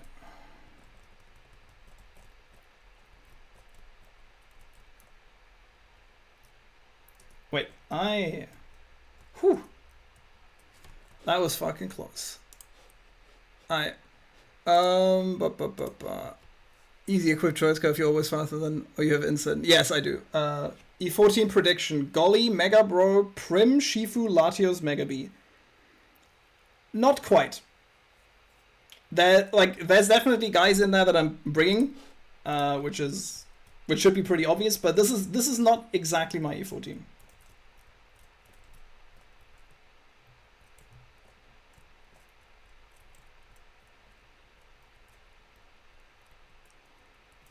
This is, yeah, 2 megas do it. Well, you can, right? Like you can just use Mega B on all the other fights where you don't need Mega Bro, and then don't use B on the ones where you use Mega Bro. It is doable. I like, people have brought to like Mega Mons and like used base forms in some fights, but I have a very specific E4 plan that I will reveal when it's closer to like the wider community. Okay, I want to pre-burn the melodic here real quick.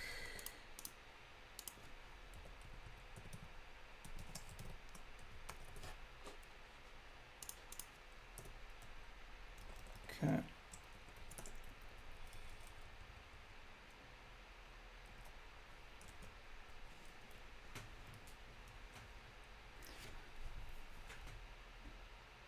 Oh, what's up, Polt?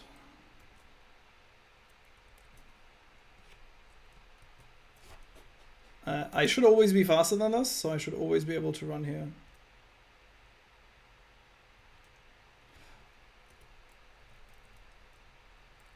I'm gonna put a shed shell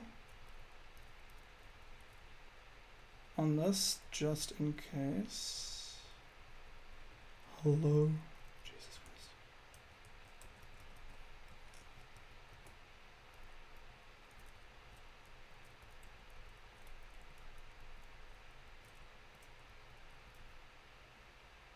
Oh, what's up, Zam? Okay, this guy is among the easier mons to catch, I think, because he doesn't have like a lot of good coverage. It's a mega I can use on some of the optionals, depending on which ones I still have left. Okay, this is less scary to catch, which is genuinely something I appreciate here.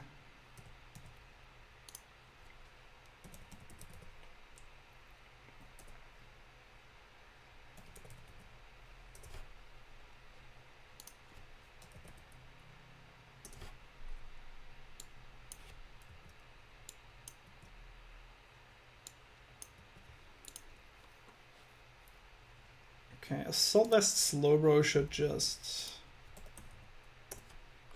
absolutely shit on this guy. Why do I feel like this is gonna be the most Guy v modest code? Let's see.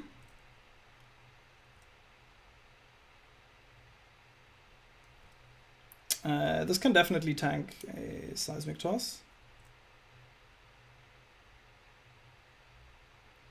Okay, this might be pretty low on the HP here. This does look like 50% probably. I'm gonna slack off here. Oops. I can't slack off because I have Assault Vest up a dumbass. Yeah, no. I got it.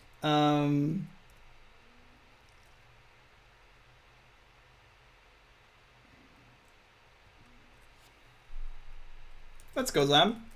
Welcome to the team.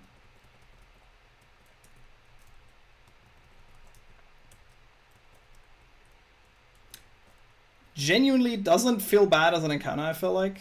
It's like, it is a very fast Psyche type. It's incredibly frail, I know. But like here, I genuinely don't mind this, I think. Because I was super scared of having to catch like Chomp or some shit.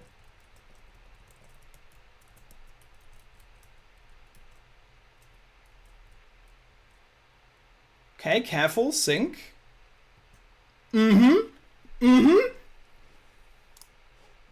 Doesn't even take the Mega Stone. Huge 13 damage. Sucker Punch go brrr. Yeah, like Akino, I appreciate the sentiment. I think you missed the mark a little bit on this guy in terms of predictions, but it's a fine. Yeah, but this is fine. Like, it's a Zam, who fucking cares? I'm gonna preliminarily put you into this box here. Because I do not foresee you coming out of the box for anything specific. Minus special thing. No, this guy is... Oh, yeah, Elemental. Oh, yeah, I'm gonna run the Gen 2... Gen 2 set. 20 scales. Gold! Okay, so... Roma. I kind of have free choice of Romas. I have the following routes still open. I have 130, I have 132, 133. I have 129 and 128. I have 5 Roma routes. Let's see.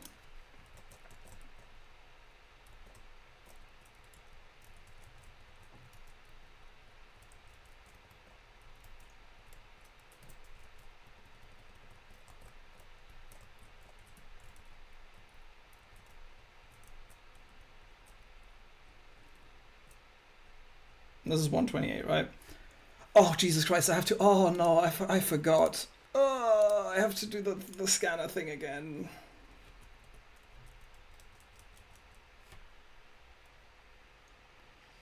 Okay.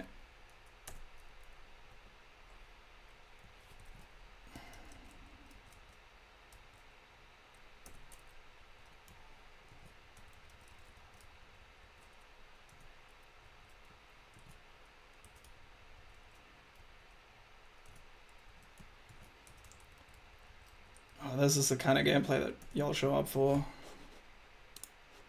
Can you put on Flakessi Ranch music? Oh my god, just for you, Marshy.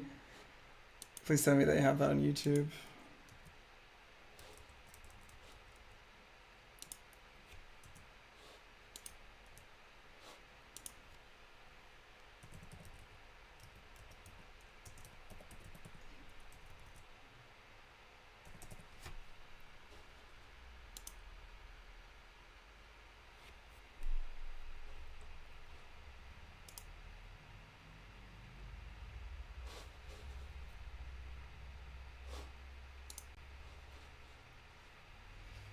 Yeah, I got you, you fucking gremlins. I do use Spotify. I was just gonna see whether it works. Devon Radar's not responding. Yeah. Chat it.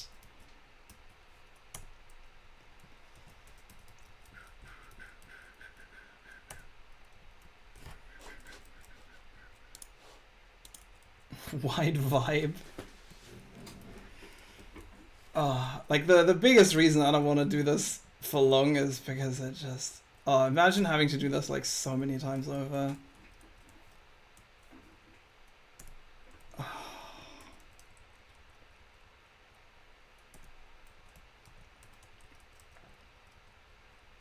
I hope y'all are happy. I hope y'all are happy to make you go through this.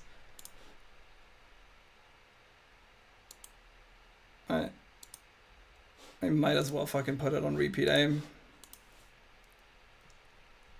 You guys know what? I'm gonna...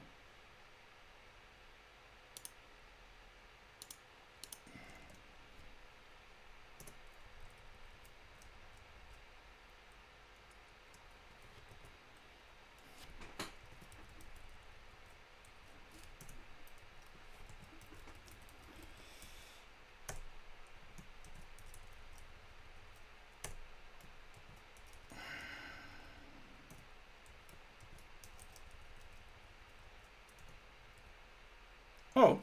Lol, it worked! Fuck y'all! Yeah, I thought about the online wheel thing.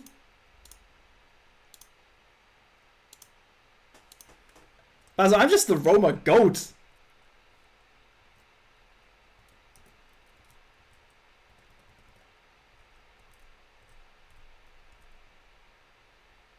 Oh my god, it's little Sussy!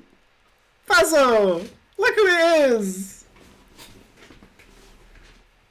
It's little Sussy!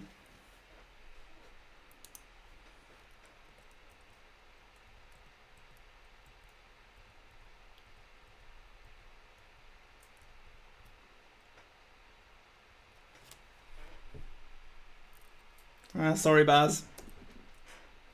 Latios and Latios are the same before. That would have been hard. Do it, pussy. Okay, so have this. We put the repellent back on. Okay, we have 128 done.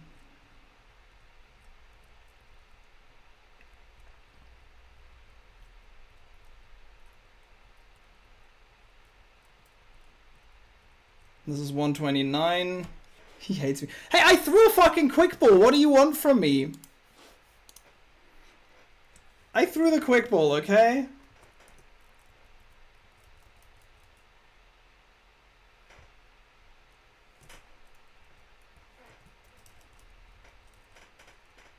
Master ball.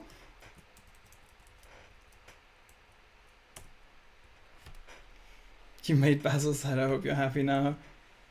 I don't feel happy. Not with this fucking music and the everything. Devon Radar is not responding. Oh! Just bitch? Let's go? Just bitch?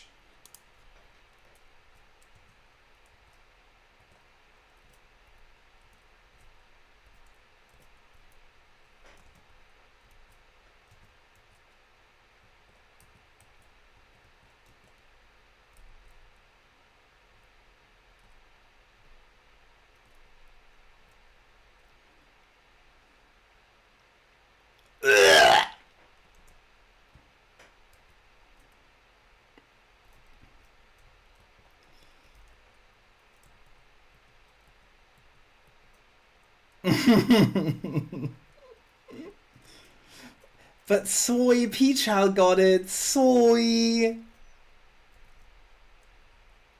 Marshadow fraud. This guy kills Manaphy with 5 thunders.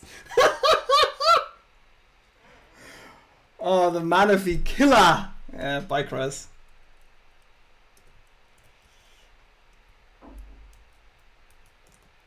So this is 130 over here, right?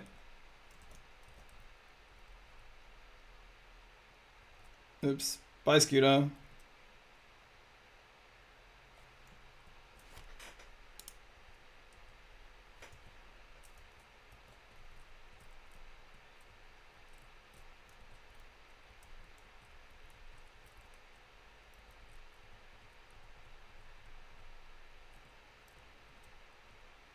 Okay, this is 130.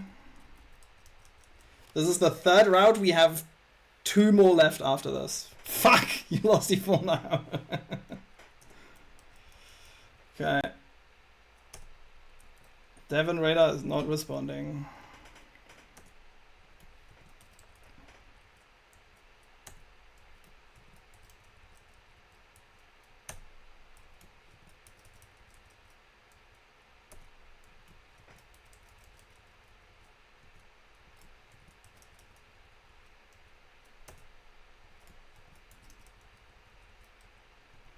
God, this fucking drives you.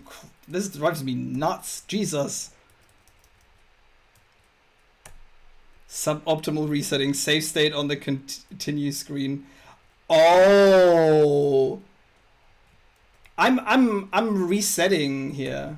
Oh, I could do that. But I'd like to see Rayquaza, alright? I guess wave hello as he goes through. But thank you, Grant. That is a very fair point.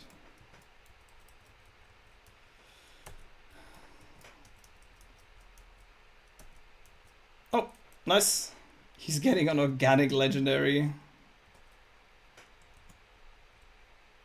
Who's it gonna be? Ooh? Ooh? Who is it? Oh, it's Lil Sussy again!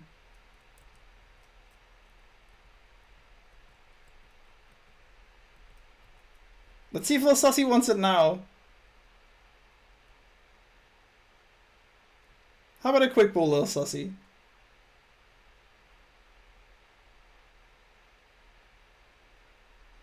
I'm not going to let you guys bully me into catching Latias. Not that it's like Omega Ass or anything, but I have Latios. Like it doesn't make sense. But I will throw a quick ball at it. Oh my god! Oh my god! Did you see how close that was?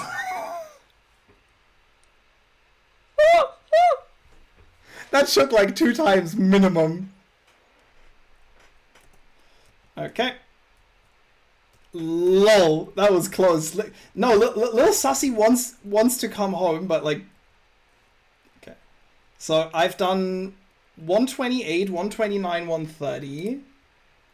Which routes do I still have left open?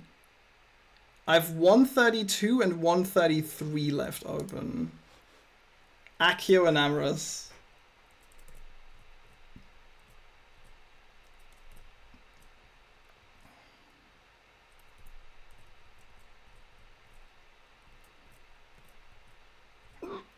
Okay, 132. Latios and Nam Drake doubles. Let's go. True, we must respect dev intent. Can you do the next robot the intended way, switching between 2 routes? Okay, sure.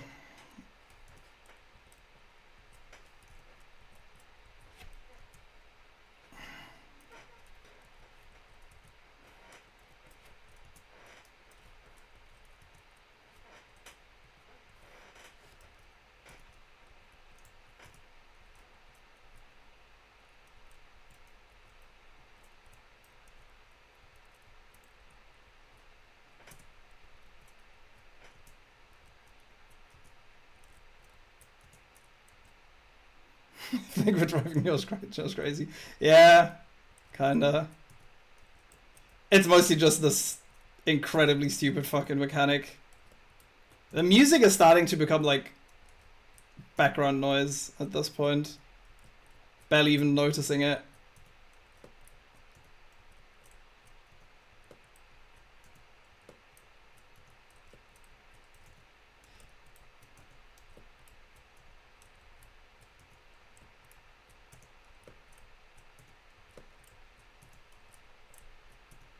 This seems worse, guys.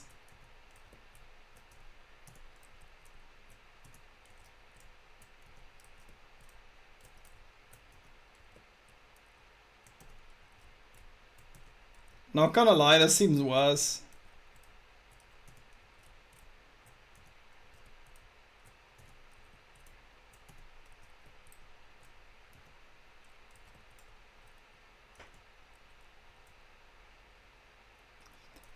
Okay, but... Like, I was willing to try it for the people, but...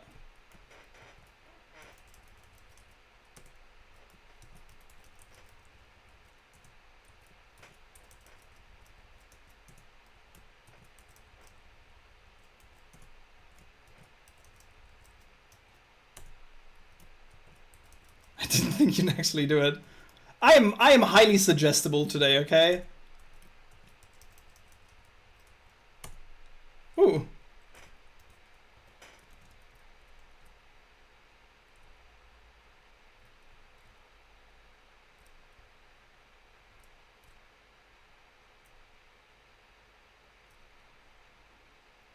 Then catch Larias.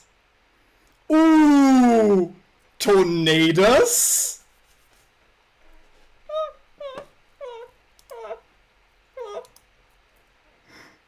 Please.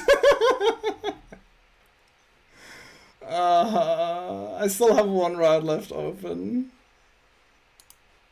Lol. Oh, this guy is so ass, no?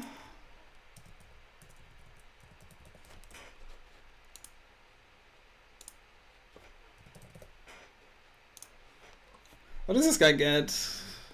Hurricane, Focus Blast, Dark Pulse, Tailwind. Ugh.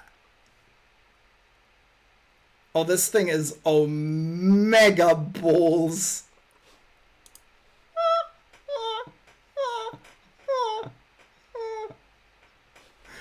Oh my god, this thing is so ass. What is this move set? Doesn't even get aggro, man. What is this? He doesn't even have he doesn't have moves. Why is this Hurricane, Focus Blast, Dark Pulse, Tailwind? Huh?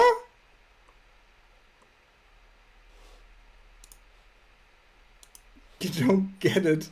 Thundy needed Volt Switch and U-turn, but this guy would be too broken with a crumb.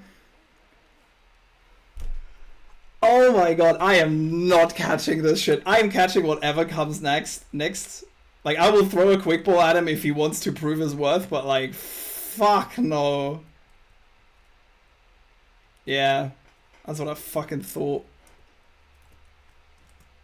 Tornadoes again! Can I go to 133 from Slateport? Honestly, that would be so good if... Hello, Kingdra. Sorry. Okay, I have to go through this, right? Honestly, another Latios would be kind of hype here.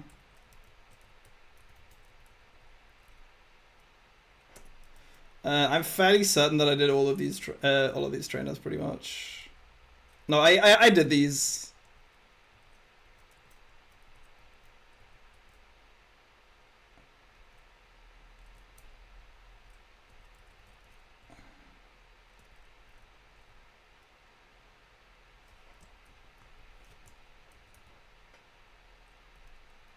This is 133, right?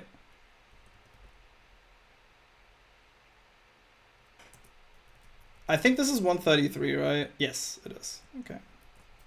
You know what? Guy, you can watch me catch a legendary in front of your fucking face. He's my backup dancer. Start resetting, boy.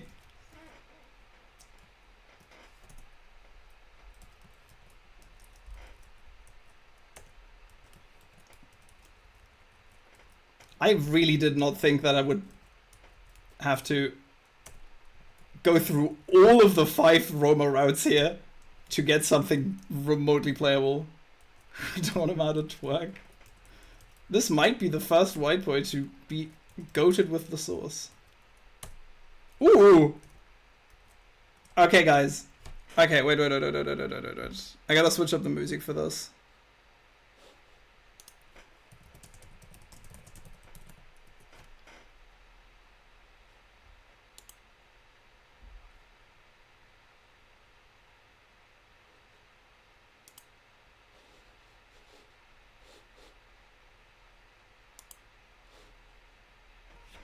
You surely don't get 5 ass Romas in a row. Okay. I make sure that the music is coming through. Okay, what is my 5th Roma?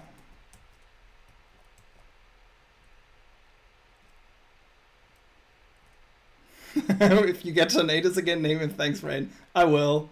Latias wants to come home. Maybe. Maybe Latias wants to see her brother.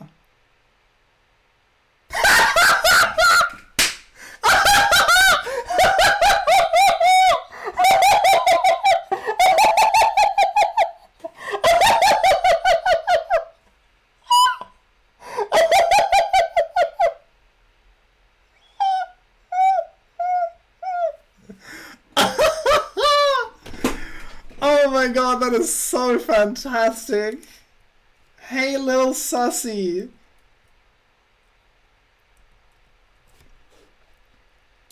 Okay, lil sussy. You wanted it.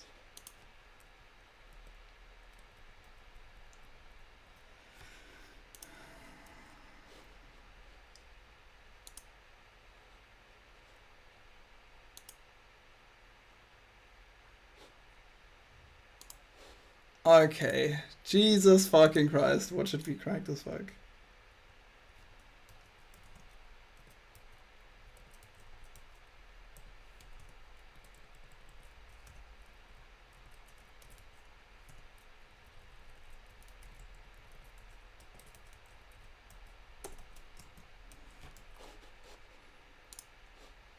Where's Sold You Heist?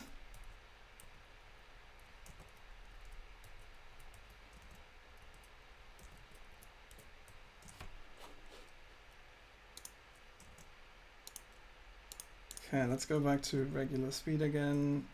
I don't want the Devon Radar. Okay. What is it gonna be? Okay, lil sussy. Show me what you got. Okay, serious. Neutral nature. Oh my god!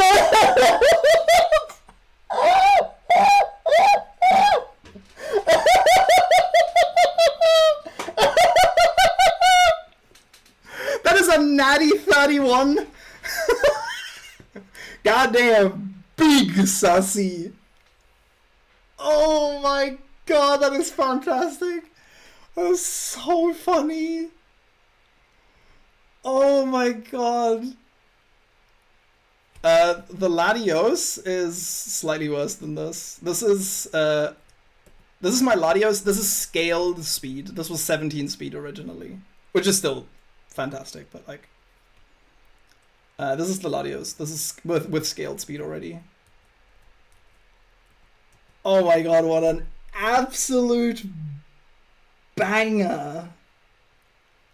Big Sussy is home. Okay. I'll take Big Sussy. I'll take these encounters. It's, for the most part, ass. Wonder which is the natty 31. It's natty 31 defense, I would say, because she's the big sister, so she's got to be bulky, right? Because Latios is like 7 defense. Could have saved time, but just catching it in the first round. Yeah. Not modest mid. Watch me scale this modest just for fun. Oh. Alrighty. Lost 3 encounters for hating on my goat. Who fucking cares? As if there's anything of value on any of these routes. I have more encounters than I can sack if I wanted to. Okay, I have been live for 4.5 hours. I've done everything I wanted to do today. I got a second Roma, I guess. I caught 3 extra bodies and didn't use a single one. Yeah, exactly. Like I have so many fucking mons. Like, I can sack pretty much all of this box if I wanted to. And that would probably get me through the game easily. Alrighty. So this is going to be my last stream for probably 2+ weeks. Because I'm going to now throw this in calc and start reverse calcing all the remaining trainers in the game. And see how many resources I want to spend on that. See if I have any extra resources that I want to put into E4. Yeah, if you beat the game if you beat the game in a month, you can beat me for sure.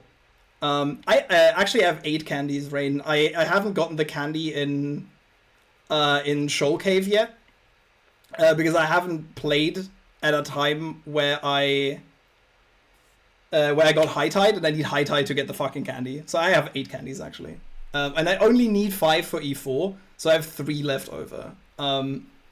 I'll probably be using these to get through.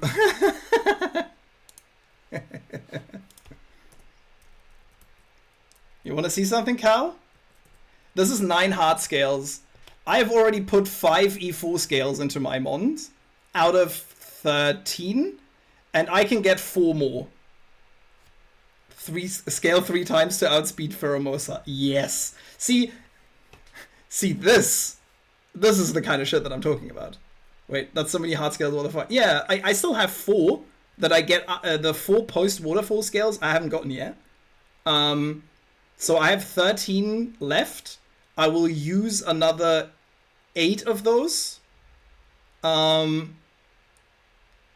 my E4 team minimum, maybe 9. I need to look at Sydney doubles again because I noticed that my bead roll defense was 15 and not 25. I accidentally changed it in the calc at some point, probably like copy pasting something different.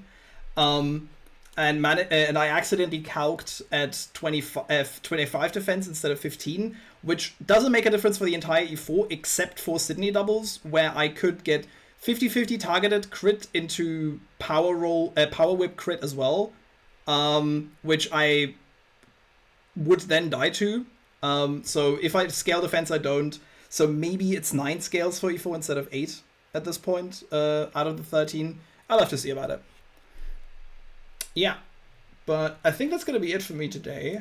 Let me see, is there anybody who I can raid right now? Is anybody live? I think Liam went live again, no?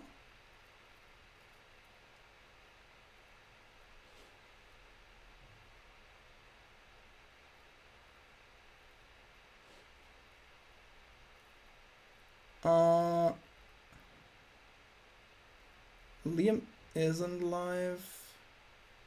Oh, I'm gonna raid Adam. Adam did wheel-lock 1DR wheel-lock CK plus E4 round 1 yesterday. And he rich get richer. 13 scales is pretty low total for E4. Yeah, it probably is. Like I have like before when I was calcing my E4, I had 18 scales left. In the beginning, I had a line that took like 17 or 18. I made it more efficient, so it's 13 now, or 14 depending on like if I have to scale the bead roll or if I can find a slightly different routing for the fight. And I do think that's pretty low. I think 13 scales is pretty low for the total for the. I mean, over the whole run, how many scales total? If I total all the scales, additionally to the 13 scales I'm using, I used 1, 2, 3 more, I think. 4.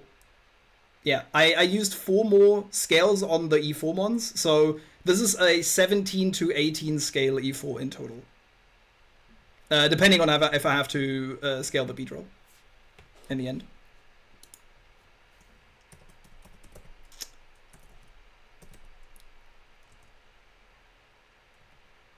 Yeah, thank you.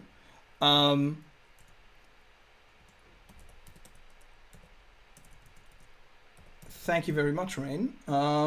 So I will raid into Adam, give him a shout. He's playing CK Plus right now. Maybe stick around.